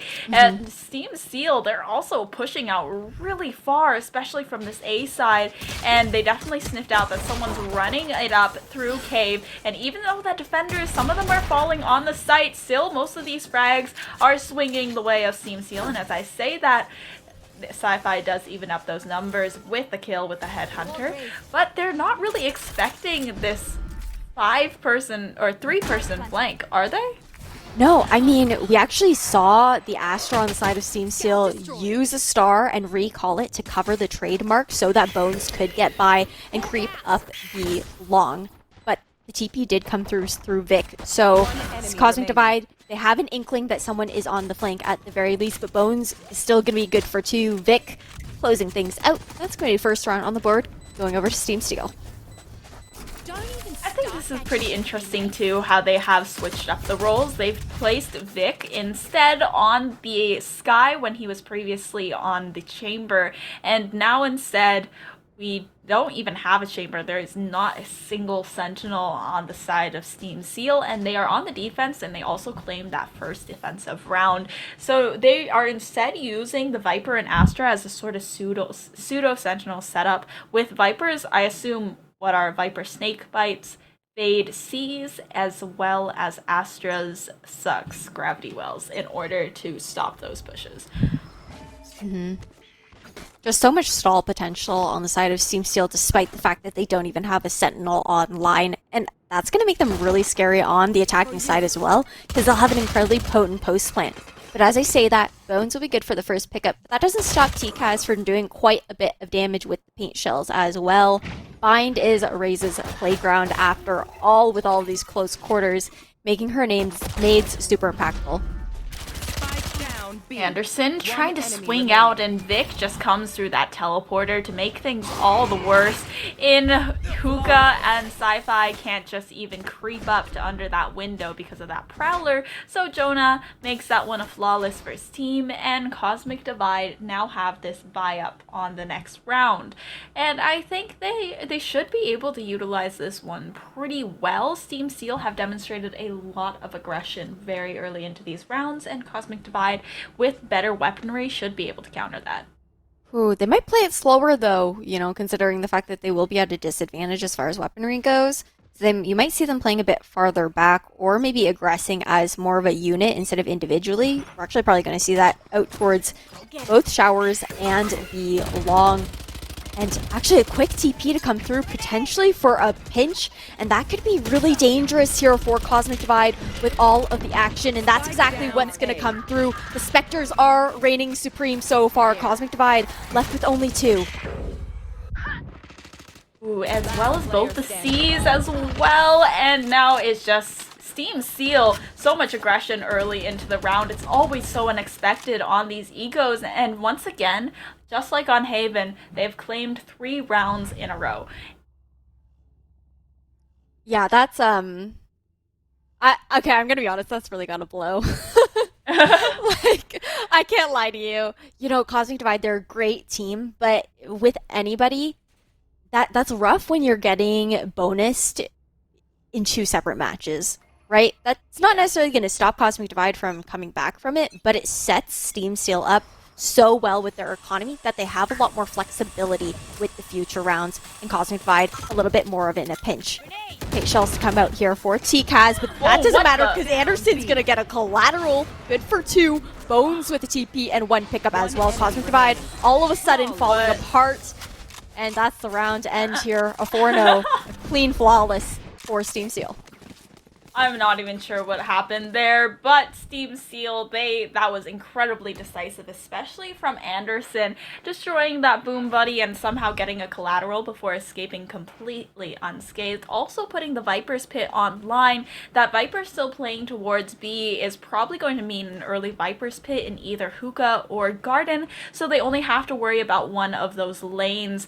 But from what I'm seeing, it's looking like it's going to be an early Hookah ult in order to stop a push from B. But now on the buy round, Cosmic Divide, they're aggressing through A short pretty quickly. That Trailblazer does spot one out. The paint shells displace ZK and force him back, but Vic actually gets caught out. Bones tries to refrag but can't get the kill. So now it's up to ZK. Oh my gosh, the shorty gets that kill and they don't have U-Haul control. Now with the Nightfall coming in as well, Anderson able to take down one. Icy still fighting for control of U-Haul. The Prowler is going to try and displace Icy. Jonah going for the swing and finds the kill despite the run and gun. Here's the Haunt to try and get some info from short, and this is where the Viper's Pit comes in order to try and stall them out. Jonah does go down, but inside her world, Anderson might be able to clutch this one out. Swings out for the kill onto Sci-Fi, but Sci-Fi with the Headhunter is going to close it out for Cosmic Divide and find them that first round.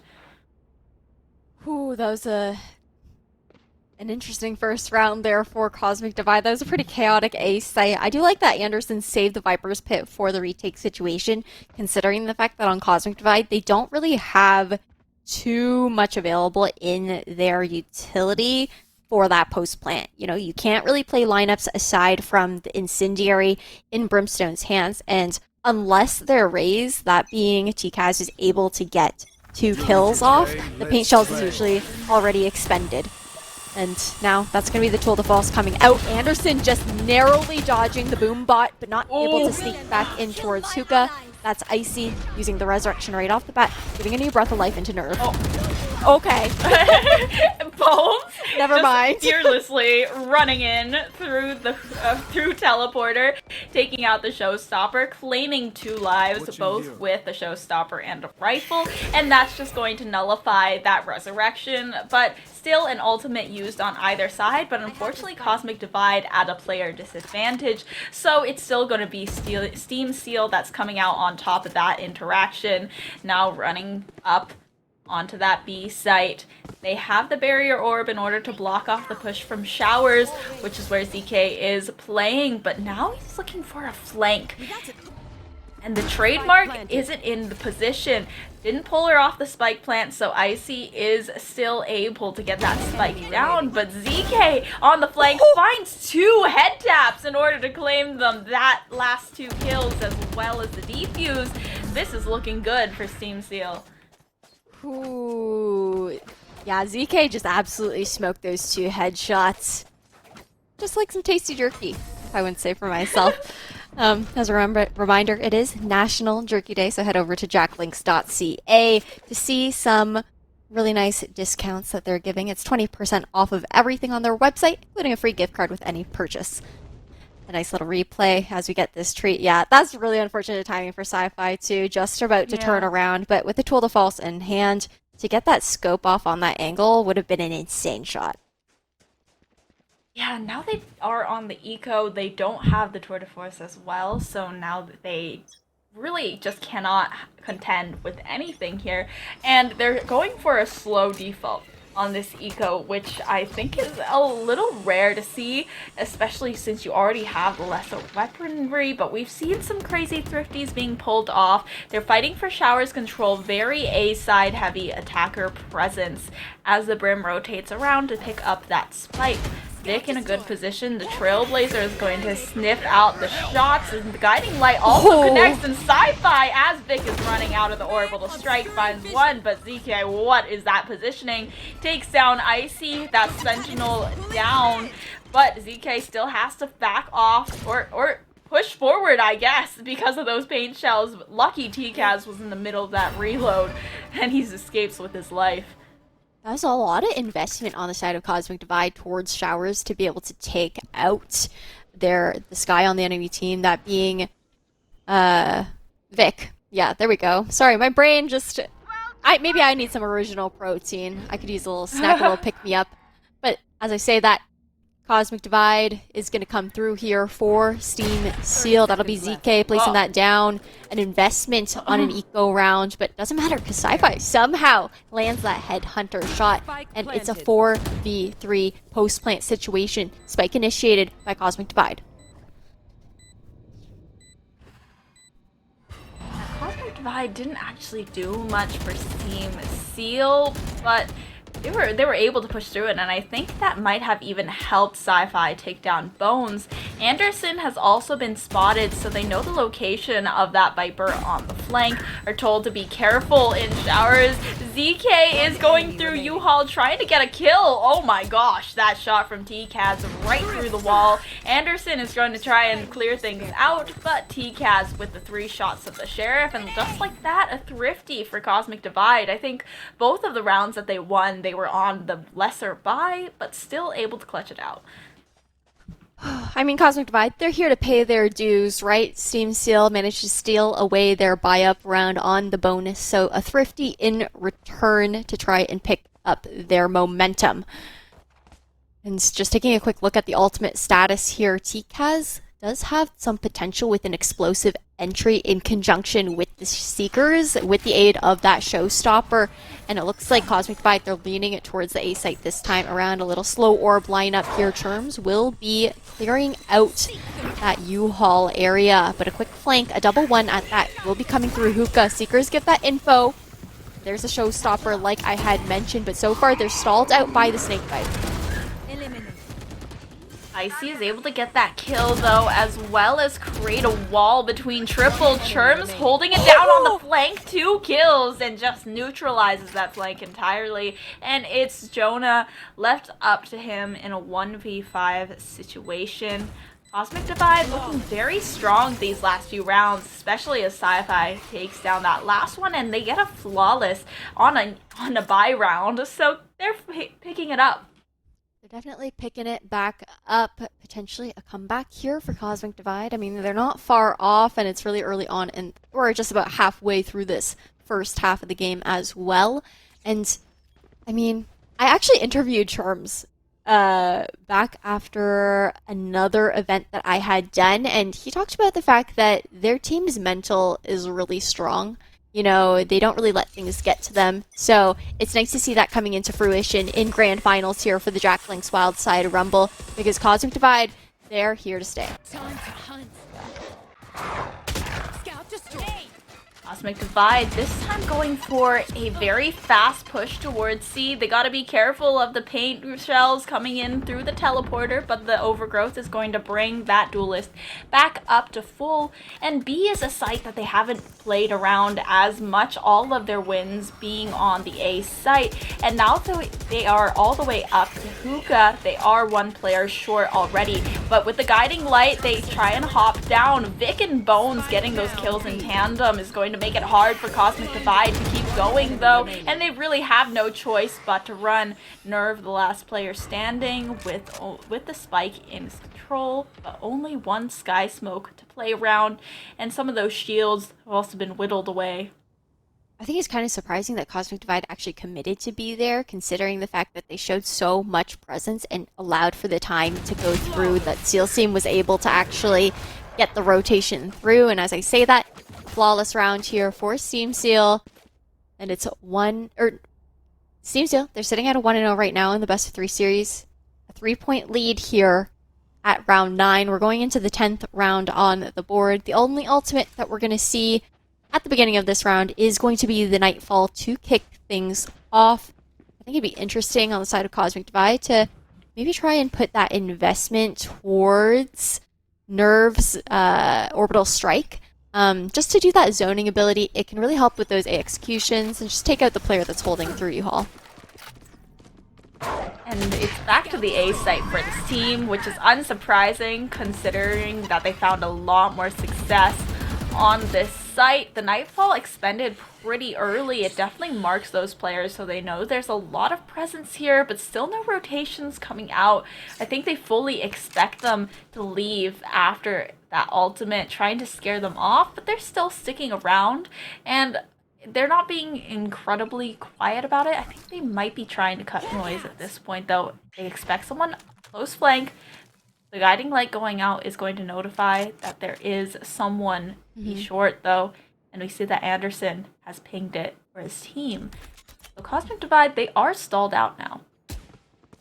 Stalled out. And Tseal has just done so much with his conditioning on those flanks that Cosmic Divide plays slowly because they're worried about it. But as I say that, the entry is looking a little bit more explosive for Cosmic Divide this time around. Going for your standard default wall plants here. No stall ability to come through. Unfortunately, Jonah occupied with the wall, not going to be able to check towards showers. Vic already trying to reclaim some space here in U-Haul.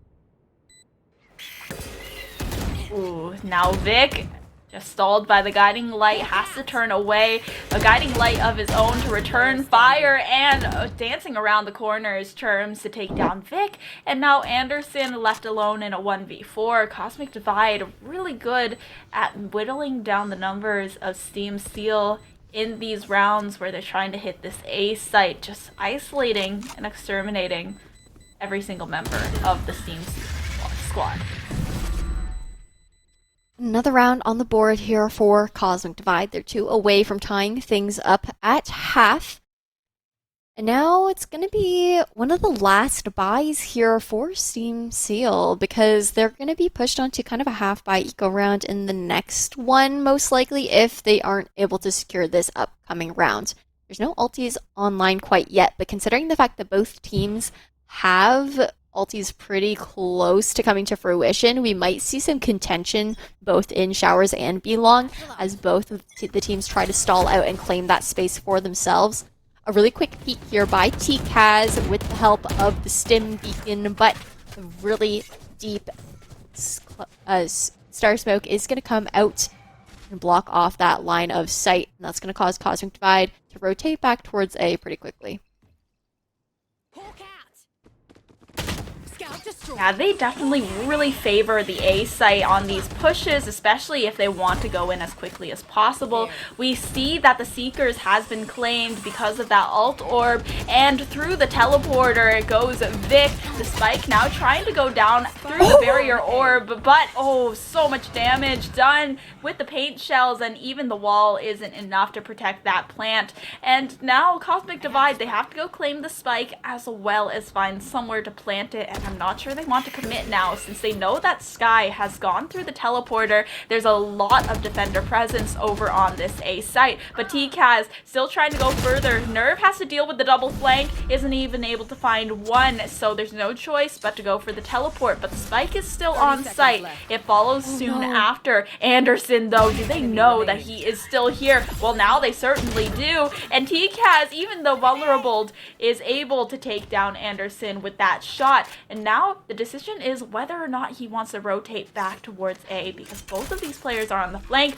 but sees the red timer, decides that it's not good enough, and just goes for the plant. And now doesn't know where to hold. DK, just better on the shot, quicker to the trigger, and TKaz does fall. Ooh. I really like this answer coming out from Tseal. You know, they are aware of the fact that Cosmic Divide has been avoiding the B site for the taking, leaning heavily towards A, and they still had Anderson over towards B, but early round, he was able to throw down that Viper's toxic screen, and that was massive as far as not just stalling off the push towards site, but it's a really nice retake wall as well, because as soon as that comes up, it denies all of that vision towards short, and is able to give Tseal quite a bit of space back on the A site. in Cosmic Divide, I'd like to maybe see them running a bit more of a default, considering how potent the flanks have been coming out from Tseal. But once again, it's going to be a split towards the A side, one lurk towards Showers, and the other 4 going towards short. This is a complete disrespect of the Viper's Pit. Oh my gosh. Bones does take down Sherms. There is that. But Cosmic Divide, they just ran through that Viper's Pit, took down Anderson in the middle of it. And now they have a pretty good control of this map with only one player on each site. They're spread pretty thin, and they've decided that they want to try and go for this push through Showers. Vic has to contend with a lot of players, doesn't have the guiding light. It's coming up in a second, but the showstopper has been invested to take down this Sky. The Cosmic Divide to actually protect Vic from the Cosmic Divide. Oh gosh, that was a mouthful. But Vic is still able to take down Nerf. There's a hole in the barrier orb and taking advantage of it, but with the resurrection available, they've made it a 2v1. Vic, the original A-site player, has to contend with a tour de force, and he cannot. Switching sides. And that means we're going over 7-5, a 2-round lead here for Tseal. And it's a meat cam, it's a meat snack moment. Got some jerky on hand, Tala, because I know I do. Got some original protein. I have teriyaki I'm gonna be flavor. honest. I ate all of it. I well- bought it. I ate all of it. Hey, at least I think that says more about how good Jack Link's jerky is. The fact that you ate all of it and weren't able to save it for day 2 of broadcast. That is true. We had a jerky budget. I used all of it, and I ate all of the jerky. Before day 2. So you guys should just head over. I mean, it's National Jerky Day. You get 20% off. You get a free gift card with your purchase. Why not? Get some Jack Links. That's true. Whew. You know what I just realized?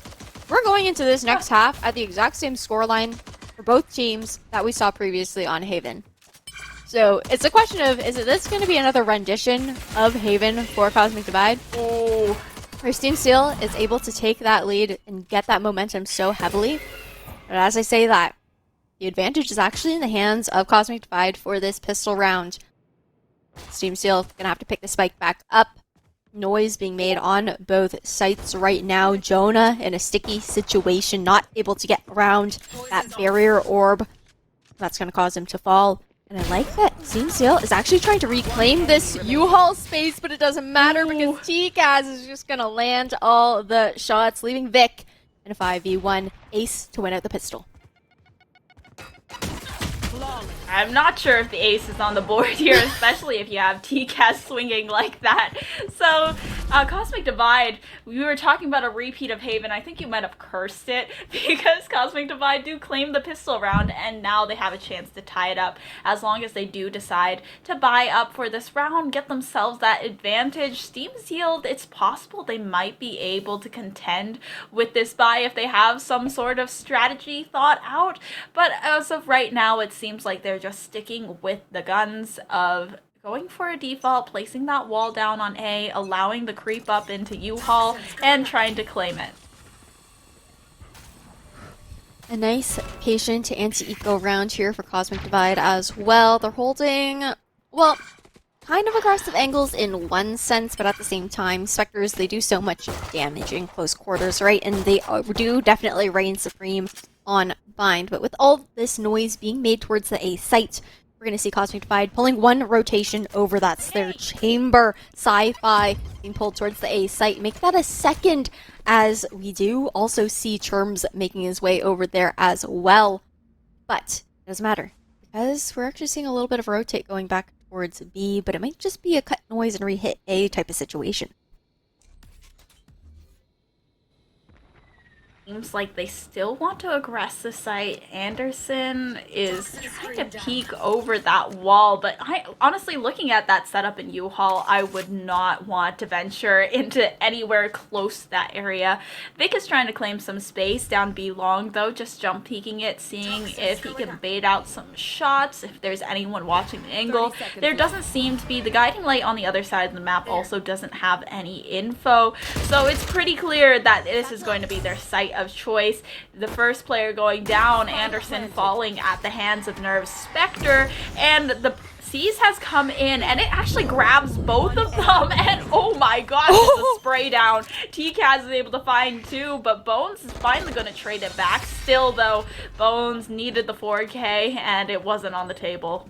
That was really nice double up in U-Haul there on the side of Cosmic Divide, because, you know, the right clicks can definitely get the drop on you, but if you got 2, you got 1 for the trade, you're not going to give those SMGs away to your opponents.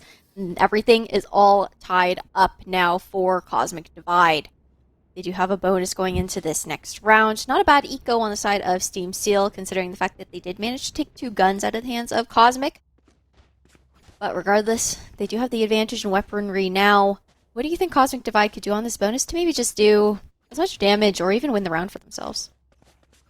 I honestly think they could try that push that Steam Seal had used against them, because it took Cosmic Divide pretty off guard that last time. But unfortunately, I think they lost too many players in that bonus for that to be a viable strategy. So instead of having Spectres where you can really just run and gun around the players with Vandals and Phantoms, which is a lot harder to track with, they kind of have to use Marshals and Sheriffs instead. But it seems like they still want to push anyway, and Jonah is only going to be able to find 1 before he's traded out there, and that's a free Vandal for this team. And with the Headhunter, they find Anderson playing far back into spawn and also claim the control of the spike. There's a lot of players headed around spawn right now, but TCAS has been isolated. Vic is able to find 1, and now it's a spray through the smoke, the sky smoke, as well as the molly, just trying to keep him at bay. They need to be careful of a push through cave or through spawn, but Vic is just waiting this one out. Has another guiding light available to possibly pop flash through the smoke and wait for some teammates to back him up. But Nerve also sniffed out this push through cave, and Sci-Fi is there to back him up, but it's trade after trade, and in the end of the day, Icy is the last player left standing. 30 seconds left. Last player Ice in his veins, a Marshal in hand, good for 1. That's Bones to fall. Now Vic last alive, gonna be able to secure that kill with 14 HP left in his name. And that's going to be first round on the board this half towards Steam Seal, but an expensive one. Tala, we talked about how much damage Cosmic Divide could potentially do towards Steam Seal on that buy-up of theirs, and that bonus did so much work. Yeah, that bonus destroyed the economy of Steam Seal. Vic, the only one able to conserve that rifle full shields. The rest of them, it's half shields. And it's just looking really good for Cosmic Divide to tie up the score again, especially since they now have an operator in their hands as well. And it's, unless you have a jet or a chamber, an operator is a very rare gun to see on any map these days. Ooh. A slower round to start here from Steam Seal. Interesting to see the Prowler and the Trailblazer going out at the same time. I guess it would force the Showers players to pick one of the pieces of utility to spray down first and then have to, you know, prioritize the other one second. But an interesting expense considering the fact that those abilities aren't rechargeable and were just used pretty early on in this particular round. Steam Seal, they've dropped a spike really deep in their spawn once again, but they're not afraid of losing it this time around because they're running a default. Ooh, Icy on top of the barrier orb finds that first pick and also gets healed to full. So it's literally just no expenses paid for Cosmic Divide in that trade out. And Bones now trying to push through Hookah, the paint shells to clear some things out, and the satchel onto the site, and the peek out from Icy. That is huge. Icy for the 3K and a flawless round for Cosmic Divide, and just like that, they tie it up easily. They want to take it to a map 3. They want to take it over to Ascent. They don't want to go out in a 2-0 fashion. Who can blame them? I mean, it is a cool little 5K prize pool here for the JackLinks Wild Side Rumble. And I believe I'm just going to take a quick look at how the prize pool is actually divvied up. So, first place, that's $2,500. Second place gets $1,250, and third and fourth place $625.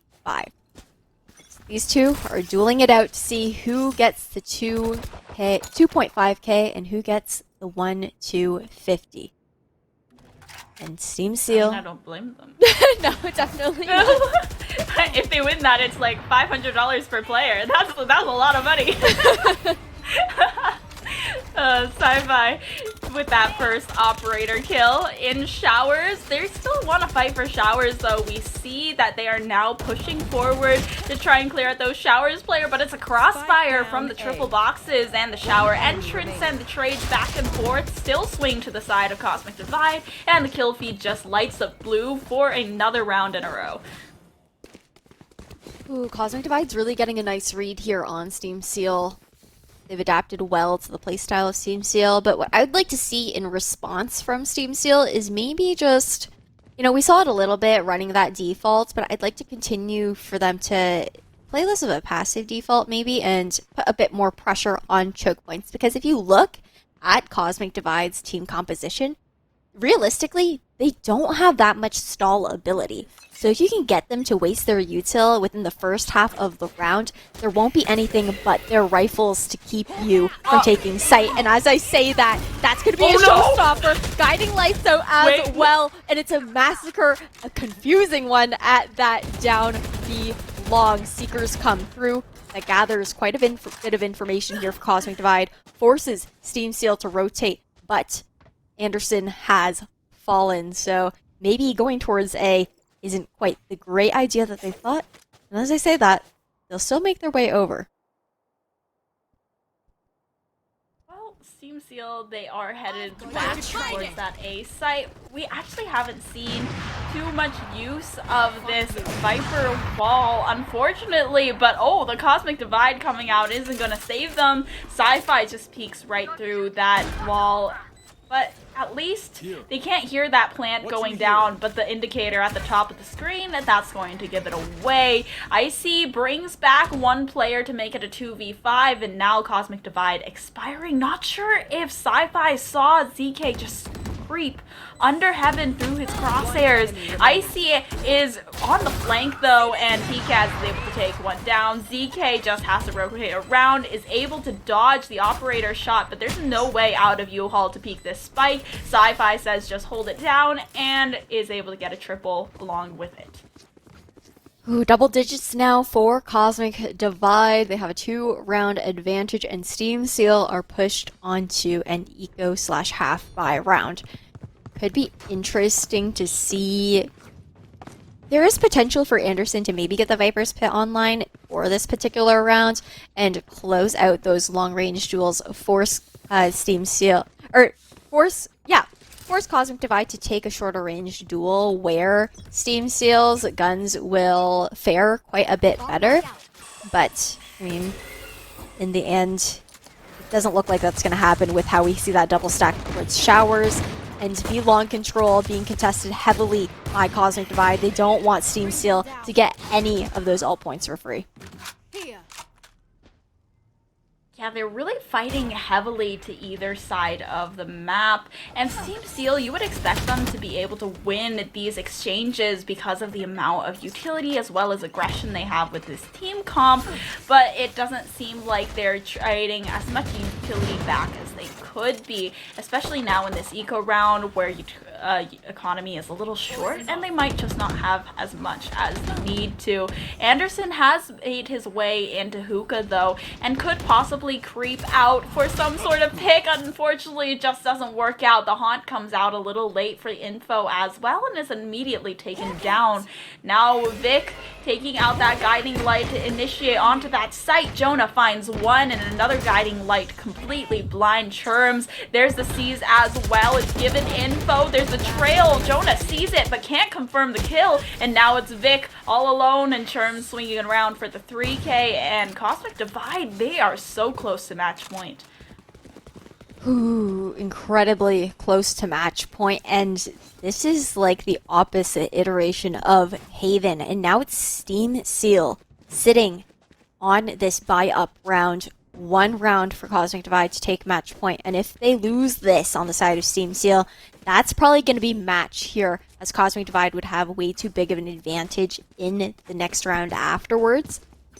But the players, Tala, are not the only ones that can win things today. You know, they've got these prize pools that they're fighting for, but as a reminder, JackLynx is also giving away a brand new PS5 and a month's supply of beef jerky. Be sure to enter this unbelievable giveaway at tgs.gg/JackLynx. And as I say that, all the ultimates are going to be thrown out from both teams. Orbital Strike, Nightfall. These teams are fighting here. It's do or die. That was a really nice orbital strike, but I like how Tseal has turned up the pace of these rounds. They've really started going fast and hard, and now just investing every single ultimate.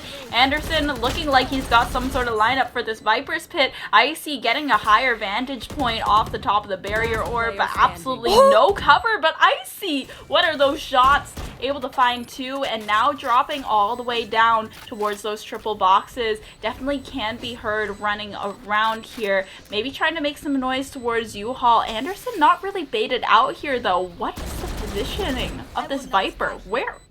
It's just in cubby.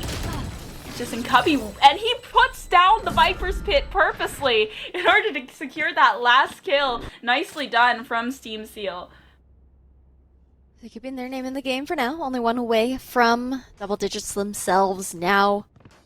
And a really nice round on the side of Tseal. Quite a few investments went in from both teams there. And it was actually really nice on the side of Tseal. They changed their pacing. You know, they were playing a bit more passively, a bit more slowly in those previous rounds, and just went for an incredibly explosive entry in the previous one to catch Cosmic Divide off guard and get that Viper's Pit down right off the bat. And now, I believe I just heard the Tool de False initiated in the hands of Sci-Fi and Anderson. Kind of in danger here. Would have to rotate towards spawn or else at risk of getting opt. This is definitely a very aggressive position for Cosmic Divide to be taking, and it's really stalled out any sort of headway that Tseal wanted to make towards that A site. Sorry, but now on B long, they have aggressed up B long. But the Guiding Light, that's going to take down Sci-Fi. What a shot from Anderson. What a swing. He's trying to find the next one. TCAS is going to be able to take him down, though. The paint shells and the satchels allow him a quick escape, as well as he pushes back into U-Haul to try and get more control over short. But the spike now has been dedicated towards A. They still want to push despite losing that first life there. And now they're capturing up this alt orb. It's one more alt point towards those Seekers that can possibly help them secure this round, but the Guiding Light on through. They've claimed truck position at least, but TCAS, he's just hiding in this corner uncontested. Now it's all left up to one. Bones goes through the teleporter and uses those satchels to try and get to a safer position. Icy is quick on the rotation, and he needs to know that there's someone there, but Icy decides to wait for the team before pushing on to the site for the retake. Oh, that Guiding Light's huge, but it doesn't matter because Nerve is going to be hunted by the bullets of Bones.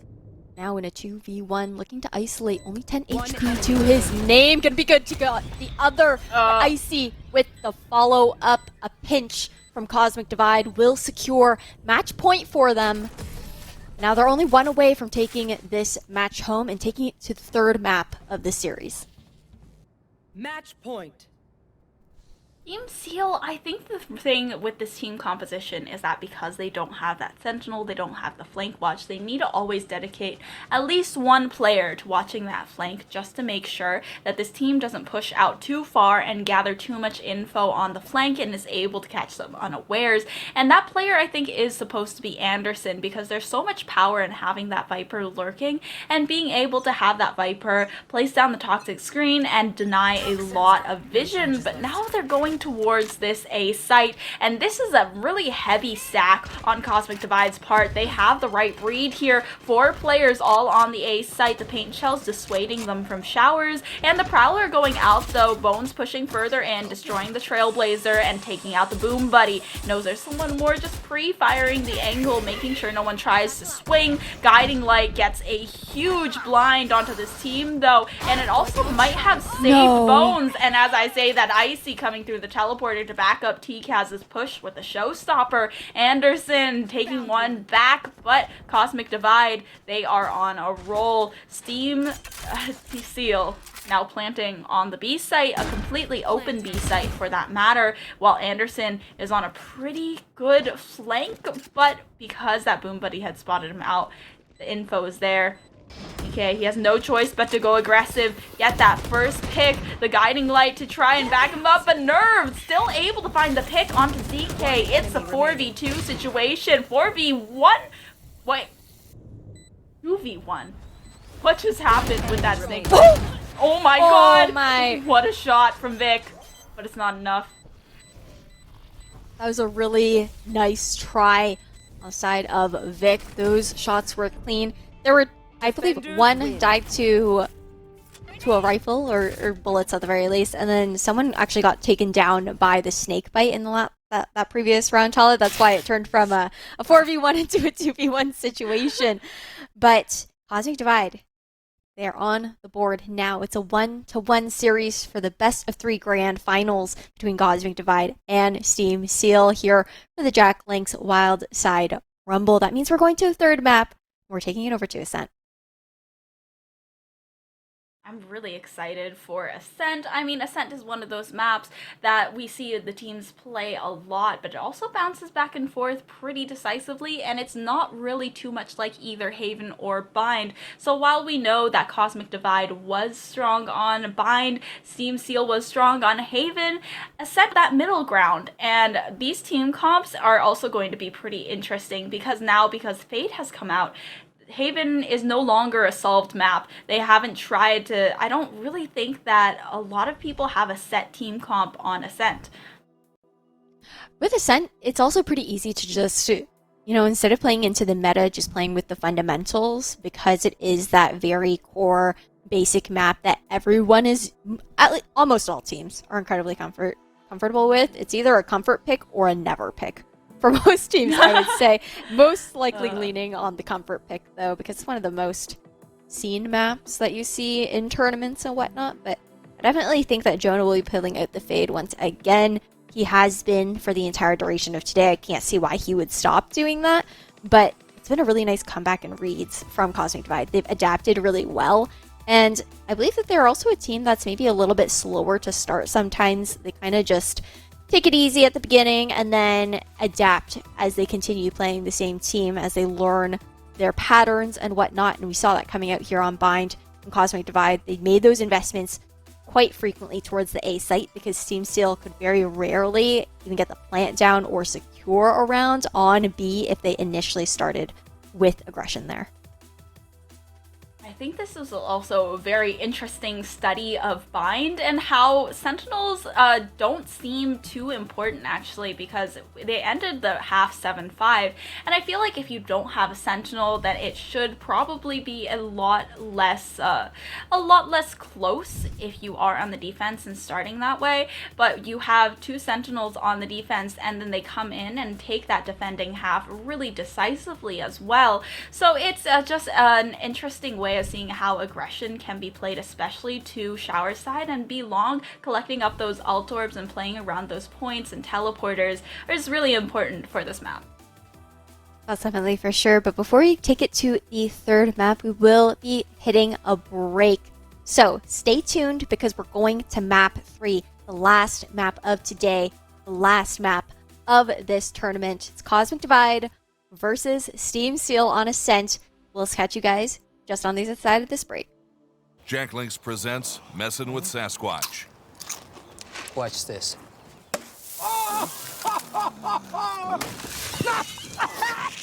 Don't mess with other snacks. Choose Jack Links Jerky made with 100% beef.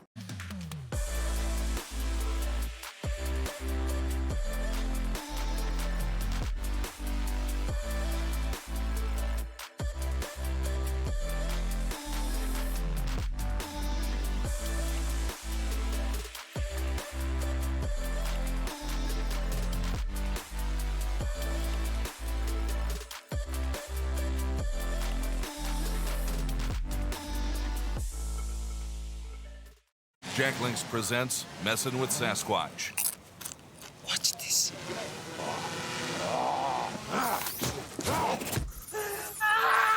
Don't mess with other snacks. Choose Jack Link's Jerky made with 100% beef.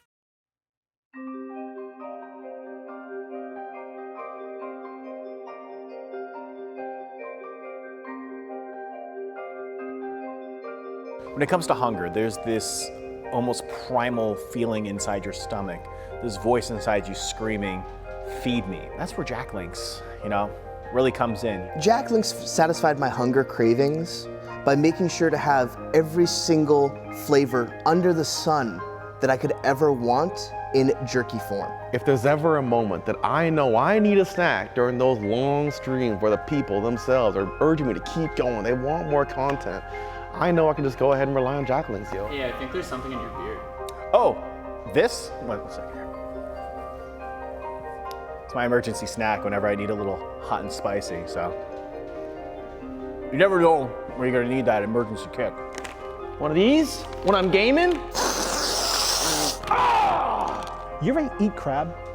Like eating crab, it's great, but it's also annoying because you do all this work to get that shell out and then you get the meat. Beef jerky from Jack Link's isn't like that. I could go out and make a whole dinner, broccoli, chicken, mashed potatoes, all of that, but I don't have the time. What I do have time for is Jack Link's every time, every time. So yeah, Jack Link saved my life.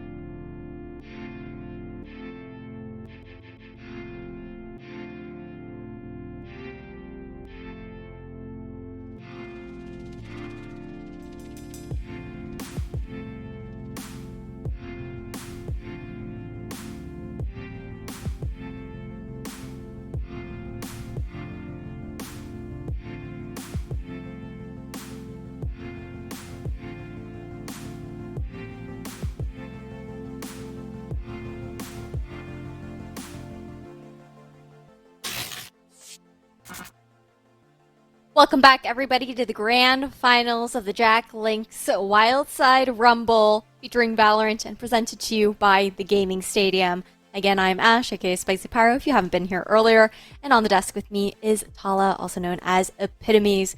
We have seen two heated matchups so far between Cosmic Divide and Steam Tseal. The first one being over on Haven, where Steam Tseal managed to take that one home. The second on Bind, where Cosmic Divide did it in return. So that means we're going to map 3 over on Ascent.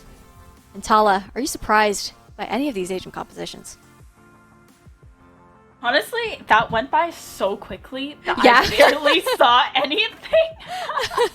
I'm going to be completely honest with you. I definitely saw a Jet there somewhere, though. So I'm just going to say I'm not surprised by the Jet.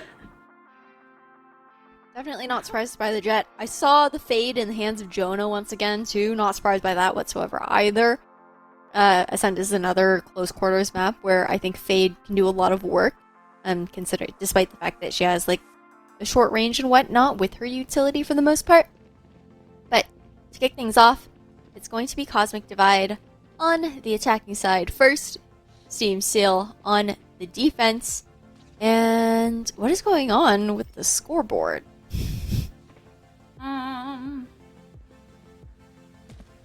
There we go.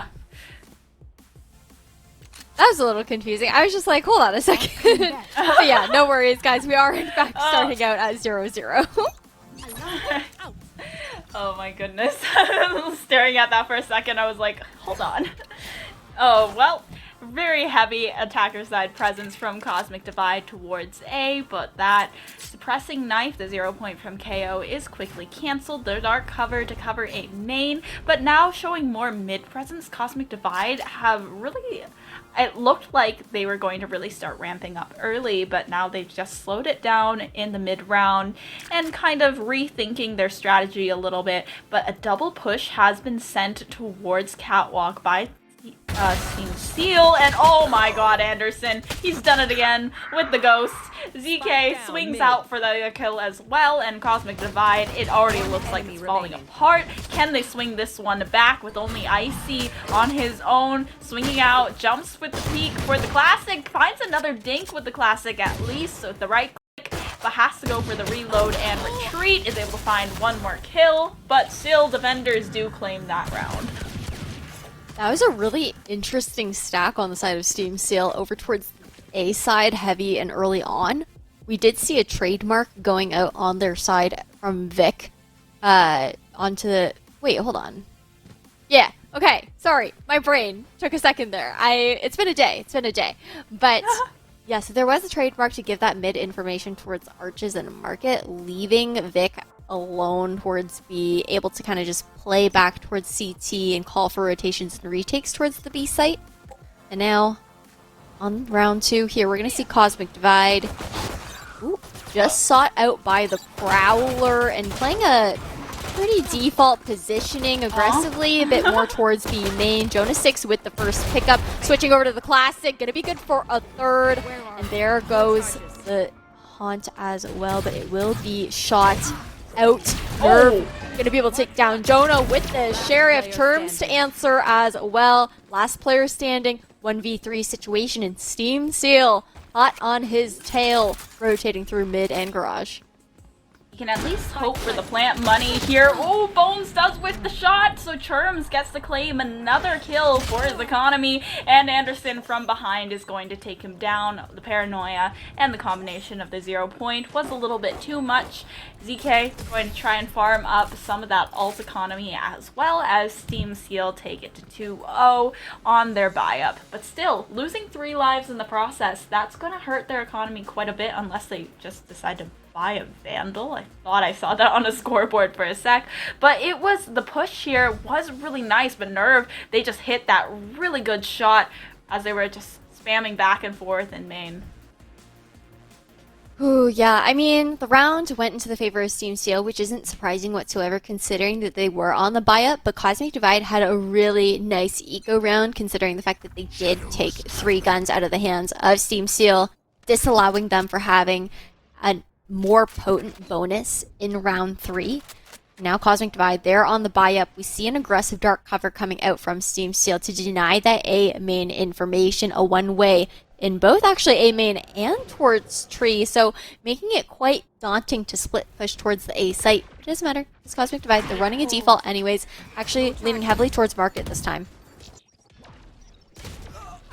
Ooh, nice peek from Icy to take down that chamber. So they've weakened up the B site quite a bit without the help of the trademarks. Sci-Fi also progressing through market. Cosmic Divide now pushing up quite far. It's the fade on site, but Bones is going to dash in to try and support, and Jonah gets 2 off of that and still has quite a bit of HP to spare. Peek has, though, having the Vandal is not enough. ZK only a Spectre and he's going to do it, but 2 HP. Knows exactly where he is, but a breath of air could have taken him down, and Nerve does it and clutches it out for Cosmic Divide. But what a round from Tseal. Yeah, that was a really impactful bonus round from Tseal, especially after we were just talking about the fact that their bonus wasn't going to be as potent as you would expect because they had lost so many guns in the previous round. So that's 4 rifles out of the hands of Cosmic Divide and money that they're going to have to invest into this round to be able to buy up and match the weaponry of Tseal.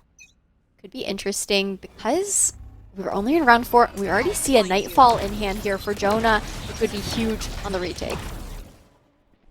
I could definitely see them trying to give up sight and back off so they have more lives for the retake, but this is quite aggressive. The Paranoia is going to whiff, though, and they have Anderson sitting inside the wine cellar, and it just wasn't enough. But the Null Command now trying to stall out this push, and it also disables the tailwind from Bones. So they have to rethink going any further towards this A site. And now the double push once again from Tseal being sent out towards Catwalk to try and control mid, and Bones staring it down from market. So even mid is going to be a tough call from Cosmic Divide. They are even on player numbers though, so if they can just wait out the suppression from the 0 point, they can try and re-hit the A site, especially since Bones has rotated so far out. But oh my gosh, the Nightfall from both sides being used. Neither of them can hear very well the C's to try and keep Sci-Fi from dashing all the way into the site. Sci-Fi takes down 3 in the round, and now Tseal, even though they use the Nightfall, they're left scrambling. But 2v3, this is still a winnable situation, and as I say that, Bones just peeks into Sci-Fi's crosshairs. It's Sci-Fi on the board for the ace, and Vic denies. Now a 1v2 situation. He has 20 bullets in the chamber and hits a shot onto Churms. What is that? It's left up to Icy. There are nano swarms on the bomb to delay a little further. Has to shoot at the turret, but is able to destroy it. Now only 6 bullets left in the chamber. Can he do it? Can this chamber win with only 2? Icy cannot. Oh, the ADS was kind of rough there, I'm not gonna lie, but that was a really nice play from Icy, stalling out time, but still Vic being able to turn that into a 1v1 and a 3v1 situation. In my opinion, it shouldn't have really happened in the first place. But Tseal, they're going to be on an eco round now. They have no ultimates online, but Vic is only 1 away from the Tool to Fall, so we're likely going to see Tseal maybe trying to aggress one half of the map to secure that ult orb, but we know that the B1 is usually the easier one to take for the defenders, and Cosmic Divide, they're waiting. They're not going to allow that to come out. We see that the Blade Storm has been popped. Definitely think that Vic isn't even trying to contest for an ult orb, but Sci-Fi, what a shot from Bones. And now Sci-Fi has a chance here to go further in, just dashing all the way over that boathouse, and is able to find 1 more on the site. Cosmic Divide, they've just cracked B wide open. Sci-Fi is looking for more, has the Blade Storm out, knows there's 1 market, fires 1 pot shot through. It doesn't quite hit the head of that last player. Anderson has to shoot out that Nano Swarm, and that allows Sci-Fi to grab that last kill. Really nicely done. A really nice flawless round there for Cosmic Divide. little bit expensive, but definitely worth it. So that's the lockdown and the Blade Storm out of their hands. TKaz one away from the null command, would be huge for a site take, as well as the denial of a retake from the defenders if they can manage to get the spike planted on the side of Cosmic Divide. So they're leading heavily towards A this time around. Actually, no split through tree. Just a 4-person rush through main. The Prowler to come through for that early information. Presence detected with the 0 point as well. That's going to cause Tseal to fall off of the aggressive A main angle. Playing for the anti-flash. Anderson still going to be good for one regardless. That's first blood on the board. First blood swinging the way of Tseal is exactly what they need here to try and tie up the score once again. Now, seems they've been completely stalled out. The pacing of this mid-round is just a snail's crawl. Dicey now going to try to make some headway into B, having that turret right by his side to be able to try and stall anything out. Nerve peeking all the way into A site, doesn't see anything, but Bones is holding strong under heaven, and the catwalk push is all but denied here. But now null command being activated on A. This is a huge distraction from Cosmic Divide. They're just trying to bait out the rotations, and B site, look at it, it's free, but they heard the shots. Vic tries to fire a shot, and Churms goes down. That is devastating, and he's trying to find another. Icy finds it. Nerve goes for the From the Shadows in order to get a quick rotation through, but now presence detected. They have to pick up the spike, and there is no time. All that Nerve can hope to do now is to save this rifle, but they're spamming him down through the walls, and Bones just takes him down. Flawless for Tseal after investing that null command as well, and the From the Shadows. Devastating round to lose. That's rough too, because the From the Shadows was invested and you couldn't even get out. There's no way the gun was going to be able to be saved in that situation. And if it was, Tseal probably, fumbled quite a bit because it would have led to some picks going through and whatnot. But flawless round to tie things up. We're equalized now between Tseal and Cosmic Divide. Again, it's a best of 3 series. Both teams 1-1, so the winner of this one takes home first place. I see trying to go for an early peek in B main actually gets quite a bit of damage onto Jonah.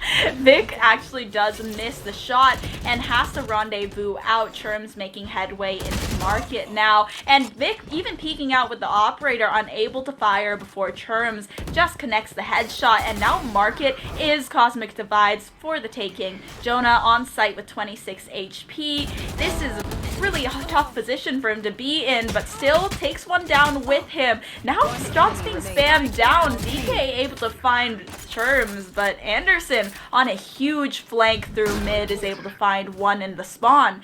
Now it's to him in a 1v2, and Spike has been ticking for a little bit of time.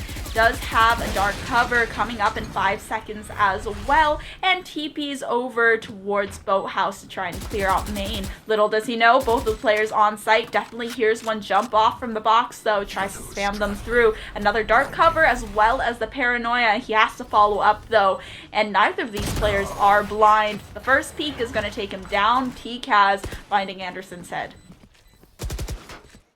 A really nice crossfire there from Cosmic Divide. Either way, it was sliced and diced. The 2 left on site would have been able to swing once Anderson had peeked, and it would have been all over. These teams are slowly trying to get into each other's heads, right? This is match 3, so they've been playing up against each other on 2 maps now. They're adapting to each other. They're learning each other's patterns and the tendencies that they lean towards for each individual player and how they play. On the side of Tseal, they do have quite a few ultimates online. Full to false being activated right off the bat. The one-way dark cover comes out once again towards A main. TKaz with the flash drive, trying to get a peek off, but Tseal, they're not biting. they at least let them take that ultimate orb for free, because Cosmic Divide, their ultimate economy was definitely suffering after that round with the null command as well as the From the Shadows. So at least having that Nightfall up is going to give a little bit of extra oomph to their pushes when they do decide that they want to commit. But right now they're trying to feel out this map. Mid is actually very, very hotly contested by both of these squads. They previously had that double watch in Catwalk, and now we have that Omen just sitting very close in Market, trying to figure out if there's anyone rotating through spawn, looking for sound cues as well to call the rotations. Still, we have a Jet on the other side of the map lurking though, so if a rotation is called, and it is, Bones taking down TKaz, this could be a very good flank from the top of Catwalk, but this push has now started. The Nightfall to initiate the Prowlers, finding that fade in Defender spawn, and he's forced to back off. Churm's now clearing out backside for the team. Nothing is found by Cosmic Divide on site. Nerve taking the gunfight with only a Paranoia, and Anderson winning that one out, and it's just a massacre for Cosmic Divide. Tseal taking that round flawlessly. That round was truly all in due to the space that was taken towards the mid on the side of Tseal. There was a nice timing that had come through with that push, getting one pick off, and Bones had no idea that Anderson had already snuck his way all the way towards tiles, and the pinch just came through. So that was massive information that Tseal was able to have, and a huge read and sandwich for them too on the retake. Like you said, Tala, we're all tied up now. And it's a half buy to come out on the side of Cosmic Divide. What do you think they could do to maybe take advantage of this eco as much as possible? On an eco, it's really the time to try things that you really wouldn't do on a normal round because you don't have as much to lose. And this time they're doing a very heavy B-side split, except mid has a lot of presence. And this is something that they've done before with the Cloudburst at the top of mid. But oh, Vic taking down Icy. They've lost the presence in B main, and that means it's unsafe for the spike to go. Sci-Fi is only able to find one before trading out, and now it's just up to Churms, and you really can't have that Killjoy dying because it's the only escort you have for your spike carrier, and Churms just falls to Anderson. Guardian shot's not ringing true. Ooh, now a 1-point lead here for Tseal, but it's been pretty back and forth so far. Cosmic Divide, no ultimates online for them quite yet, but investment could go towards TKaz and that null command. And especially considering the fact that, you know, on the side of Tseal, you have quite a few movement agents, that being the Jet, Omen, and Chamber. So that could stall out any potential of them repositioning on a site take and getting out scot-free, especially with this aggressive push, or angle, I should say, that Vic is holding at the moment. Will be caught out by the Prowler. Poke going off on both sides. Quite a bit of damage done here. And it looks like Cosmic Divide just might be committing to B. Oh. Wait, hold on. Anderson. Someone check Anderson's computer. He's got like way too many kills through the dark cover. It's not okay. This is why he's a phantom gamer. So he can just spray and pray. Spray, pray, no bullets traced. Cutting noise is the play of the day and the game for Cosmic Divide in this round. They're going to be re-hitting towards the B site. But with all that information gathered already towards A main, Tseal has a really nice read so far. Haunt does come through. Information has been gathered. A Prowler as well. And Cosmic Divide are just funneling onto the B site. And that's all over just like that. Flawless round once again here for Tseal, 6-4. I mean, Cosmic Divide, they seem to be falling apart a little bit now, and now on their eco, there's not much they can do, so Steam Seal, I wouldn't be surprised if they do end up with that 7-5 scoreline once again. Cosmic Divide calling this timeout, and honestly, I'm not a really big fan of this timeout timing because I don't like it when they're called before ecos because it's so hard to fully execute those strategies that you talk about when you're in those timeouts on eco rounds because you just can't contend as well as you could if it's a full buy. Ooh, that is for sure. And the timeout. You know what? Not a bad timeout. I would have maybe liked to see the timeout come out maybe a round earlier on the side of Cosmic Divide, but better late than never. They do have 2 rounds left in this half to equalize this half of the matchup, but at the same time, we will be swapping sides, and everyone will get a clean slate to kick things off.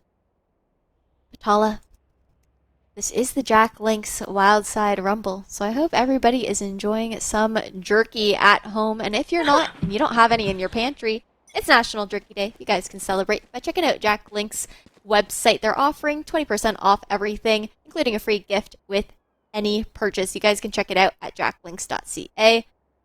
As we are about to get this round started, it's another eco here for Cosmic Divide.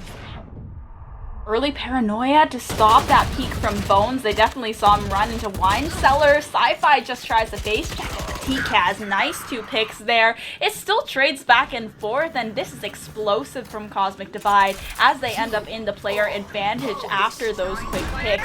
Activating the Null command, the Nightfall is going to try and equalize, make up for that player disadvantage. Jonah, though, has been marked by the by that Nightfall, and it's just a stall out now. The trails faded from that Nightfall. So now they need to re-peek and figure out, re-clear where these players are. The C's spotted out the KO, the Haunts on both sides, and Churms is going to spam down Vic after being pinged. Churms another one for the 3K, and just that round, thrifty, but it was all TCAS and Churms. That was a really nice thrifty coming out from Cosmic Divide, and really similar to what we actually saw over on Bind in the last map, Tala. I mean, Cosmic Divide, they like to play a little bit more slowly in the early round, gather that information, you know, not necessarily blitz onto site. And that's the same thing that we saw over on Bind previously, and then they adjusted, and on those eco rounds, they came out with this explosiveness that took Steam Seal off guard. Now, with more rifles in their hand, that's going to be an immediate Nightfall to come through. Aggression from Sci-Fi here, following up the Prowler. Jonah with the Odin looking to do massive damage, but it doesn't matter because they're surrounded on the B site. Cosmic Divide. B is the play. They've got the spike initiated, and it's a retake game now for Steel Team. Or Steam Seal. Yeah, it's a little, that name is a little tough, but 2v5 situation, the knife's still available, but looking at the health bars, I'm pretty sure Sci-Fi is like 2 HP. Anderson takes that swing, takes the risk, and now it's a dark cover to cover up that box. DK, though, just spammed down with the Odin, and Churms finding that last kill, but for the first time, they are tied. It's a clean slate as they switch over the sides. Ooh. It's like starting at 0-0. It's like a completely clean slate. It's a pistol round all over again, and nobody has the advantage so far.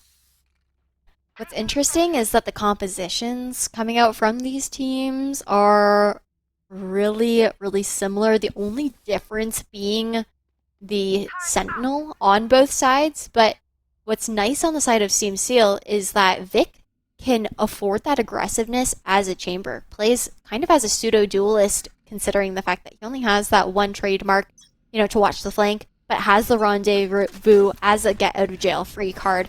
So we could potentially see more explosiveness coming out from Steam Seal here, but Cosmic Divide, with their Sentinel, the Killjoy, can just completely melt players and stall out sides as well. especially on this pistol round, but the gamble has been made by Icy, and it's not the correct one, so Killjoy utility not on the right site. They don't have control of Catwalk either. Anderson, you can't keep doing this, man! 2 kills with the Ghost as he creeps up Catwalk, and now it's a triple flank. 2 through Catwalk, 1 through A, and Icy is able to take 1 down and trying to equalize. Anderson, though, keeps going for a third, and now has to fight with Nerve. The paranoia coming out. Jonah's able to find him. He gets the dink onto Anderson, but Bones is going to equalize, and Tseal, they take the pistol. 7-6, and potentially a 2-point lead coming up for Tseal because they will have the buy up. Anderson, with all the frags that he managed to secure, will actually be able to afford a Phantom if desired, but instead elects to go with the Spectre. And, ooh, I mean, we're seeing 2 shorties coming out on the side of Cosmic Divide. The question is if Tseal is actually going to walk into them. You can't give them away too early.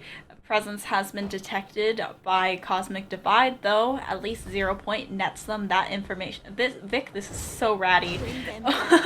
Hiding behind that trademark to watch a main, but no pushes from Cosmic Divide just yet. They also have left mid completely open. Both sides are not really looking too far into it, but now Anderson potentially wanting to walk up market? No.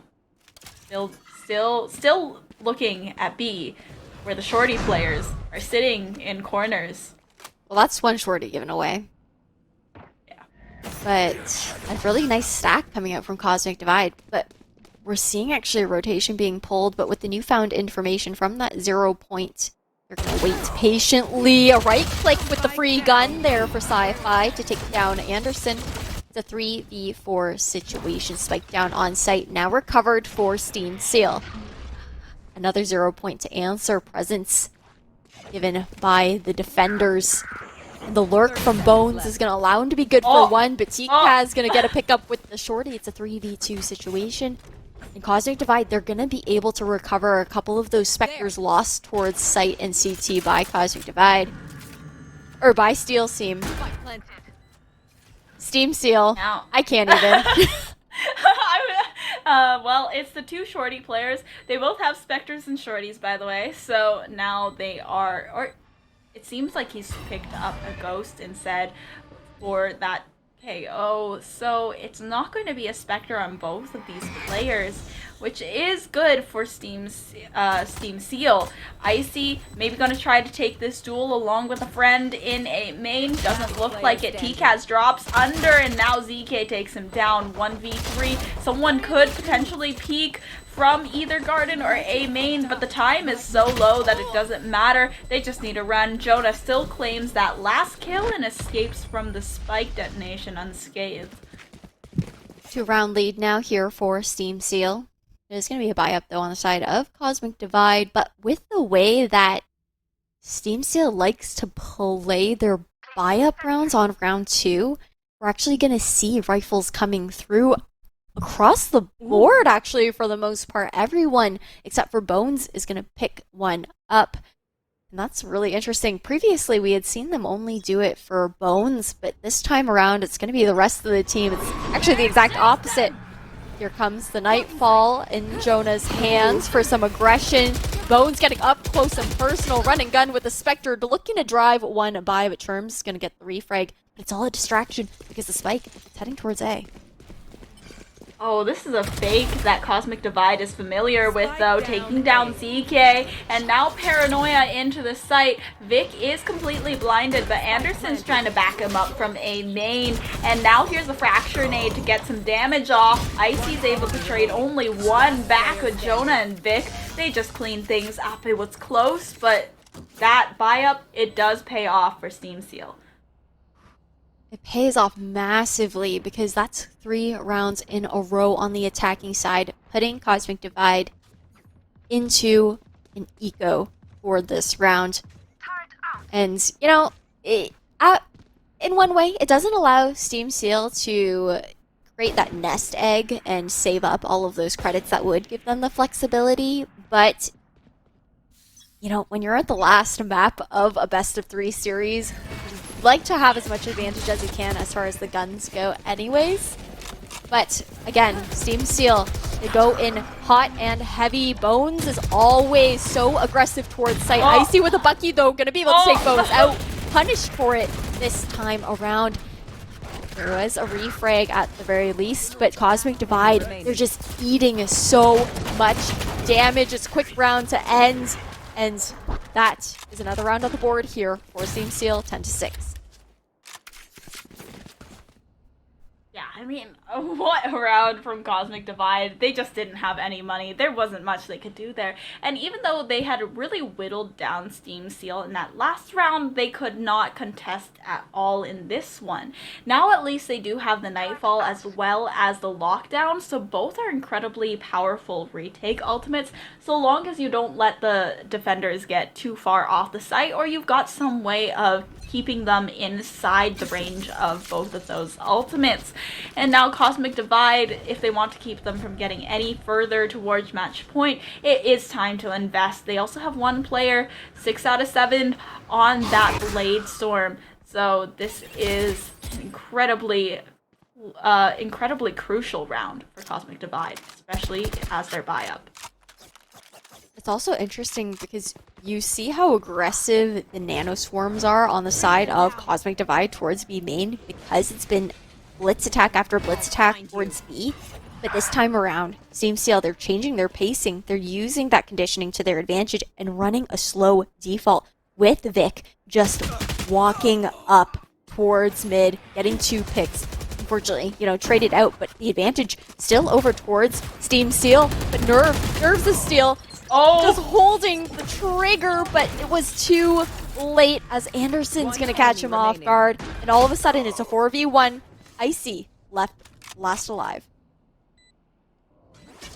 Icy, I don't know. It's a 1v3 situation. It's always tough to decide whether you want to invest that ultimate, but I think this is just such a crucial round. They're still stuck on 6. They haven't won a single round on defense, but look at Jonah. Oh no, Jonah.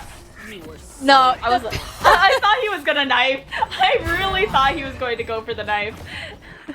No. They have respect for each other, these two teams. The knife wasn't gonna come through. Plus, on top of that, I mean, Tseal, they have lost quite a few rifles within every round or so. I believe one of their players is just about maxed out, but they still want to maintain as many guns as possible, not try and throw their economy away.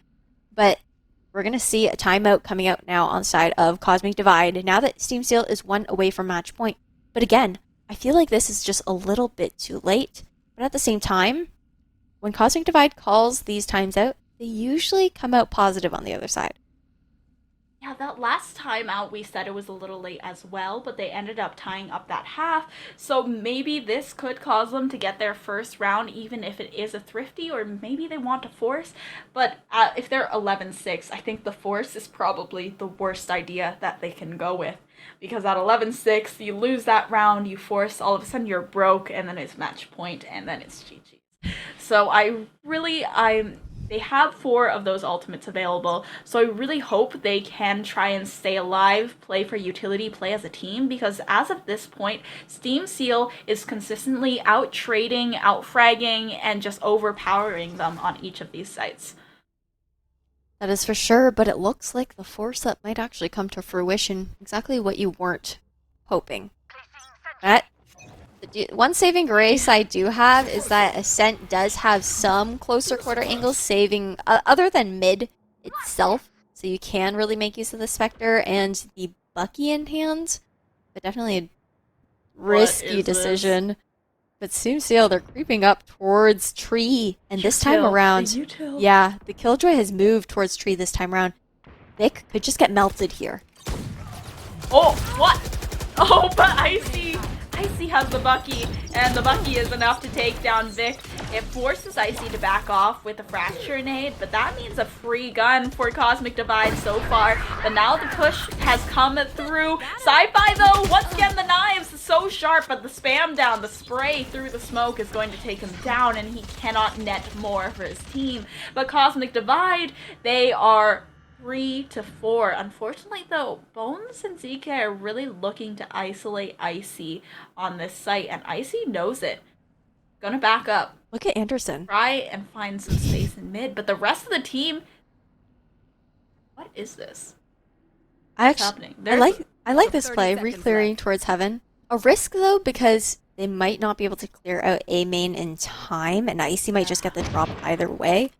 The tree play was really nice because it did allow Icy to just get that pick off and get that gun.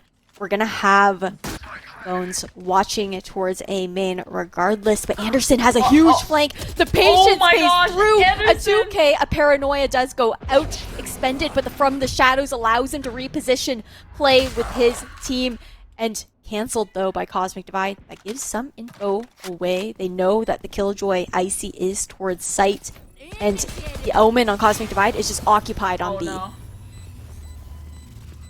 Now they take out that lockdown and does force them pretty far off the site. Oh, not anymore. Bones takes down one. The swing out from Garden, and it's a 1v2 situation. Even though Nerve does take down Anderson, he is far too far away to get anything out of a retake now, so he's just forced to save. That spike going out in, a fiery blaze.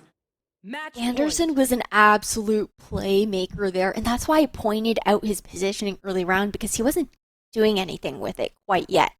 He played patiently. He played that positioning, managed to take 2 off, and then just stall out so much time, keeping Cosmic Divide from retaking the A site as a team. And, I mean, a 2.0 KDA right now, 26 and 13 on an Omen is huge. I know, and now Cosmic Divide, they also don't have as many ultimates to work with either, but Tseal, they have so many. Oh my gosh, the Blade Storm is expended, but at least there's someone to save Bones. ZK takes down Sci-Fi, and now there is an operator in the hands of Tseal. This is all falling apart like wet bread. Bones does miss a shot though. If these two can swing out together, isolate these 1v1s, this might be it, but Nick, he comes through market, and now it's all left up to TCAS. He finds one, finds another. Bones cannot hit the shot with the operator, and it's made into a 1v2. He has a fracture nade to try and clear out backside. Oh my god, what was that flash? TCAS, no! Not like this. Tseal, they kill him and take match point. And the series point. Team Tseal take it 2-1.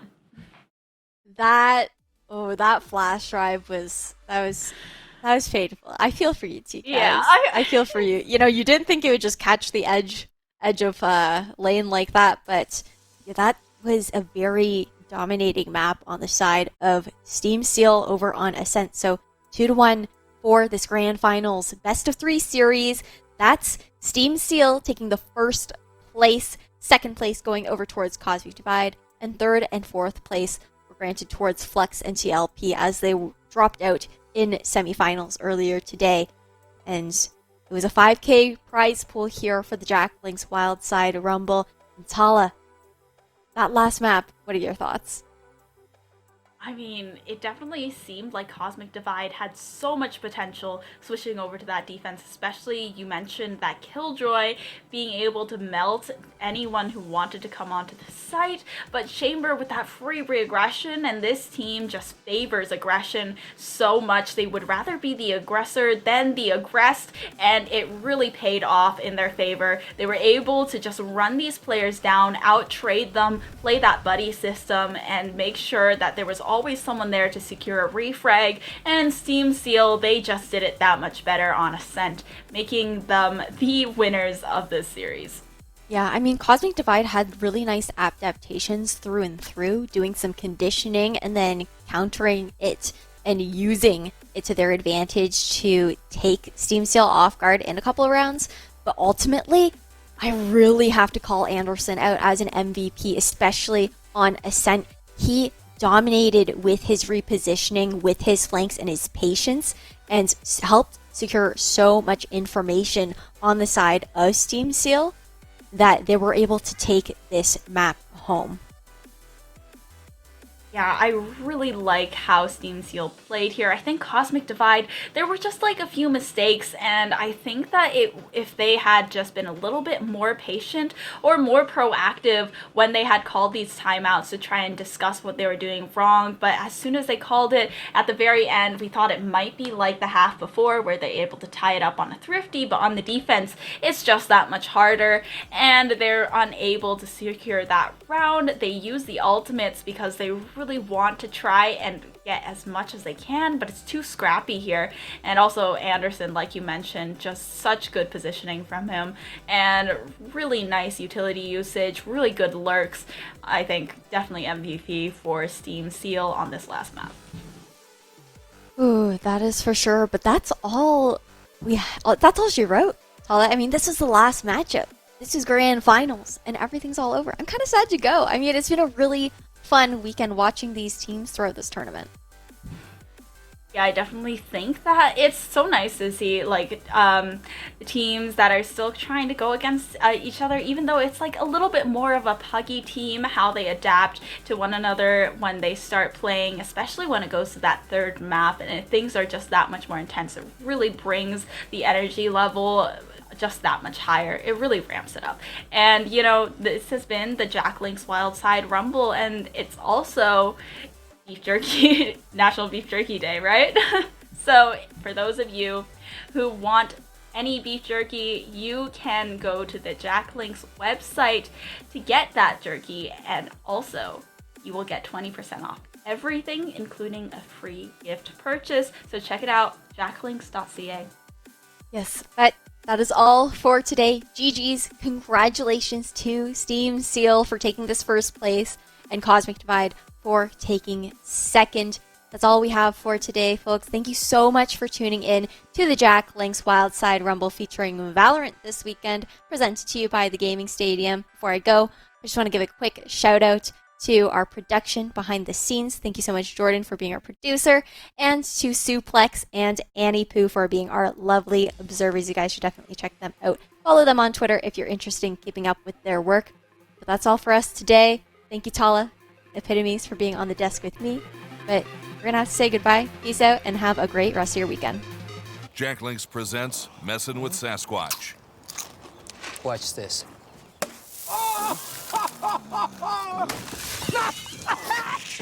Don't mess with other snacks. Choose Jack Link's jerky made with 100% beef.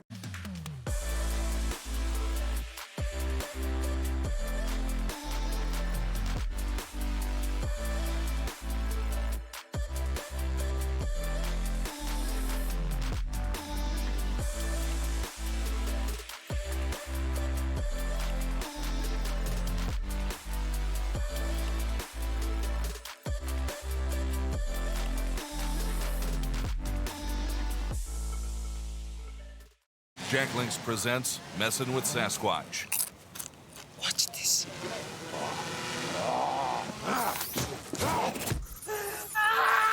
Don't mess with other snacks. Choose Jack Link's jerky made with 100% beef.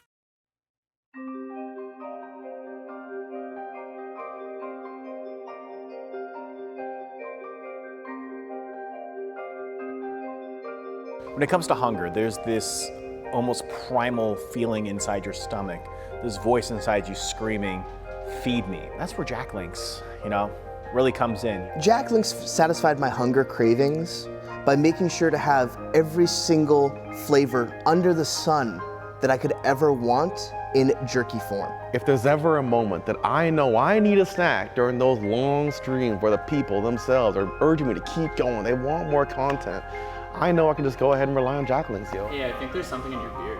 Oh, this? One second here. It's my emergency snack whenever I need a little hot and spicy, so. You never know when you're gonna need that emergency kick. One of these? When I'm gaming? You ever eat crab? Like eating crab, it's great, but it's also annoying because you do all this work to get that shell out and then you get the meat. Beef jerky from Jack Links isn't like that. I could go out and make a whole dinner, broccoli, chicken, mashed potatoes, all of that, but I don't have the time. What I do have time for is Jack Links every time, every time. So yeah, Jack Links saved my life.